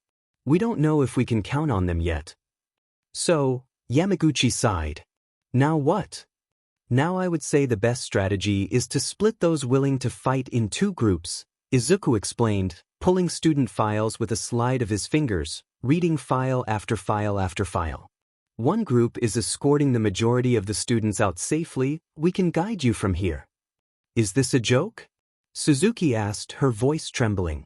The auditorium is the safest place in school. And while you stay there with other 100 or more frightened teens, you are sitting ducks, Izuku argued back. The invaders are in, the police are coming from the outside. The less panicked teens inside the school in case you get attacked, the better. We could go to the park that we go to in case of an earthquake, Fudo agreed. We would be visible to the police and other heroes. Good call, Izuku nodded. There are some students still in the school. I see 4 girls in the second-floor bathroom and 3 that were trapped in the cafeteria. I'm asking who is willing to go for them. Wait a moment, Yamaguchi said. Who made you the leader? Well, Izuku shrugged, resting his back on the principal's comfortable chair. I'm literally the one with eyes all over the school and I'm really smart. But if you'd rather go around blindly or wait for the villains on the first floor making their way to the auditorium to slice you up like a pig, be my guest, Yamaguchi. Yuki-kun stared at him in horror. Izuku decided to ignore him. He would learn. He had no time to tell Yuki-kun he really didn't mean it, which would be a lie, because he totally did, while Yamaguchi spluttered in the background. He needed that kid for the plan to work. Wait, Hatsum said, gasping. You are Midoriya, the querulous kid, aren't you? The others murmured to themselves while Izuku rolled his eyes. That would be me, yes, he replied, ready for pushback. I'm in, lead the way, she said, her voice gaining confidence. What's your plan? Izuku smiled. He liked that one. I'm reading students' files and I would recommend we send around 25 first and second years at once, one lookout in front with a big guy to protect them and a broad-range shooter-type quirk to attack if they encounter someone on the way. He explained, typing as quickly as he could. For example, Hatsum can see long distances, have her lead the way, escorted by 1BS Kendo with the big hand in case they shoot at you all, and Suzuki-senpai from 2E can spit needles, right? In case you need to defend yourselves. 1B students are willing to help, Shiozaki said with confidence. I can also form a shield with my vines and escort more students out. I'm going to look for the students in the cafeteria, Fudo-senpai said, determined. I can create platforms out of thin air and escape if I find danger.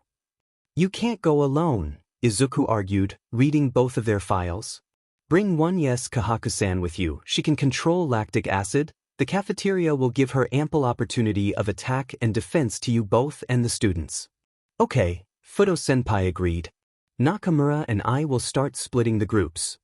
Izuku nodded, back straightening when he heard Kahaku-san's exclamation of disbelief but quick if hesitant acquiescence. Shinsukuin, Izuku began. I'll order the crying ones to be calm until the police arrive, he interrupted with a snort. I know. Izuku grinned. And that's why you are my favorite, he teased, cackling like a maniac when other students on the call spluttered. Police are on their way, Midoriya-kun, Yuki-kun said, approaching the screens. Wonderful, Izuku said, pulling the earphone out and moving one of the holograms in his direction.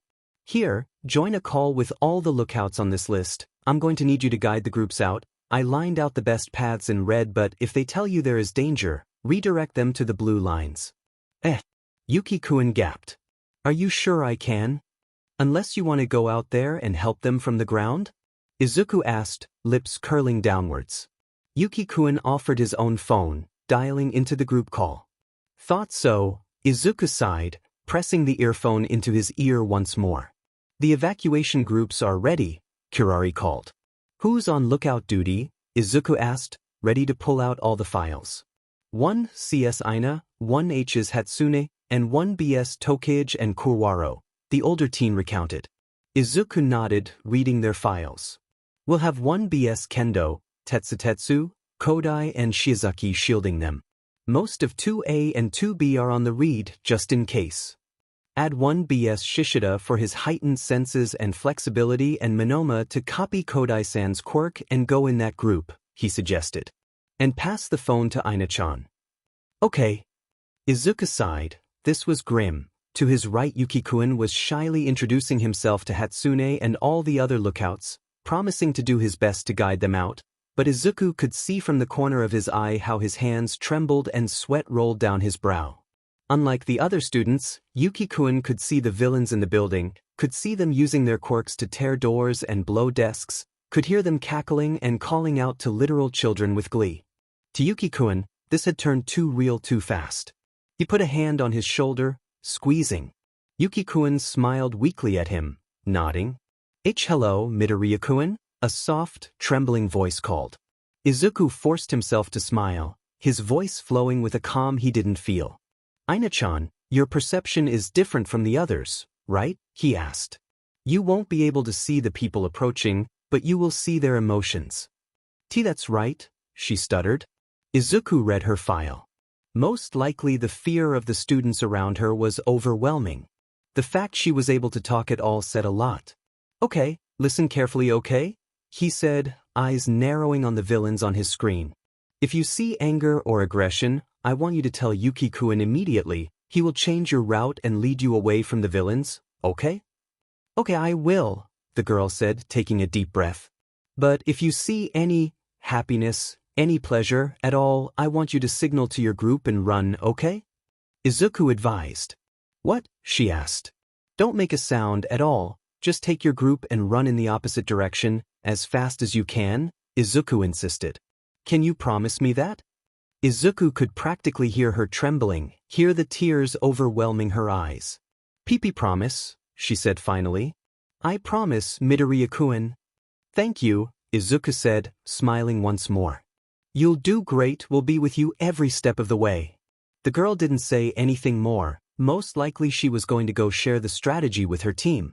Nakamura took the phone once more. You scared her further, he scolded in the background. Izuku could hear students calling out to one another, getting ready, Shinsukuin barking orders the loudest. This could work. This had to work. I told her the truth, he argued. You can melt metal, can't you? Please go to the second floor to get the girls in the bathroom. I will, Nakamura said, pausing for a moment. You'll be on the lookout for me, right? I will, I promise, Izuku assured. Take one this Bandokuin with dash. Wait, a voice interrupted, mouse-ish yet strong. I'm going with him. Hibiki Imiko, Izuku frowned. Another one of his classmates, he remembered. He pulled her file up as fast as he could. It says here you can lower people's heart rates with a single touch. You'd have to get close if you encounter danger. I'm small, she argued. And I can be useful if we need to calm one of the girls out. Izuku sighed. Fine, he agreed. You'll need to take the long way from the third floor and go down near the labs though. Will do, Nakamura and Hibiki said in unison. The evacuation group started moving. Yuki-kun called. I'm taking them to the back near the pool. Perfect, Izuku nodded.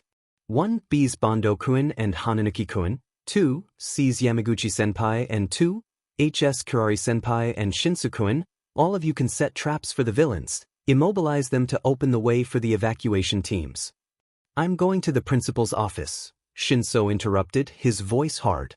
The moment we start moving they will know someone is watching them, you'll need backup. Yuki-kun is here with me, Izuku argued, hands clenching. I'm fine. Right, you two need to keep your eyes on the cameras, the other teen snapped. I'm going.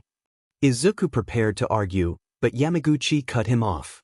He's right, you two are our eyes and ears, he said. We can't lose you, even for a second. Izuku's scowl deepened. Fine, he huffed. Keep chat to a minimum and remember, don't be a hero, you need to stop them, not defeat them. We are just making time until the police arrives. Roger. 4 voices answered at the same time with different degrees of certainty. An explosion echoed all over the building. Izuku's eyes narrowed. They are trying to blow up Power Loader Sensei's stash, he communicated, eyes set on the group of 5 villains setting fire all over them.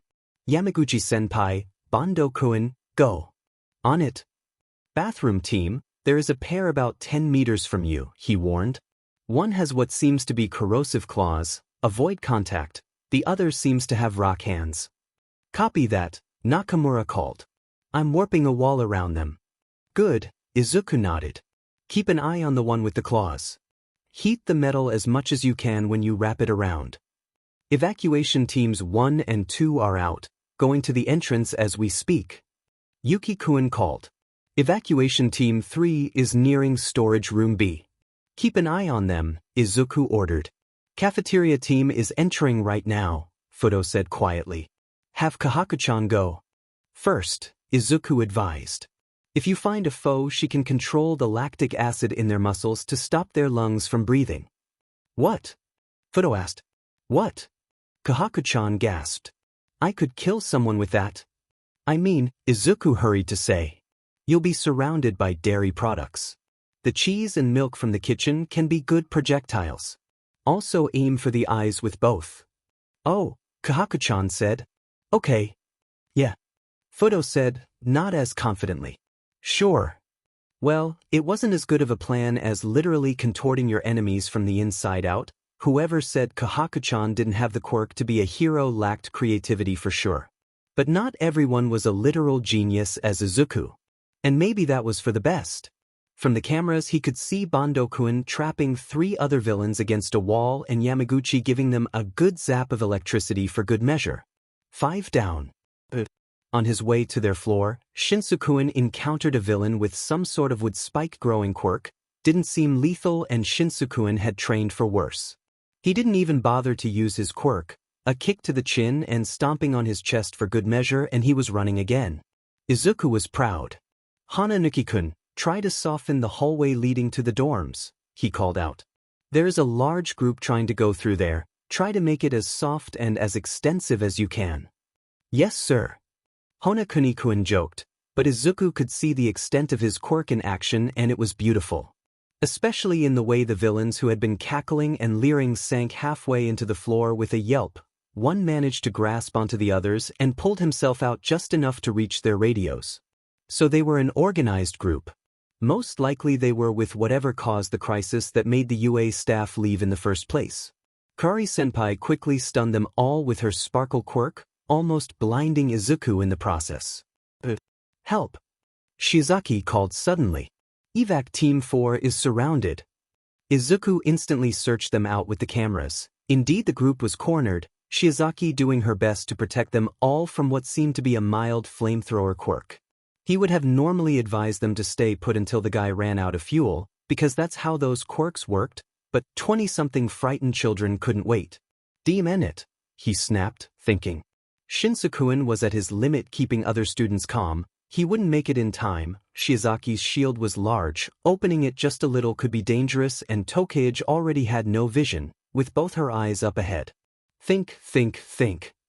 The guy had a fuel tank on his back, most likely feeding the spark of fire from his hands. That's it. Rin-kun, he called frantically. That guy has a feeding tube that goes to his palms. It's the fuel to his fire. Aim there. Cut the tube. I'll open the shield a little, Rin-kun. You can do it.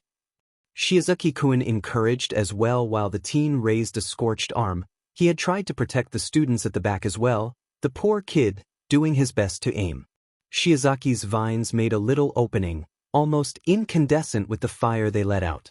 Rin-kun's eyes narrowed as he swayed, being held up by other 3 first years. They didn't have much time. Now! Izuku snapped. Go! Shiozaki screamed. Rin-kun might have said something, he wasn't sure. The phone couldn't catch his voice in the commotion, but a flowery of glimmering green scales flew out of his arms in seconds and enveloped the flamethrower villain, many uselessly falling to the floor in seconds upon contact with the flames. One lucky one embedding itself at the base of the tank the man had at his back. Oh shit! Izuku exclaimed. Shiozaki! Moto! Go now! Go! Go! Go! Go! The girl didn't have to be told twice as she pushed her whole team towards the nearest door, screaming for everyone to hurry. They barely made it out before the tank and the villain exploded, covering walls and floors in flaming guts and gore. Teams 3 and 4 are out. Yuki-kun cried with relief. Izuku leaned back on the chair, exhaling. Villains were chasing Team 5, but Bando-kun and I took care of them. Yamaguchi-senpai called. Any other place? Set a trap near the cafeteria by the south wall in case Fudo-kun and Kahaku-chan need backup, Izuku instructed. If you can help them with their group, do so and go out to meet with the rest outside. Okay. Bathroom team, how are we doing? Hibiki knocked out 2 guys. Nakamura said. One of the girls here had a demolition quirk and knocked one of the outer walls out. We are leaving through the hole. Could avoid the pool area and go straight for the main door. Izuku felt that, for once, this could work. Most of the students were out, some were injured, but they could make it. It was working. They were going to make it. Knock knock knock. Of course he couldn't just be that lucky. Hello, little heroes, a voice called from the other side of the door. Izuku quickly scrolled through the cameras. 3 villains were outside his door, one with noxious green skin was holding onto Shinsukuin's neck. We found something that might be yours. Izuku saw red. Yuki-kun, he called, pulling the earphone from his ear. Midoriya-kun, guide Team 5 out and make sure the cafeteria team breaks the windows to get out if necessary. I need them out now. Wide golden eyes stared at him for a second. What are you going to do? Izuku didn't answer for a second, rummaging through the drawers for anything he could find. Surely the principal wouldn't mind sparing some of his little trinkets for a noble cause, right? Some at the very least could be useful. Midoriya-kun. Yuki-kun called once more as he saw him fill his pockets and take his jacket off. Don't worry, Izuku smiled, his eyes losing their customary emerald green. I'm just taking out the trash. Without another word, Izuku pushed Yuki-kun behind the principal's sturdy desk and opened the door to the office wide, staring at the first villain, the one that seemed to be the leader, right in the eyes. Ah, little hero, the leader said. I wasn't expecting someone so dash. He never finished his mocking sentence. He couldn't. Not with the principal's ornate stainless steel pen sticking out of his fang throat. Boss, one of his goons screamed in shock. You little beach. He lunged towards Izuku, knife fingers ready to stab him. Izuku hadn't spent the last 10 years avoiding a beach's hands for nothing. He used the man's momentum to balance himself on his shoulders. Yeah, the BS managed to nick his eyebrow and forehead, whatever, wrapping his jacket around the man's neck and pulling back with all his strength, using his own weight to cut the man's oxygen off. Hey! The third snapped, his hold tightening around Shinsukuin's milky white skin, now bruised and red. Stop that or I'll kill your little friend. Pale gray eyes focused on him. Izuku reached into his pockets and deftly threw all the contents to his face. Pen nibs and pins flew like little projectiles, aiming for his eyes. The man ducked with a yelp, his eyes wide, his skin losing its green hue in distress. Izuku jumped from the body of his second prey towards him, but the man shielded himself with Shinsukuin. Just like Izuku wanted. Izuku's hand reached Shinsukuin's, passing its contents to him. Shinsu's eyes widened when his fingers wrapped around a small plastic object. Izuku winked at him, eyes half gray, half green, one hand wrapped around his house keys and pushing against the man's back. Shinso pressed the button on the taser Izuku had just given him and he drove it with all his might against his captor's crotch. Izuku always told him to make it hurt the most to those who wanted to harm him, and he was the best student ever, momentarily deafened from the man's screams of agony as he was finally let go. Both teens fell towards each other and away from their assailants, their knees slamming onto the floor, their chest moving as they gasped for air in almost unison. Okay? Shinso choked, eyes frantic. Been worse, Izuku grumbled. That motherfucker had a poison quirk, I think it hurts. What do we? Shinsukuin started to say, but stopped when sirens started echoing around the hallways. Guys, Yuki-kun called from inside the principal's office. The police is here. Izuku lowered his face, relief so powerful it seemed to zap all his strength took over him. He laughed. The others? He asked with glee. Cafeteria team and evac team 5 are out, Yuki-kun said, and then as if an afterthought he saluted. Sir. Shinsukuin stared at the carnage around them, at the cameras displaying the broken windows and scorched walls, the smoking windows and withered fields. The principal is going to kill us, he said. I don't think we can afford the repairs. Izuku could only laugh harder. He opens his eyes to the beeping of heart monitors and Mai-chan's scowling face glaring daggers at him. Oh no, not now. He closes his eyes with a sigh, arms wrapping around his fluffiest pillow, hiding his face on it and breathing in its scent of ink and... He pauses. Opens his eyes once more. Beady black eyes stare back. You are in serious trouble, Tuya-kun, Nizu says with a gleeful smile on his face. Tuya scowls back. 1. What are you doing on my bed? He asks. 2. Aren't you supposed to be like, my friend or something? Nizu's whiskers twitch in what Tuya can tell is his best effort not to laugh in his face. 1. I am shorter than your other friends and family, he says simply. Sitting on top of your bed was optimal for me. And 2. I am, but that doesn't preclude me from being quite angry at you, but the cuddles are helping. Tuya sighs, smiling. Makes sense, he says, cuddling him for good measure. Nizu is soft and warm and it is totally inappropriate, but he is not about to let him go if he can actually use him for comfort and maybe a shield for Mai-chan's wrath. In my defense, you are cuddly.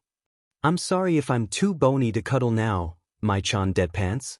I don't know why I still worry about you. Because I'm adorable? Tuya tries. Honestly though, what happened? Am I dying? Not yet, Nizu nods, still doing his best as a teddy bear. Mai-chan looks at him, examines him. You didn't see the news? She asks. Tuya gets it.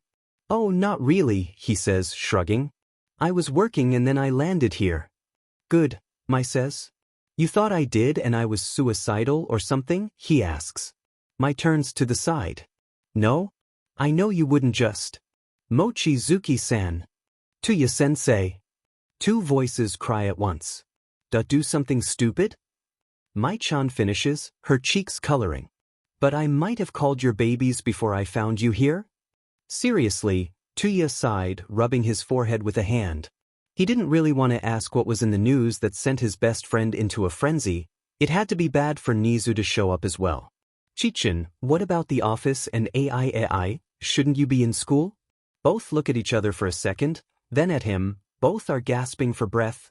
They ran here, how cute, and they look so guilty and silly just standing by the doorway, eyes wide, lips parted. He can't with his boys. Well, since you are here, come give this old man a hug, he says, spreading his arms. Chichin and AI recoil in unison, making Tuya laugh. Whatever the news he will have to read later, he doesn't care.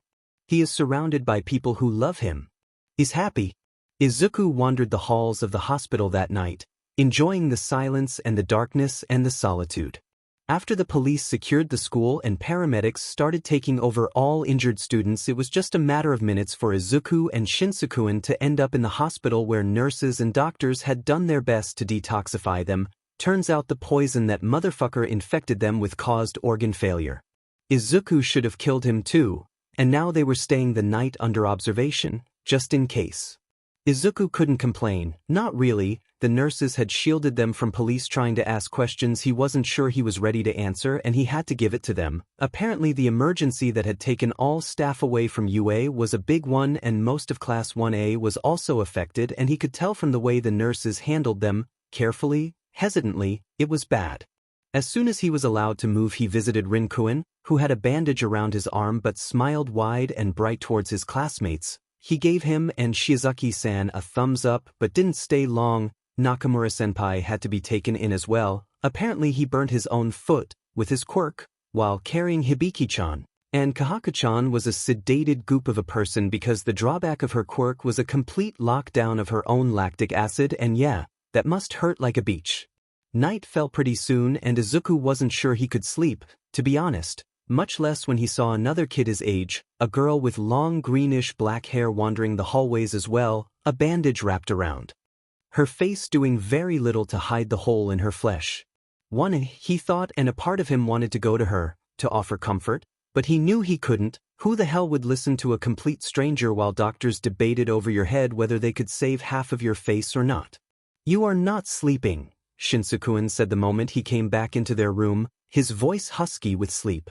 I can't, he said back, shaking his head. Too much to think about. That thing again, the one you can't talk about? Shinso said, unsure. The 1A students are down the hall, if you want to see him. I don't get it, but I respect it, I guess. Izuku blinked at him. Him? He asked, tilting his head. Who? You know, Shinso sighed. Bakugo. Trix. For a fraction of a second Izuku felt that he couldn't breathe. Then the world realigned itself into a semblance of order. The doctors had given him the good meds, apparently. You think Bakugo is my ex? He asked, blinking. Why the hell would you think Bakugo of all people? He hurt you and you didn't kill him even if you could, Shinso interrupted. I mean, it's fine, you are allowed to like beaches, I guess, and I wouldn't touch his D, even if I was poisoned and the antidote was his estu, he said, waving his hands. Definitely not. Shinso's eyes widened. Then, as his brain finally registered what Izuku had said, he flushed a deep scarlet. Then, I did have an ex, once, Izuku sighed. No, it's not him, and no, I don't think you can even imagine who it was. Shinso stared at him for a moment. It's like that thing you have, right? He asked. The one you can't talk about that makes you weird? Izuku nodded. I really wish I could tell you, I swear, he said with a sigh. But I'm scared. That I would reject you? Shinsuke asked, frowning. That I would put you in danger, Izuku corrected. That I could get you killed. Shinsuke stared at him, eyes wide. Izuku smiled at him, fond and sad and all the things of those first days since they met. I'm going for a walk, he said. Cover for me? Without waiting for a reply, he turned around and left their shared room. Not tonight. He wasn't ready. He wasn't sure he would ever be. The nurses were mostly gone, doing their rounds and checking on other patients now that most of them were supposed to be asleep, he guessed. It was a good chance to check up on a particular room, he guessed. Most likely he wouldn't be able to sleep if he didn't. He walked as silently as he could, making sure no one saw him, before turning the knob on a particular door, trying to make as little noise as possible. The room was clean, unbearably so, white and sterile and dead except for the figure laying on the bed, connected to tubes and monitors and all kinds of machines. Twitching ever so slightly in pain or discomfort or something, almost imperceptibly, as if afraid to disturb those around it. Izuku felt himself sigh as he placed a hand on a bandaged forehead, slowly caressing the skin below. "Sure, it's okay," he whispered. "It's over, you did good." The man on the bed gave a deep breath, eyes closed, face relaxing. His pain meds must be good, even if he was fighting them, typical. With a careless hand he reached for the medical chart, quickly scanning the medical report and treatment being provided. It was bad. So bad. It was almost a miracle he was still alive and breathing. Chiyo-sensei must be exhausted.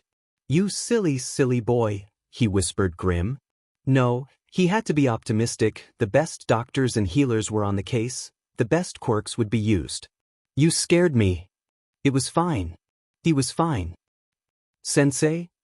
Izuku's eyes widened. Had he been spotted? He immediately dropped the chart back beside the bed, ready to sprint. A bandaged hand extended towards him. "Sensei?" Izuku sighed. "Sure," he said, grabbing the hand with utmost gentleness. "It's okay, go back to sleep, die. You earned it." The man's body relaxed, a deep exhale left his lungs. "I miss you," he whispered, lips clumsy, eyes closed. Izuku felt his own lips curl into a fond smile. "I miss you too, you've grown so much," he said, pushing the man's hair away from his face with practiced ease. "I'm so proud of you." The fingers around his tightened. "The kids are fine," the teen interrupted. "You saved them, Didn't stop," the man protested. "Like you." Izuku closes his eyes, feels pain deep and all-encompassing piercing his chest. He should have guessed it. He hurt this boy. He shook his head. "It's not your time yet, he softly scolded. "It's not the time for us to meet. You have much to do yet." The sleeping man was silent then, a single tear rolling down from his closed eyelid. Izuku leaned in, resting a soft kiss on his hair, doing his best to hold back his tears. "I love you, he whispered, slowly letting go of the man's hand. "Please remember that even if you can't see me, I will always be watching over you." The man's chest rose and fell in deep sleep. Izuku nodded to himself, slowly leaving the room, allowing his tears to fall and his breath to grow heavy in his chest. His eye was alive. That had to be enough for him. Deep inside he knows it was not. Snow falls into his hair as he wipes the sweat off his brow. Another night, another dazzling fight, another villain on their way to jail. He pretends not to notice the paparazzi snapping pictures of him as he shakes his head to dislodge snowflakes from his hair, but he has angled it all so the yellow and purple lights of the city reflect on his locks and make him look like a snowflake himself. It'll make him look so ethereal and his handler will be pleased. Police continues to clear the area and Mai-chan grins and tells him she's going to go get an umbrella for him and some warm tea from a vending machine that survived the fight a block over and for him not to move, because, apparently, Tuya has broken his hand and has to get medical. He thinks as he looks at his fingers, bent in an unnatural angle. She's right. He guesses he is so cold he can't feel it. Whatever, soon Mai-chan will come in like the bestest friend ever she is with warm milk tea and a nice umbrella and they will go to the hospital. All is well. "Can we talk?" A voice calls from behind him, a large shadow blocking all lights from the streets at his back. Tuya feels his whole body tense. A chill colder than the air outside runs down his spine and he has to force his shoulders to relax, for his face to remain neutral, not happy, not sad, not angry. Emotionless is safe. No one can hurt you if they don't know how you feel. He turns around, a silver eyebrow raised. "I would rather we didn't," he says, taking a step back. The man stretches a long, huge, so warm it is, Tuya knows it, hand towards him and Tuya feels his body start to shut down. He doesn't want to be touched, he does, so badly it physically hurts, and he is definitely not going to let him. Please, he says. I haven't seen you in more than a year. Tuya's lips curl downwards. Not long enough if you ask me, he replies, arms crossing over his chest. The other man lowers his outstretched hand, eyes downcast. You didn't come to the wedding. Tuya blinks.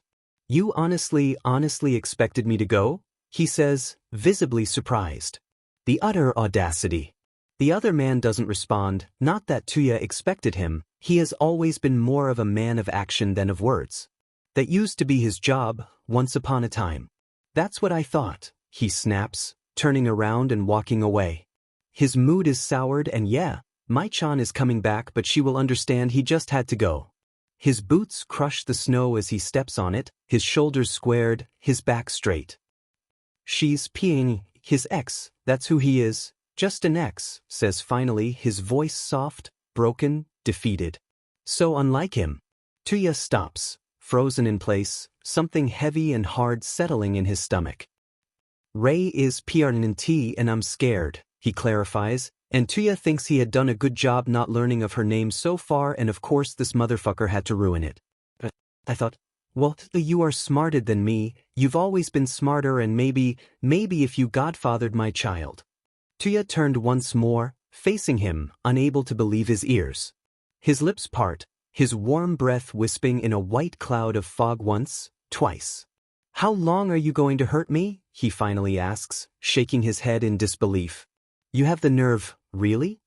His ex shakes his head frantically. I don't want to hurt you, he says quickly, blue eyes wide. I mean we didn't work as a couple, I get that, but I want you in my life. Oh do you? Tuya scoffs, still trying to process what is happening. And your lovely wife doesn't mind you bringing home the guy who used to SCK you off? He lowers his eyes in shame. Clearly he didn't think about that. Well, thinking has never been his strong suit. He opens his mouth once more. She doesn't need to know that. The hard, heavy thing in Tuya's stomach plummets to his feet. His body has lost all warmth. Don't ever talk to me again, he hisses before quickly turning on his heel and walking away once more. His ex doesn't try to stop him, this time, and Tuya doesn't know if it's because he's shocked or because he is finally respecting his boundaries and letting him go. His tears feel painfully cold against his cheeks as they fall. He just wants to go home. Izuku swallowed the mouthful of udon he had been chewing before turning from his meal and staring at his nervously fidgeting homeroom teacher. Yamada-kun was looking at him as if he would bite, not that he wouldn't, he had done it in the past for sure, but Yamada-kun didn't know that, right? Hands ready to defend himself. To his left, Shinsu-kun had stopped eating as well, a frown marring his face. Excuse me, Yamada-sensei, he said, cleaning his mouth with a napkin. Can you repeat that? The principal wishes to talk to you, little listener, Yamada-kun obediently repeated, and really, if he wanted to survive the rest of the year with Shinsu-kun and Izuku in his class, he needed to grow a backbone as fast as possible, in Izuku's humble opinion. Am I in trouble? Izuku asked, tilting his head. Yamada-kun waved his hands. Oh no, he reassured. Not at all. Is it something related to my academic performance? He asked once more, blinking once, twice, playing the innocent little student he obviously wasn't. Well, Yamada-kun hesitated. Not really, no. Then I'm afraid I must decline, sensei, he said with a shrug. It would be very improper. Yeah. Yamada-kun sputtered, surprised. It's not what you think, Midoriya-kun. Principal Nizu just wants to know some details of the attack on the school. Izuku widened his eyes, cheeks growing flushed. I'm pretty sure I wrote down all the details I could remember in the report I handed to you last week, sensei. He argued back, visibly confused. There is literally nothing I could add that is not already in there. Well, and considering it is highly unusual for the principal himself to want to meet with me for not school-related issues, without the presence of my mother at that. We didn't think to call her, no. I'm afraid I am forced to decline your invitation, sensei, Izuku finished, his smile small, shy, perfectly suited to a 15-year-old. I'm sorry I made you come all the way here for nothing. Yamada-kun waved his hands, eyes wide. Oh no, little listener, he argued back. It's not your fault. I completely understand. I'm so glad, sensei. Izuku beamed, gently elbowing Shinsuke to smile as well. Which he did because he was the best. I'll leave you two to finish your lunches. Yamada-kun beamed back, giving them both a thumbs up. See you in class, little listeners. And he left. Izuku nodded to himself, grinning, and slowly started slurping his soba once more. Shinsuke snorted. You are going to break him one of these days, he said, placing a sausage from his bento into Izuku's as a reward. You think he'll realize you played him before next PRD? Izuku sighed. Doubtful, he said, munching on the sausage. I think he'll start learning by next semester. Tough. Realistic. And it really wasn't his fault? The principal had been trying to get him alone in a room for a while now since the attack, and Izuku was a salty little sheet, sure, but he had been called a cheater when he saved a life and no one did a thing to clean his record. He would know, he checked, which he knew for a fact would affect his future career as a hero. The quirkless brat who cheated his way into UA. He could already see it. That sheet, he was sure he would eventually have to meet with their esteemed principal, but it would be in his terms, just because he was a teenager and he had a right to be petty. For now, Izuku and Shinsuke looked at each other and couldn't help but smile. What's so funny? A girl asked, plopping herself in front of them at their table that, up to this point, no one approached. Izuku blinked. An inside joke, Shinsuke. And I have been sharing for a few weeks now, he explained, confused. Yeah, you two seem close, she said, pulling her bento from her back, golden eyes set on them. Hey, what happened to your hair? Shinso blinked, running a hand through his now short, cropped hair. Penitence, he said simply. That he didn't really need, Izuku interrupted, rolling his eyes. It's my fault you cut yours, Shinso argued. It was Bakuga's fault, he literally burnt it, remember? But I didn't help either. The girl watched them back and forth, as if watching an interesting match, her smile turning into a grin. Now that makes sense, she said, stretching a hand towards them. Shinso knows me already, but I'm Hatsum Mei, 1H. Izuku shook her hand, surprised. Your voice did sound familiar, he said as if he hadn't memorized her school profile and all the info the records had on her, which he totally did. Midoriya Izuku, nice to meet you, he said, smiling. Oh, I know who you are, she said, giggling. It's hard to not know who you are after. The attack? He asked, shaking his head, smile growing shy. Hatsum stared at him for a moment, eyes wide. Well, yeah, she said. But even before that, I mean, you are the singularity. The what? Shinsuke asked, frowning once more. I'm the what? Izuku asked at the same time. The singularity, she said once more, waving a hand towards him. I mean, it's not every day a quirkless student makes it into UA, much less. I'm just kinda smart, he sighed, rubbing the back of his neck. But I didn't do well in the practical. Hatsum seemed to choke on air alone at that. Not well in the practical? Are you kidding? She gasped, eyes widening further. You are a literal legend. There are so many theories about you. What? Shinsu's frown deepened. Why? Izuku's lips curled downwards. Because they still let me in even if I cheated? No. Hatsum blinked. Because you were the first place before the commission intervened? Like you beat all the scores in the hero classes. Something no one thought would be possible. Izuku blinked back, eyes widening. Shinsu's scowl softened in shock, his lips parted. They looked at each other for a second, then turned in unison towards Hatsum. Explain, Shinsuke demanded. She stared back at them, frowning. Didn't they tell you your scores, Midoriya? She asked. Izuku shrugged. All Might said I got 70 points for rescue, but that was it, he said, confused. And you didn't know you had 8 villain points as well? She frowned. No one told you? I mean, you literally had 78 points. You beat that loud kid from 1A by 1 point. Everyone in school knows it. What? Izuku asked in disbelief. Is that why he attacked me out of nowhere? Because I got 1 more point? It did make sense, actually. The whispers that had been following Izuku around since day one had only intensified after the attack, but they had not changed. And there was no real reason why Bakugo had attacked him that very first day just because he made it into UA. He was in general studies. For all Bakugo knew, he was not a threat. He was not in the hero courses. And sure, he had broken his arm with his knee before having his face go crispy and crunchy, but that didn't explain why all the other students avoided him like the plague, but didn't hiss bigotry in his direction like he had heard since he was 5. But apart from Yuki-kuen's cheerful waving at them to join his table at the center of the cafeteria, ignoring how all his friends shook their heads in a panic, he had honestly thought the school as a whole thought he was contagious or something. So, the students were not avoiding him because he was a freak or something. They avoided him because he was special. Huh, interesting. Shinso sighed, reaching with a hand to ruffle Izuku's short hair. Congrats. Izuku could feel his skin flush, his lips curl up in a smile. Thanks, Shinso-kun. Shinso nodded, his own smile fond. Maybe Hatsune's bold presence at their small lunch table that up to this point everyone seemed to gawk at from a distance would make him look less threatening. He wasn't a monster, not really, he was just quirkless and smart and a little impatient. That wasn't that bad. And he definitely needed to be social and accepted for his long-term plan to work. When you say the whole school knows it, Shinso-kun began.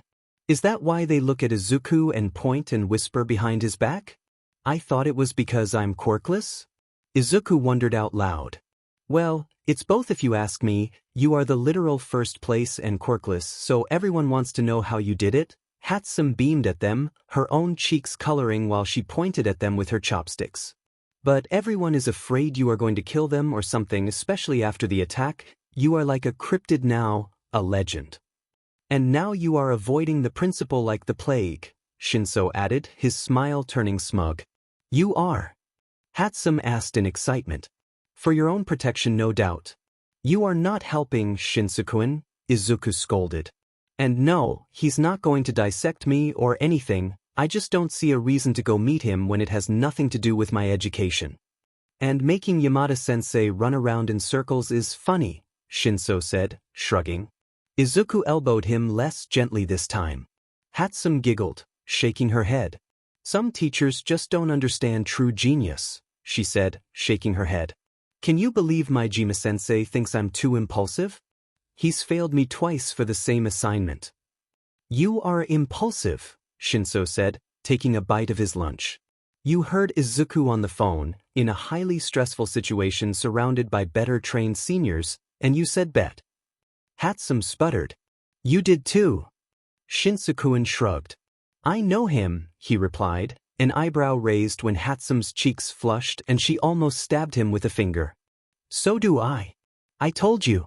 He's the singularity. What is that supposed to mean? Shinso asked, confused. She means I'm the first in a snowball effect that will have the quirkless rule over the quirked in a new dystopian world order, Izuku replied for her, shaking his head and deciding if he was going to eat the fruit his mother packed him or the little cakes first. Shinso and Hatsum looked at him. Shinso-kun seemed to think about it for a moment, his eyes mistrustful. Most likely he was trying to decide if Izuku was being sarcastic or not. Is that your end goal? He asked, lips twitching. Izuku looked at him. Maybe. Snorted, rolling her eyes. Not to be rude, but not because you are quirkless, she said, patting his hand. It's because you are smart. How do you know? Izuku asked, eyes sparkling. I mean, you are quirkless and you still made it in and… Sorry, but it's kind of obvious it's not because of your physical prowess, Hatsum said with a shrug of her own. I mean, it's not that bad. My quirk is not intelligence either, and here I am. Failing Power Loader Sensei's assignments? Shinso said, earning himself another elbow to the ribs from Izuku. Hatsum stuck her tongue at him. Well, Izuku coughed into his fist. There is no intelligence quirk as far as I know. Tell that to Principal Nizu, Hatsum said, shoulders slumped. You think his quirk is what makes him smart? Izuku asked, resting his chin on the back of his hand. I thought his quirk was him being like a dog chipmunk person? Shinso-kun argued. No one knows for sure, Hatsum answered, poking a piece of egg in her food. No one even knows what he really is. My standing theory is that he is a stoat. What's a stoat? Shinsukeun asked, pulling his phone out of his pocket and Googling. He blinked at the image, then frowned, then turned the screen sideways for a moment. Nah, doesn't have the fluffy tail. Maybe he combs it? Hatsum said, eyes bright. The ears and the snout are a dead giveaway. His nose is pointier. Because he's a hybrid. Or it could be his quirk. Izuku smiled, letting them debate back and forth, Shinsukeun's cold sarcasm against Hatsum's bubbly and passionate enthusiasm. They could either end up as good friends or they would kill each other in the future. He let their voices wash over him as he finished his lunch. His mom was a goddess. Seriously, he might have lived centuries ago, but he was sure no food in this world could taste this good, enjoying the nice fall breeze that was coming from the open window and thinking that maybe he should find a small spot outside to eat and rest in. Not the plum tree though. That spot was banned for all eternity. He was about to eat his last piece of persimmon. He still had half, but they were Shinsukeun's favorites and he definitely deserved them because for some reason that was most likely teenage angst he had cut his hair in solidarity or repentance to Izuku and he was seriously the best. When he felt a presence behind him and he quickly reached with his hand to wrap around the wrist of the hand that was about to make contact with the back of his neck. The skin under his fingers tensed for a second, just as Shinsukeun and Hatsum grew silent, their eyes wide. Izuku turned, an eyebrow raised. "Can I help you?" he asked a blond boy who was quietly and very obviously trying to compose himself. Had he honestly not expected to be caught when he was trying to place his hands on Izuku without asking? The boy stared at him for a second, then his lips curled upwards. All bravado, no brains. Typical teen. "Got you," he said, triumphant. "Seems like he has you," Hatsum said, tilting her head in confusion. Around them, the cafeteria grew silent. Most likely everyone expected them to fight, and yeah, Izuku seemed to be setting a precedent. How fun. At least he could see from the corner of his eye how Yuki-kun nodded to himself and ran towards the teacher's lounge. Most likely to tell Yamada-sensei someone was being aidy towards him again. "Good kid, Yuki-kun. Why, you can trick the school administrators all you want," the teen continued, cheeks flushed. "But I know your stunt is not gonna work." "My what now?" Izuku asked, not really getting it. "You are pretending to be quirkless as a publicity stunt, aren't you?" the teen accused, eyes narrowed. "Just so people look at you when you become a hero." "Is he seriously?" Shinso scowled. "You think I made up that I was quirkless?" "Really?" Izuku said, still holding on to him, trying to predict his next move. "There's no other explanation," the teen yelped, struggling to free himself. "You can't be quirkless and the number one at the same time, you have to be faking it." "Oh, that's really quirkist," Izuku scowled. "You sure you don't want to take that back while you still have the chance?" His grip around the teen's wrist tightened. He wasn't strong enough to actually harm him, but he did know where to press to make it hurt. The teen winced, trying to twist his wrist to get away. Another huge but teen was coming towards them from the other side of the cafeteria. The tank of a teen Izuku was sure didn't like him from the exam, eyes determined, shoulders squared. Oh no, he wasn't about to deal with two hostiles and potentially ruin his persimmons. Those were Shinsukeun's. Izuku smiled. It was not a pleasant smile. "You must be one this Monoma, right?" he guessed, his hand unmoving. "Let me guess. You are trying to copy my quirk to prove I'm a liar. And now that you made skin-to-skin contact with me I can." Monoma said, his smirk growing. "I have your quirk now. You can't hide from me." Izuku rolled his eyes so hard he thought he might lose one, pulling onto the hand he was holding onto to pull the teen off balance, his other hand reaching to the back of his head to slam his forehead against the table seconds after Shinsukeun pulled their food away. Perfect timing. No wonder he was his favorite. Monoma groaned in pain just as Izuku stood to his feet, arms crossing over his chest, his eyebrows still raised in disbelief. "Oh, don't be a baby," he mocked. "That was for you being a quirkist a-hole."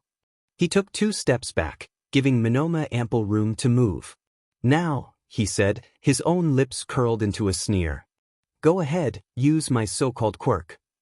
Monoma stood up himself, rubbing his forehead to alleviate his pain. He hadn't even hit him that hard. Blue eyes met his own green ones. "That what?" he asked. "Well, you copied my quirk, didn't you?" Izuku asked. "Surely you will be able to use it now that you have it, right? Isn't that what you wanted?" Monoma nodded, eyes narrowing as he jumped in place, frowning when he didn't reach any special height. He then reached with his fist for the table, slamming it with all his might and hissing when he couldn't make more than a loud noise. Students watched with avid interest, even the tank from the exam stood in place, shocked. "Not super strength or agility then," he muttered to himself, ignoring the way Hatsum was scowling at him, and Shinsuke rolled his eyes. "Heightened senses?" He took a deep breath, closing his eyes. "No, nothing," he said, eyes wide. "What the hell? Maybe it's a perception quirk?" Hatsum proposed, her smile mocking. "Midoriya is really smart." "I don't feel any smarter," Monoma replied. "Obviously," Izuku sighed. "What the hell is your quirk?" Monoma demanded, cheeks growing red. "Want to spar and find out?" Izuku proposed, cracking his knuckles. He didn't really need to, but he had learned at some point in his many lives how to make it sound really loud and threatening. "I mean, if you still think you have my quirk and all that." Monoma took a step back. It seemed to have worked. He wasn't about to tell Monoma that he indeed had copied his quirk, because the only way to actually prove it was to put him in such a danger that his life would be at risk, and yeah, he wasn't that cruel. Plus, Monoma was an a-hole and quirkist, and his mom and the lawyers at the Mochizuki Tuya Foundation would have a field day if this escalated. Not that he wouldn't find it funny, because he would, but he didn't want his mom crying because her baby had been attacked, at the same spot, in the same place, in less than 3 months. Nah, he could deal with this one on his own. The stain where he had smashed Higawara's face when he was still Tuya still remained, and he kind of felt proud about it to this day. "It has to be a quirk," Monoma argued, trembling. "Or maybe it's just that you are a bigot," Izuku replied, sneering. "Which one's most likely after this little test of yours?" Monoma shook his head, shocked, his lips parted. But then he and Izuku himself were wrapped in white cloth and pulled further apart, and Izuku felt his heart sink. "That's the guy, Yamada-sensei," Yuki-kun yelled from behind them. "He's the one harassing Midoriya." The cafeteria as a whole turned in unison. The teachers were there. "Oh, is he?" Eraserhead hissed, eyes narrowed, his scarf tightening around Monoma. "He said Midoriya had to have a secret quirk because he is smart and cool." Hatsum supplied. "And a lot of quirkist shit too," Shinsuke added, crossing his arms over his chest. He tried to touch Izuku without permission. "He hit me," Monoma cried, struggling. "For all I knew you were trying to assault me, there is a precedent in this school, apparently," Izuku said, shrugging. "I just defended myself." Yamada-kun quickly made his way towards them, just as the white scarf released Izuku, placing both hands on his shoulders, worriedly checking him out. "Are you okay, little listener?" he asked, face worried, lips trembling. Izuku placed a hand on top of his. "I'm fine, Yamada-sensei," he said. "Just a little shaken." "Of course you are," Yamada-kun said, nodding. "Come on, let's go back to my office for some tea, we can talk then." Izuku nodded, pitiful and small and soft, tears of utter relief pooling in his eyes, making them sparkle. "Thanks, sensei," he whispered. "I'm coming with you," Shinsuke said, grabbing their stuff. "You need to rest, and Mike-sensei might have some questions you won't be able to answer in your state." Izuku and Shinsuke locked eyes for a moment, mischief clear in them. "You sure?" he asked, voice soft. "Great idea, Shinsuke." Yamada beamed, slowly escorting them both away from the cafeteria, ignoring the way Vlad King and Eraserhead were chewing Monoma a new one while the other teen tried to defend himself and Hatsum unhelpfully continued to stir the pot. Izuku was really liking that girl. He definitely owed her one. The sea of students around them parted, making a path for them to walk out that Izuku mostly ignored. That tank of a teen from the exam was looking at him in a mix of awe and heartbreak, whatever that meant he wasn't sure, when he noticed eyes piercing him in intensity. One pale gray like a winter sky. One blue and bright like flames. Izuku paused for a second, feeling his throat close up, his skin to lose all color. The handler arrives with her customary frown and no warning, as usual, an unimpressed eyebrow raised and her lips barely able not to purse in disapproval by sheer willpower alone. Tuya smiles at her all cheer and soft and a little cheeky, his hair combed to fluffy perfection, his glasses perched on his nose to make him look more approachable, and his feet bare because he is in his goddamned home and he will be a FING child and not wear any slippers, so sue him. He has the softest carpets money can buy and he's going to feel them. The fact that the handler hates it when he wiggles his toes at her is an added bonus. The woman sighs after a moment of staring at him, and him not budging in his calculated softness, slowly pulling her hand forward and taking a step to the left to reveal his new mission, hiding behind her skirts. Tuya can't help but smile. "Well, hello there," he says, kneeling on his fluffy, soft, absurdly expensive carpet so he is not a tall and intimidating man. He has done it before, and it's kind of funny when Nizu scowls at him for his daring, "My name is Tuya, what's yours?" "I gave you the file, Oracle," the handler interrupts, rolling her eyes. Tuya's smile is unmovable. "I'm pretty sure this handsome young man would like to introduce himself, madam," he says, offering his hand to the child. "Right." The boy looks at him, eyes wide, cheeks dusted in pink, awe apparent in his face. He hesitates. "Kigo." Tuya's smile widens fondly.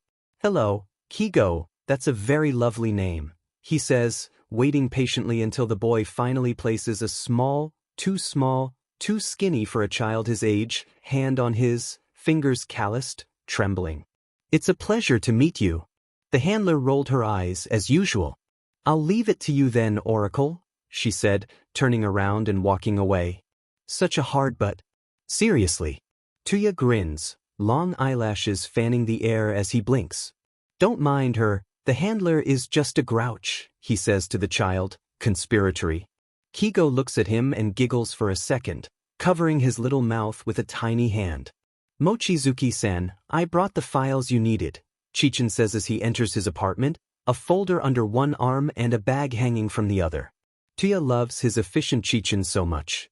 The little boy, Kigo, stares at Chichin with golden eyes wide as saucers before softly, almost inaudibly chirping and hiding his face against Tuya's shoulder, clearly seeking his protection. Chichin frowns, offended, and Tuya can't help but smile. "Oh, Kigo," he says, carting his fingers through the child's fluffy hair. "You don't have to be afraid." The boy shakes his head, his hold onto Tuya's neck tightening. Tuya feels himself smile, shaking his head. Chichin looks really intimidating, I know, he concedes as his sidekick apprentice protege sighs dramatically and goes to the kitchen to sort things out. But you know what? Chichin is actually magical. Little hands cling to his clothes with less intensity, trembling shoulders stop. "Am magic?" Kigo whispers, confused. Tuya noda, a thumb caressing the child's cheek for a second before he makes a show out of looking to his right, to his left, making sure no one can hear them. "Chichin is a milk tea fairy, you know," he whispers, conspiratorial. "No one in the world can make it as good as him." Wide golden eyes meet his own gray ones. "A fairy?" Kigo whispers back, less subtly, curiosity on his face. "Really?" Tuya nods sagely. "He is," he says. "His milk tea is so magical it can feel like someone is hugging you, like a burst of warmth." "Tuya-sensei," Chichin calls from the kitchen. "Second cabinet, Chichin." Tuya calls back, taking Kigo in his arms and walking towards the living room. He needs to know if Kigo is this light because of his quirk or if he needs to fatten him up like Chichin and AI.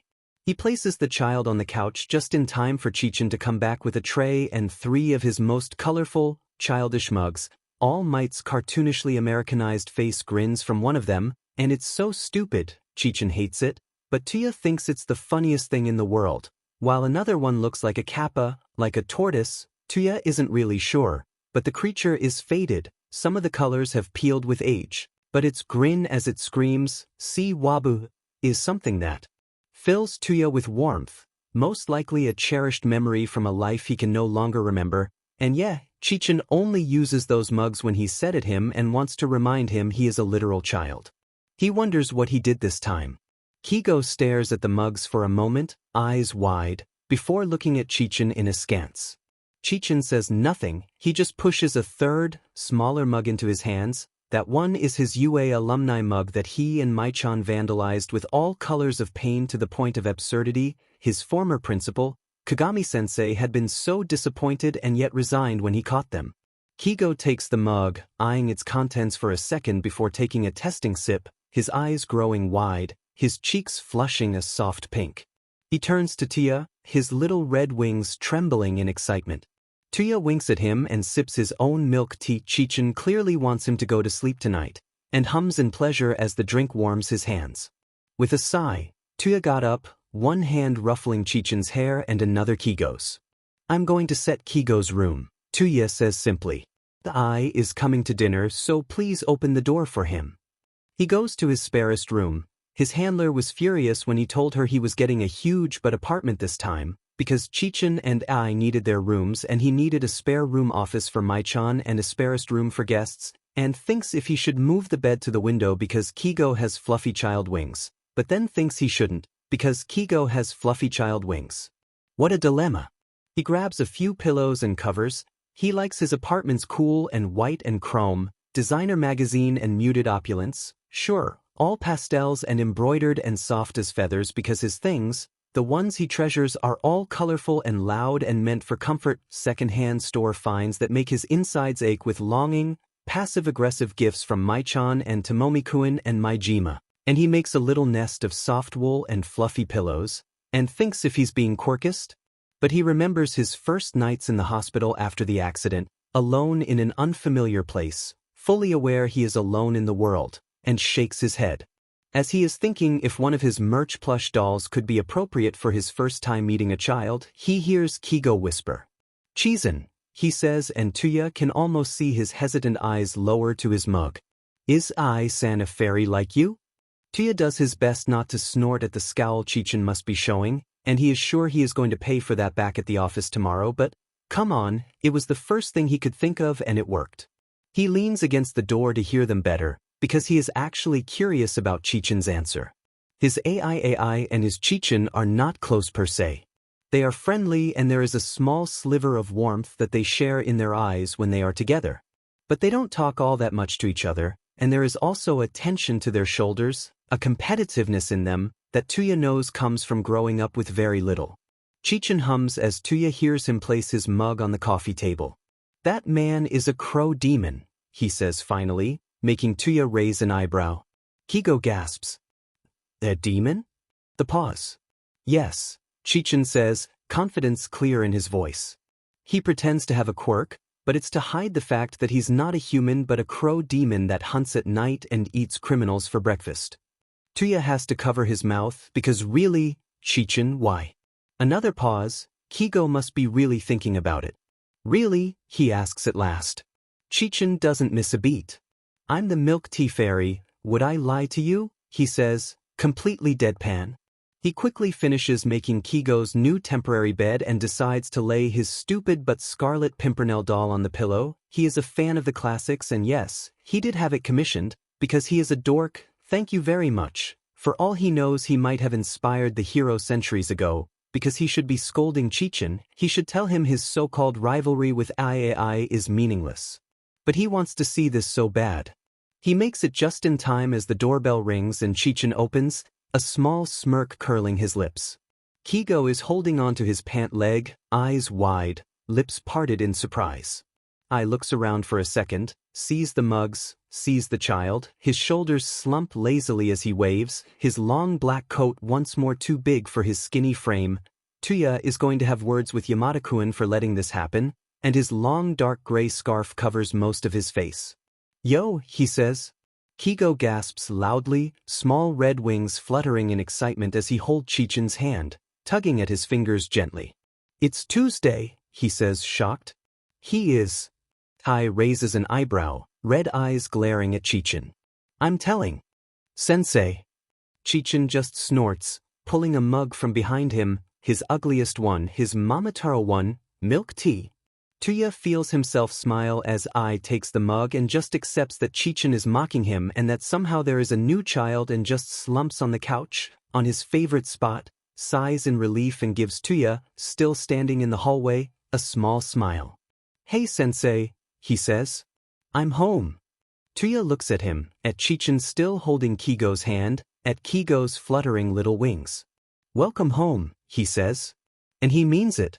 Izuku didn't like it when he got an idea stuck on his head, but once the idea came to him he just couldn't pull it out.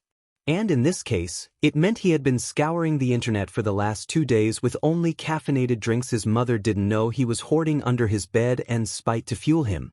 So far, nothing seemed to be working, and maybe it was the fact that he didn't know what pattern to look for, or maybe this had been all fueled by his paranoia and he was completely wrong. It happened, sometimes, when his emotions went haywire and his mind refused to see reason, but he couldn't give up in his internet search no matter how hard he tried. "You look like you are about to commit arson or something like that," Shinsukuin said from his left, a huff in his voice. Izuku glared at him, annoyed and sleep-deprived. 10 more laps around the building, Shinsukuin. He hissed, like a cat. Shinsukuin, sweat rolling down his forehead, sighed, stretched, and started running. Served him right. It wasn't really Izuku's fault. It was just that he couldn't keep those eyes out of his mind, blue and gray and broken. He had spent 10 years as Tuya avoiding the unavoidable broadcasts and national news and publicity stunts whenever his ex hit a milestone in life. His wedding had been unavoidable and so had been the birth of his first child, and the second, third and fourth. Tuya had kept to himself on those days, Mai-chan and the others doing their best to keep him entertained until the news died down, and yeah, he had been a fragile one, Izuku could see now, unable to move on from the ideal of a love, and maybe Enji had poked the wound too. Izuku wasn't sure. There were glimpses in his mind of Mai-chan dumping letters onto his trash, and Chichin disposing of boxes and flowers that came to their office. He had heard that woman's name once, but he had refused to acknowledge her, to even wonder what she looked like. Izuku felt thankful Tuya never did. The information had been scarce, barely a name and a quirk and some schooling info, almost as if she had been scrubbed off the face of the earth by someone, but in between news clippings of important events and award ceremonies he found her, petite in stature, delicate hands and a soft roundness to her face. Long gray hair, cold gray eyes. Izuku had felt himself grow sick, rushing to the bathroom to empty the contents of his stomach. That woman, that Todoroki Rei. His mom had been frantic when she found him, holding him against his chest as he screamed his fury, his frustration and his heartbreak to the world. Then he had shown her the picture of the woman and Inko had immediately asked, soft and concerned. "Tuya-san had a sister?" It made Izuku feel worse, when he had told her that no, that woman was not Mochizuki Tuya's sister. Oh no, she was his ex's wife. The woman he married only months after breaking up with Mochizuki Tuya himself. Inko had gasped for a moment, then compared a picture of the woman with the one of Tuya and Izuku kept in his desk before scowling, and the foulest insults, words Izuku never thought his mom even capable of, spilled from her lips as she walked back and forth in his bedroom. Izuku felt better, it wasn't just him then. And then she had searched on her own phone, her eyes widening when she realized who this woman actually was, and she had looked at Izuku with sorrow in her eyes. "Oh, Iken," she had whispered. "Him." Izuku had shrugged his shoulders for a moment, only able to feel grateful when his mom wrapped her arms around him, resting a kiss on his forehead. Izuku had shown her another picture then, some government thing for heroes and families. The woman was there, small smile diminished, eyes full of scorn as she held a toddler to her hip and 3 other children stood by her side. Izuku had pointed at the eldest, white-haired, blue-eyed. "That's my godchild, sorta," he said, feeling a lump in his throat. Inko had sighed, resting her head on his shoulder, and listened to him rant about that story, about his former love and the pain he still felt, how every time Tuya seemed to be getting over the heartache, he was there, handsome and warm and kind to him, or the news of his children's birth would come, or they would get paired for a mission and it felt like a scab that couldn't heal. And Izuku hated himself a little because it had been over 20 years and he couldn't let go. Inko had cradled him in her arms, rocking him back and forth, and told him it wasn't his fault, it wasn't Tuya-san's fault either. From what she could tell about Tuya-san, he had been isolated for so long it was hard for him to let go of those he loved. And yeah, she was perfectly aware of the fact he kept tabs on his AIAI's nightly patrol routes. So sue him, he had not been socialized enough to mature, and therefore, it was obvious he could love one man and be too hurt to try again after being betrayed. It wasn't Tuya-san's fault, Iken, Inko whispered into his hair. It was his guardian's. And it kind of made sense to Izuku. The commission kept him isolated as a child and trained him to fight, then sent him head first into a school full of teenagers because he lacked empathy, and most likely his handler had thought she f'd him up and had a little psychopath in her hands, but by then it was kind of late. Like a starved child, Tuya had clung to any soft of affection he received. And even when that affection was gone, he couldn't let it go. Thanks so much, Madam Handler. Izuku had spent that very first night researching because while there was no love in him for his ex anymore, he still felt responsible. He didn't want him in his life, but he felt guilty for ignoring him for so long. Maybe they could have been friends. In the end, he wasn't sure. What he found that night had been grim. Rei-san was in a mental hospital. The oldest child, his godson of sorts, was dead. Izuku had been ready to close his laptop and forget about it. He was too late, too tired, just 15 and in no way capable of whatever he thought he could do, when his eyes caught sight of a small piece of the news. The body was taken to Kazokusunodawazu for the corresponding rites before being taken to the Todoroki family grave. Izuku froze. Kazokusunodawazu was a place he had investigated in the past, a high-end funeral home for families of old prestige that Tuya suspected was taking bodies and doing unspeakable experiments on them while supplying grieving families with dupes and ashes of whatever they could find. A perfect cover for an organ harvesting place. Or worse. He hadn't finished his report before he had been killed. And his godson had been taken there after his death. As a child, he had been young, too young.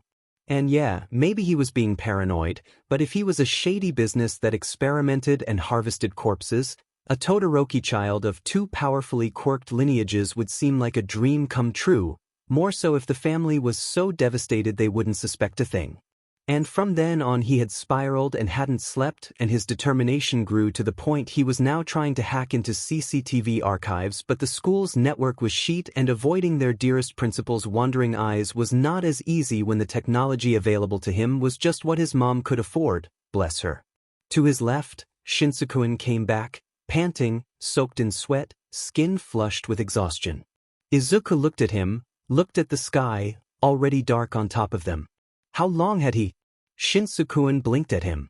Have you been goblin crouching on your computer all this time? Izuku scowled.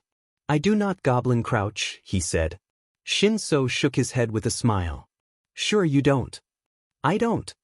Shinsuke crossed his arms over his heaving chest. Okay, jump up, he challenged. Right now. Izuku made the motion to stand, and his back, curled in an arch for the last few hours, protested with agony. Shinsuke smirked in triumph. Izuku's scowl deepened.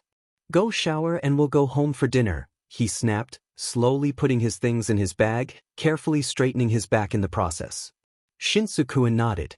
You know you can ask for help, right? He said as he grabbed his own bag. Whatever it is you are doing, you are not alone in this. Izuku watched him walk towards the showers with a frown on his face. Shinsuke was right. He wasn't anymore.